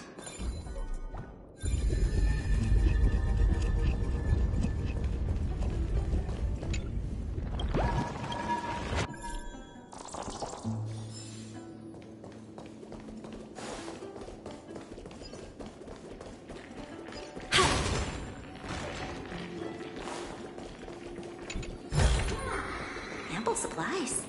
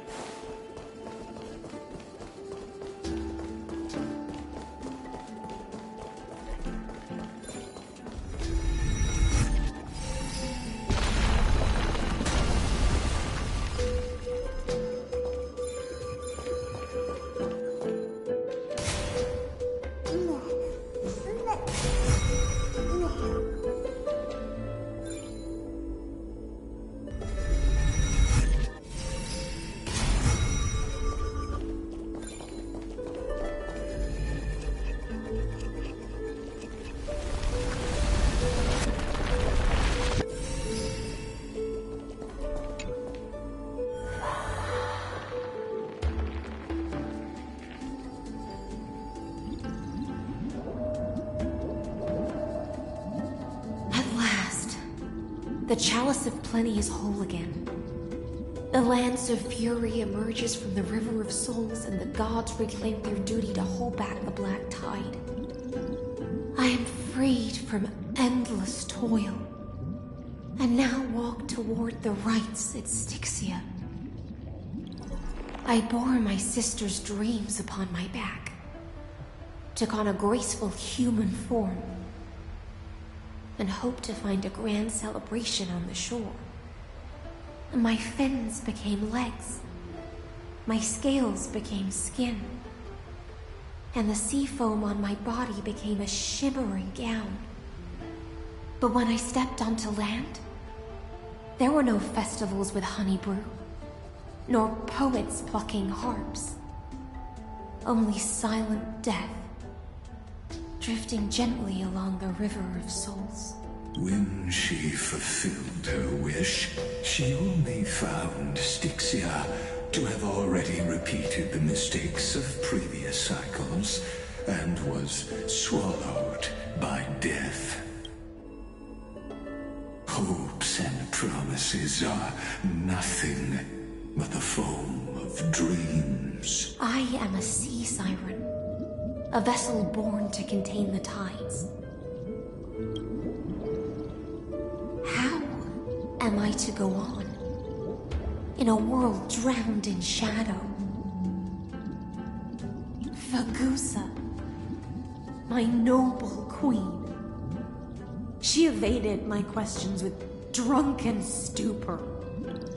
She told me a grand feast awaited me in the surface world. So I wandered, lost, groping through the dark. The feast she spoke of. Where is it? Lonely Blade, I shall grant you everything you seek.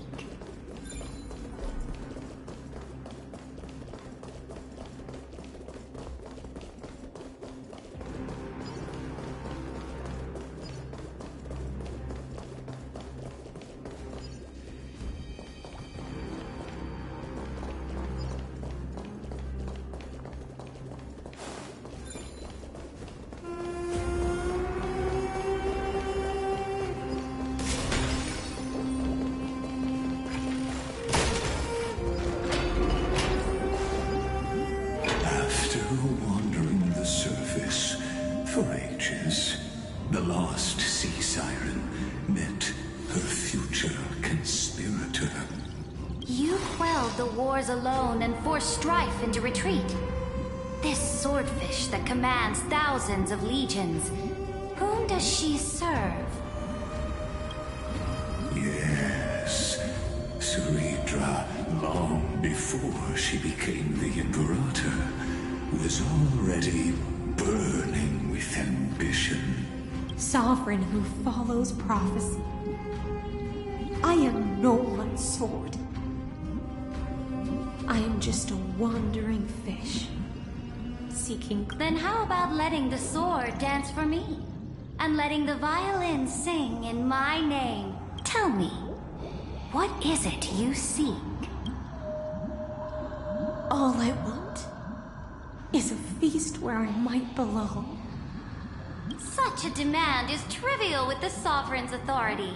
I'll grant you a banquet worthy of conquest, and comrades to toast beside you. But Knight, you must offer me your heart.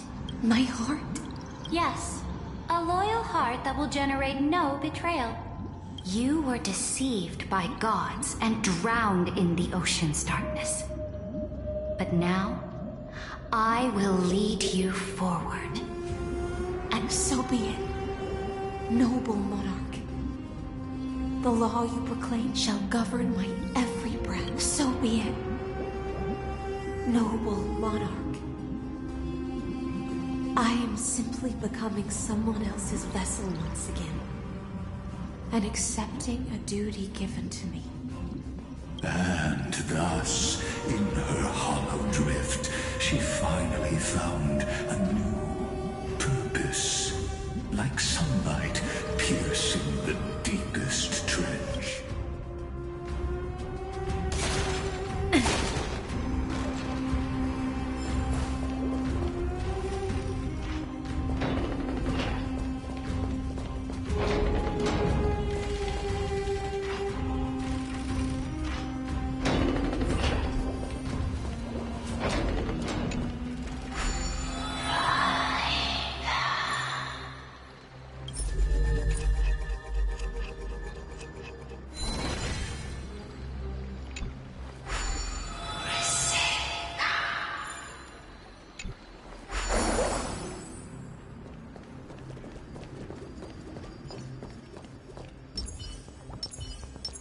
Feeling lucky.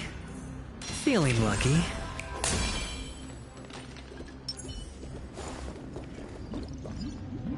Noble monarch, I've cleansed the foulness from the road as you commanded. My blade, You've helped me ascend and take the crown. Ask, and you shall have your reward. What I desire is the same as before. A feast. Look! I've prepared you a grand banquet. The finest honey brew and tributes await. Fish are drawn to light by nature. For the deep sea knows only gloom. Now I found a flame. It may scald and burn. Come, let us join the feast. Perhaps the path forward lies hidden among the revelry.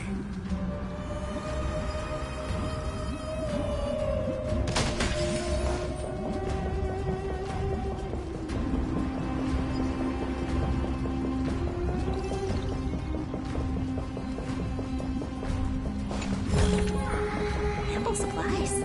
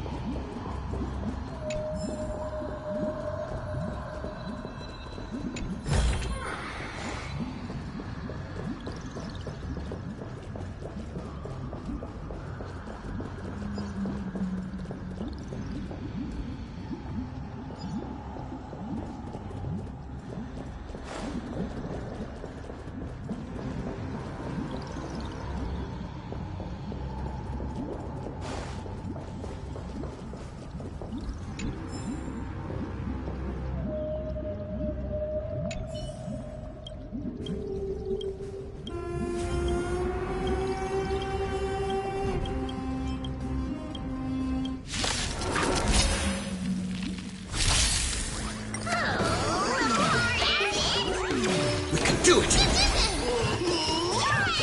Lend me your strength. To guard and defend. Crush them.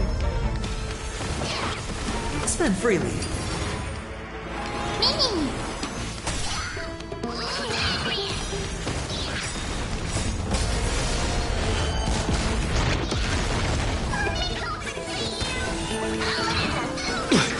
Lend me your strength. It's on me.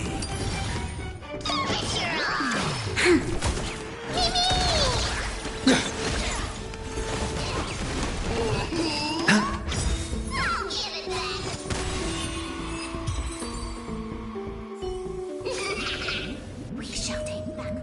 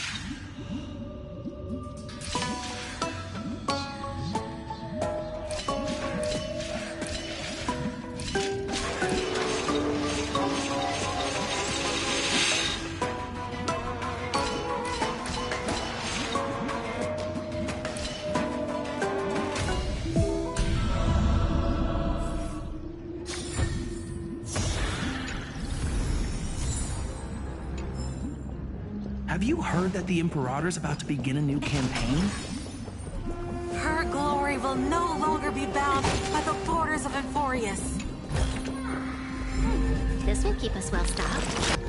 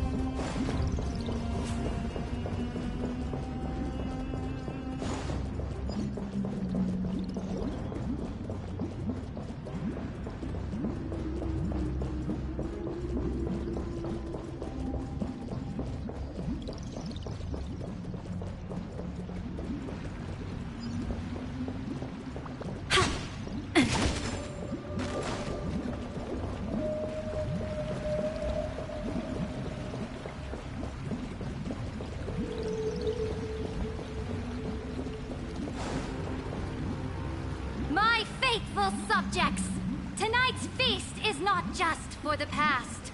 It's a toast to the future! Born from our golden blood is an unstoppable colossus. Our iron beast to trample the universe! Great monarch.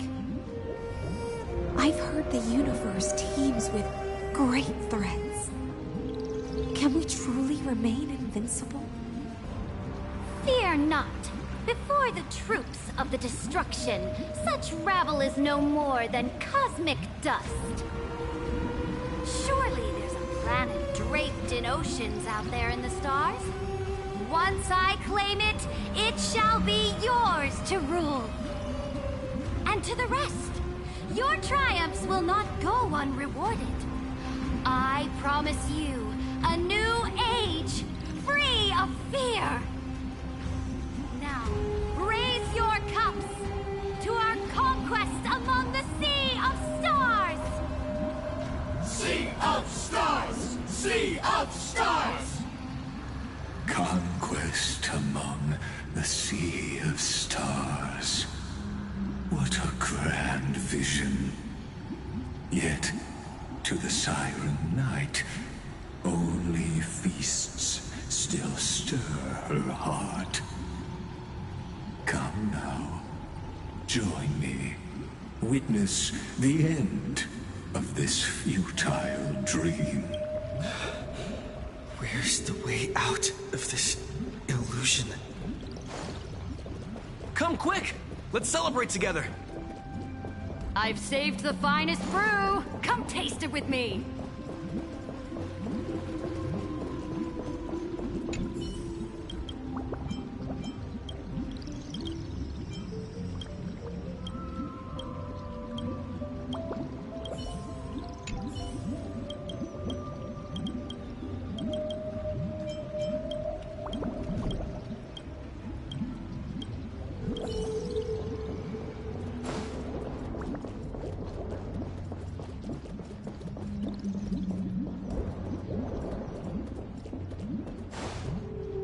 Noble knight, you are truly a blazing spark.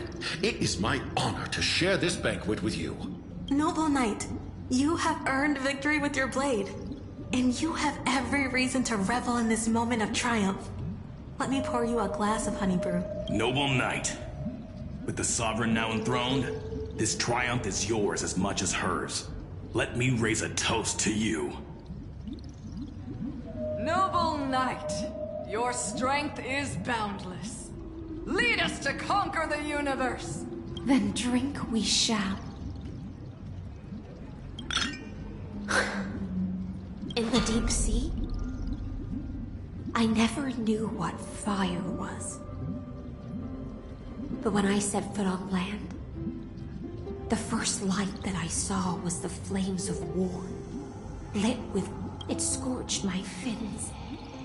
Made me feel pain and...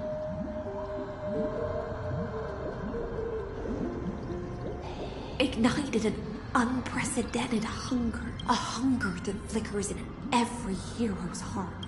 Look! The monarch herself has taken her seat!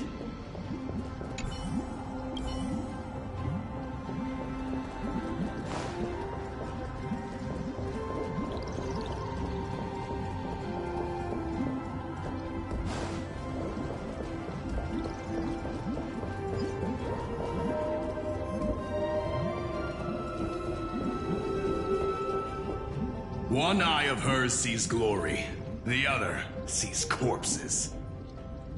And yet, she cherishes the name of glory more than fear and death. As they say, the coward died 1,000 times before his end. But the brave face death but once, which gods stand witness. On the eve of war, we sang our hymns and set our sights to sail. The legions will climb aboard the beast. Riding it like planets after planets flew the flags of her crown. Realm after... As the final resistance fell silent, a vast empire rose from among the stars. That's how the story ends. Tell me, visitor. In this dream... Yes. Just fake bubble. It's time for me to wake up from this drunken dream.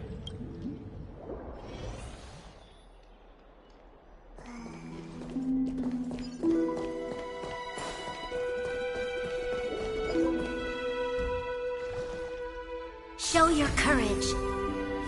Feeling lucky.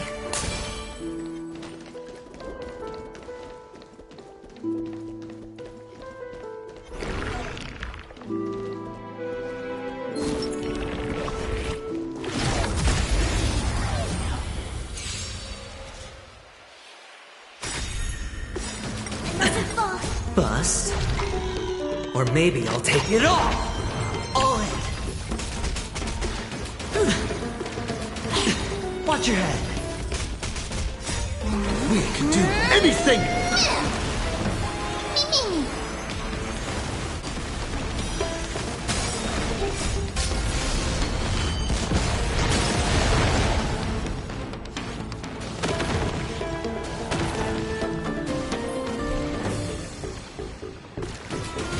All in! Watch your head! To guard and defend! Crush them!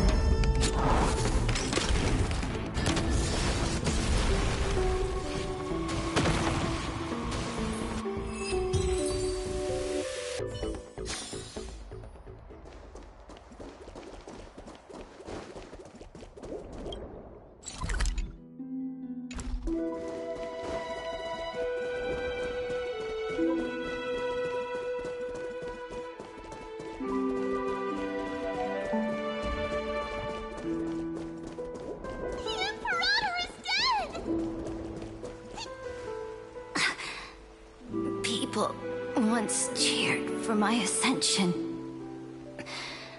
And now they cheer for my fall. The cosmos. The battlefield that I cannot reach.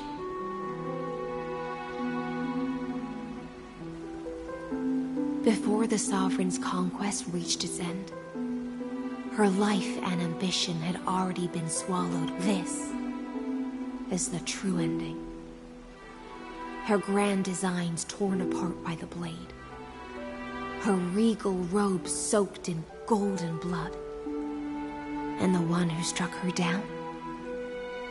The one who struck her down was her most loyal Gladius. I don't need to explain myself. I wandered the shore, found a flicker of flame. I don't understand. If the ocean's feast, the Imperator's dream, and even Amphorius's existence are all illusions, then what's the point of... When the Deliverer returns, I will let this absurd celebration... But Greyfry, I can't help but wonder how I dearly wish this feast of the Flame Chase. It seems she sensed your presence. The Fantasia's foundation. Yes, let's return to the prologue. Remember the allegory of the cave? Can the prisoners in the cave, as you've seen, when she cast off her chains, finally turn to look around and moved her legs? The light will blind her. For the fire behind her had never once actually... And so she fell into infinite confusion and fear, and came to firmly... But we in the cosmos, are we truly any wiser than she was? Now the paths you tread, the eons you worship, everything you... Let's leave that cry. The Theoros have walked the 30 million histories, born by Kaslana. 1,000 years is a mere atom in a grain of sand to me. Amphorius, I swore to bring an end to the erudition. Now, please use the power of time to open the gate to the ocean's depths. That palace reflects the hard and ugly. I'll wait for you at the heart of the world. But to reach the place, you must... Beyond this door lies the path to the vortex of Genesis.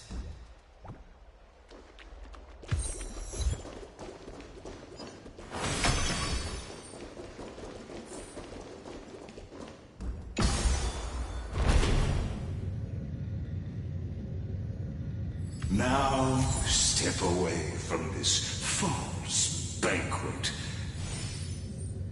And then onto that bloody stage.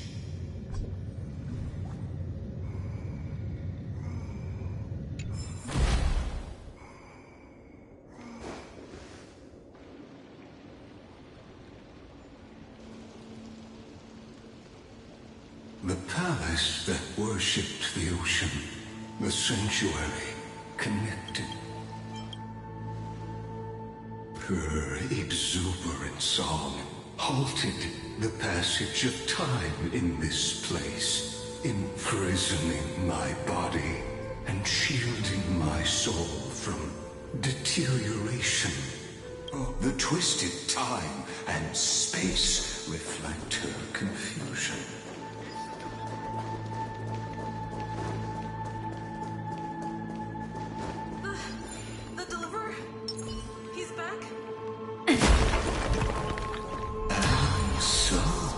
The Imperator's plans were veiled.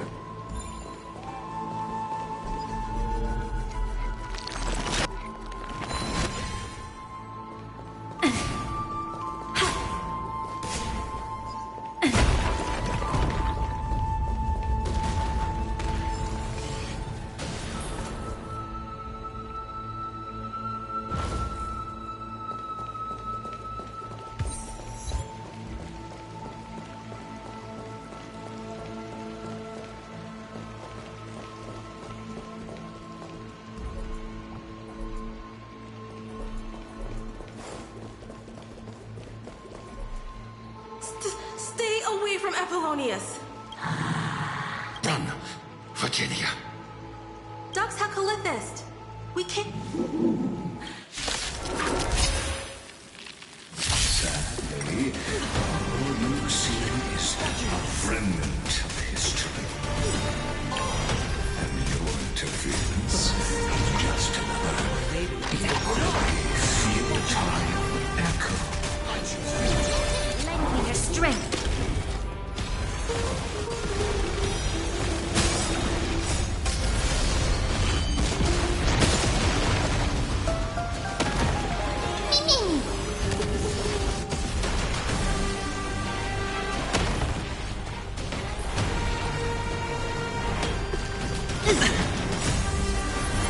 To guard and defend! Crush them! No dirty trick. All in! We can do anything! Watch your head! Lend me your strength!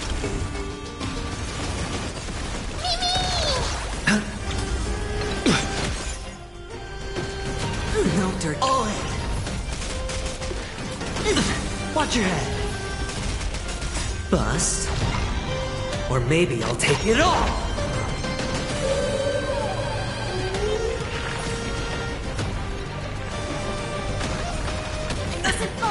All in!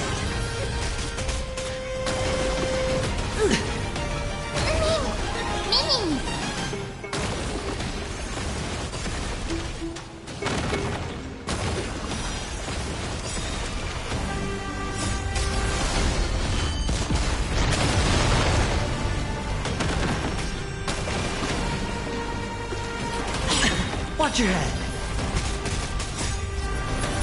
To guard and defend! Crush them! We can do anything! No dirty trick. All in!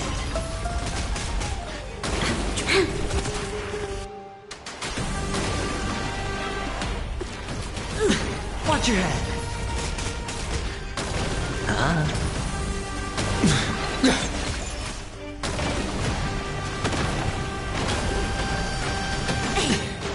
All in! Bust. Or maybe I'll take it all!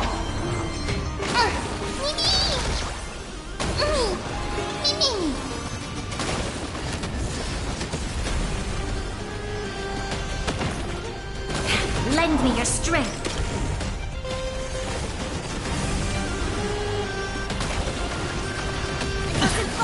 Watch your head! No dirty tricks. All in!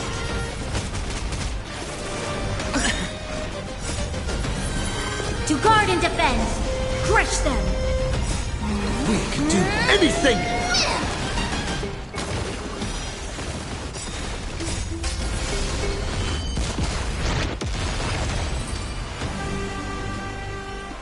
Apollonius, look. I chased the enemy away. But it's okay. I'm glad. Ah, such an ironic twist of fate. Even as the foundation of the world during the first Flame Chase journey, the Flame Chase Legion stormed Styxia. The hell before you. Apollonius, look. I chased the enemy away.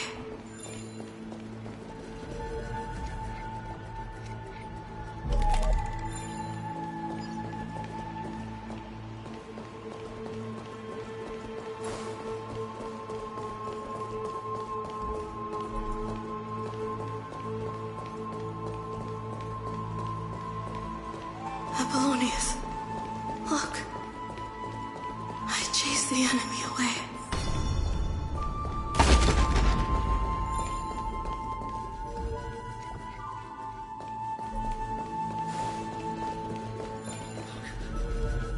It's the Deliverer!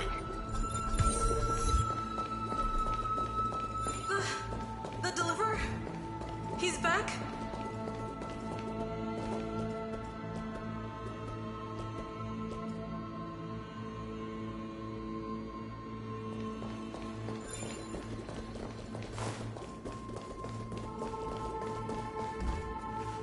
A painful past, yet hidden beneath a veil of joyful sorrow.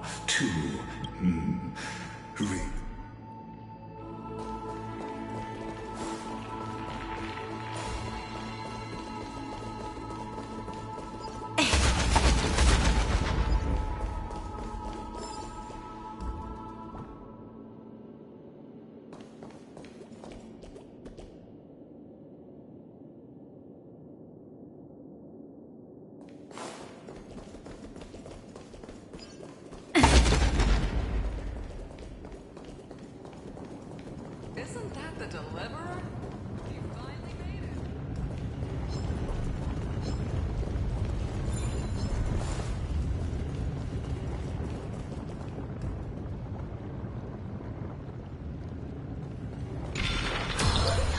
What a wretched way to the flame chaser. Imperator! Imperator! Did you see my gallant deeds, Imperator?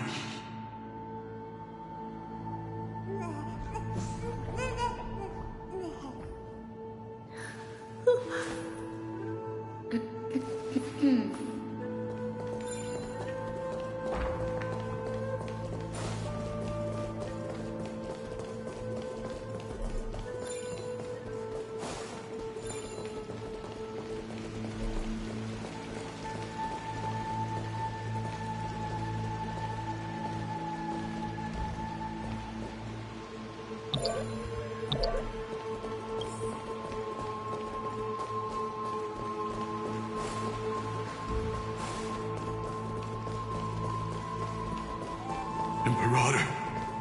Imperator! Did you see my gallant deeds, Imperator?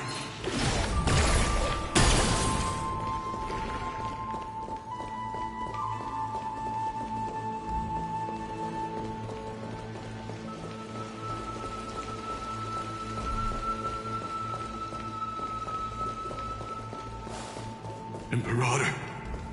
Imperator! Did you see my gallant deeds, Imperator?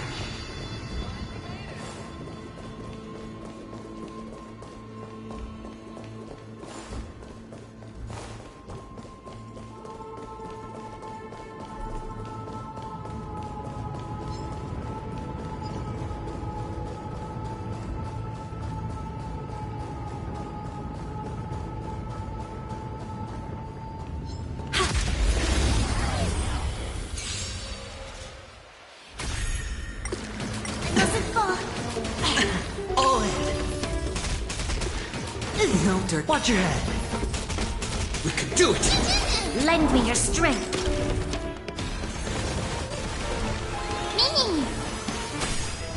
Spend freely. Bust. Or maybe I'll take it all!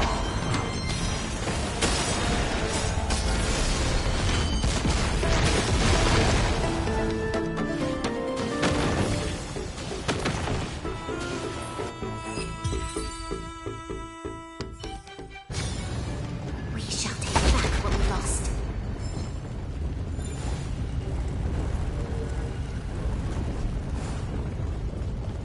Isn't that the Deliverer? You finally made it. Imperator! Imperator! Did you see my gallant deeds, Imperator?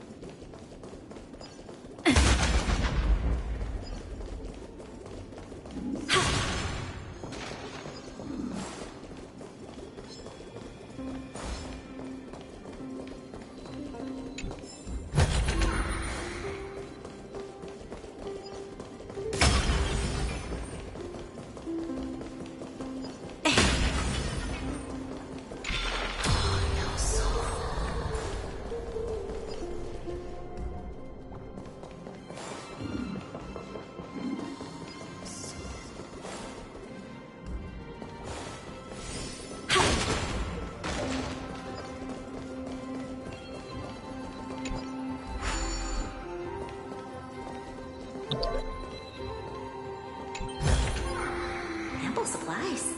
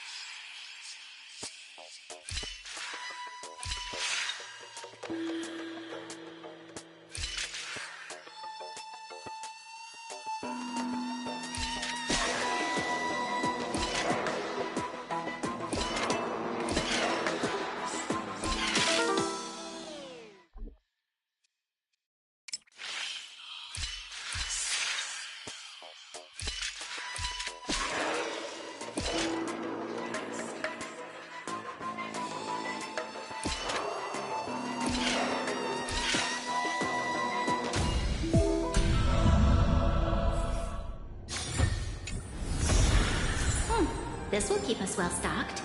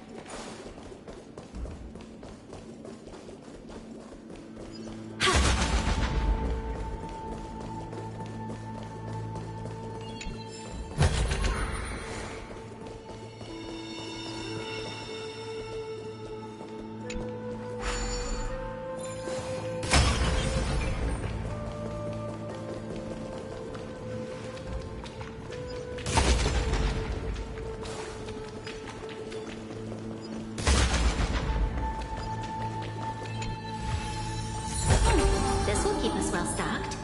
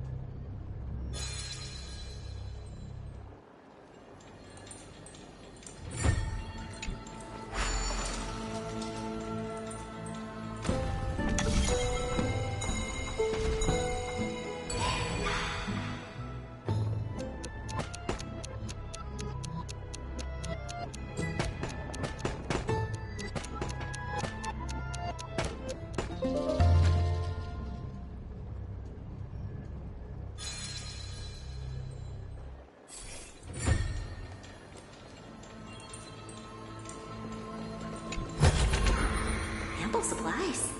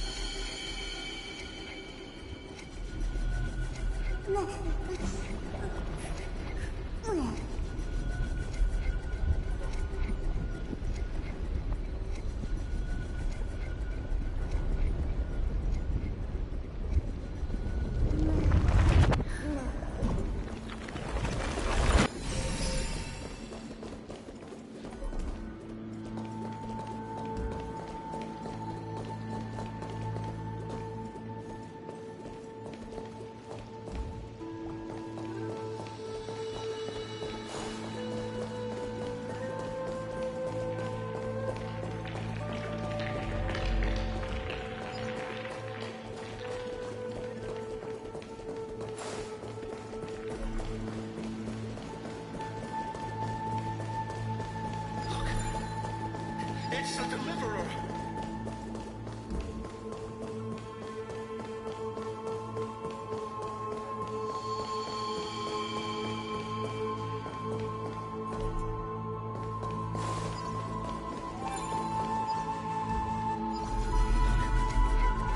It's the Deliverer! The Deliverer? He's back?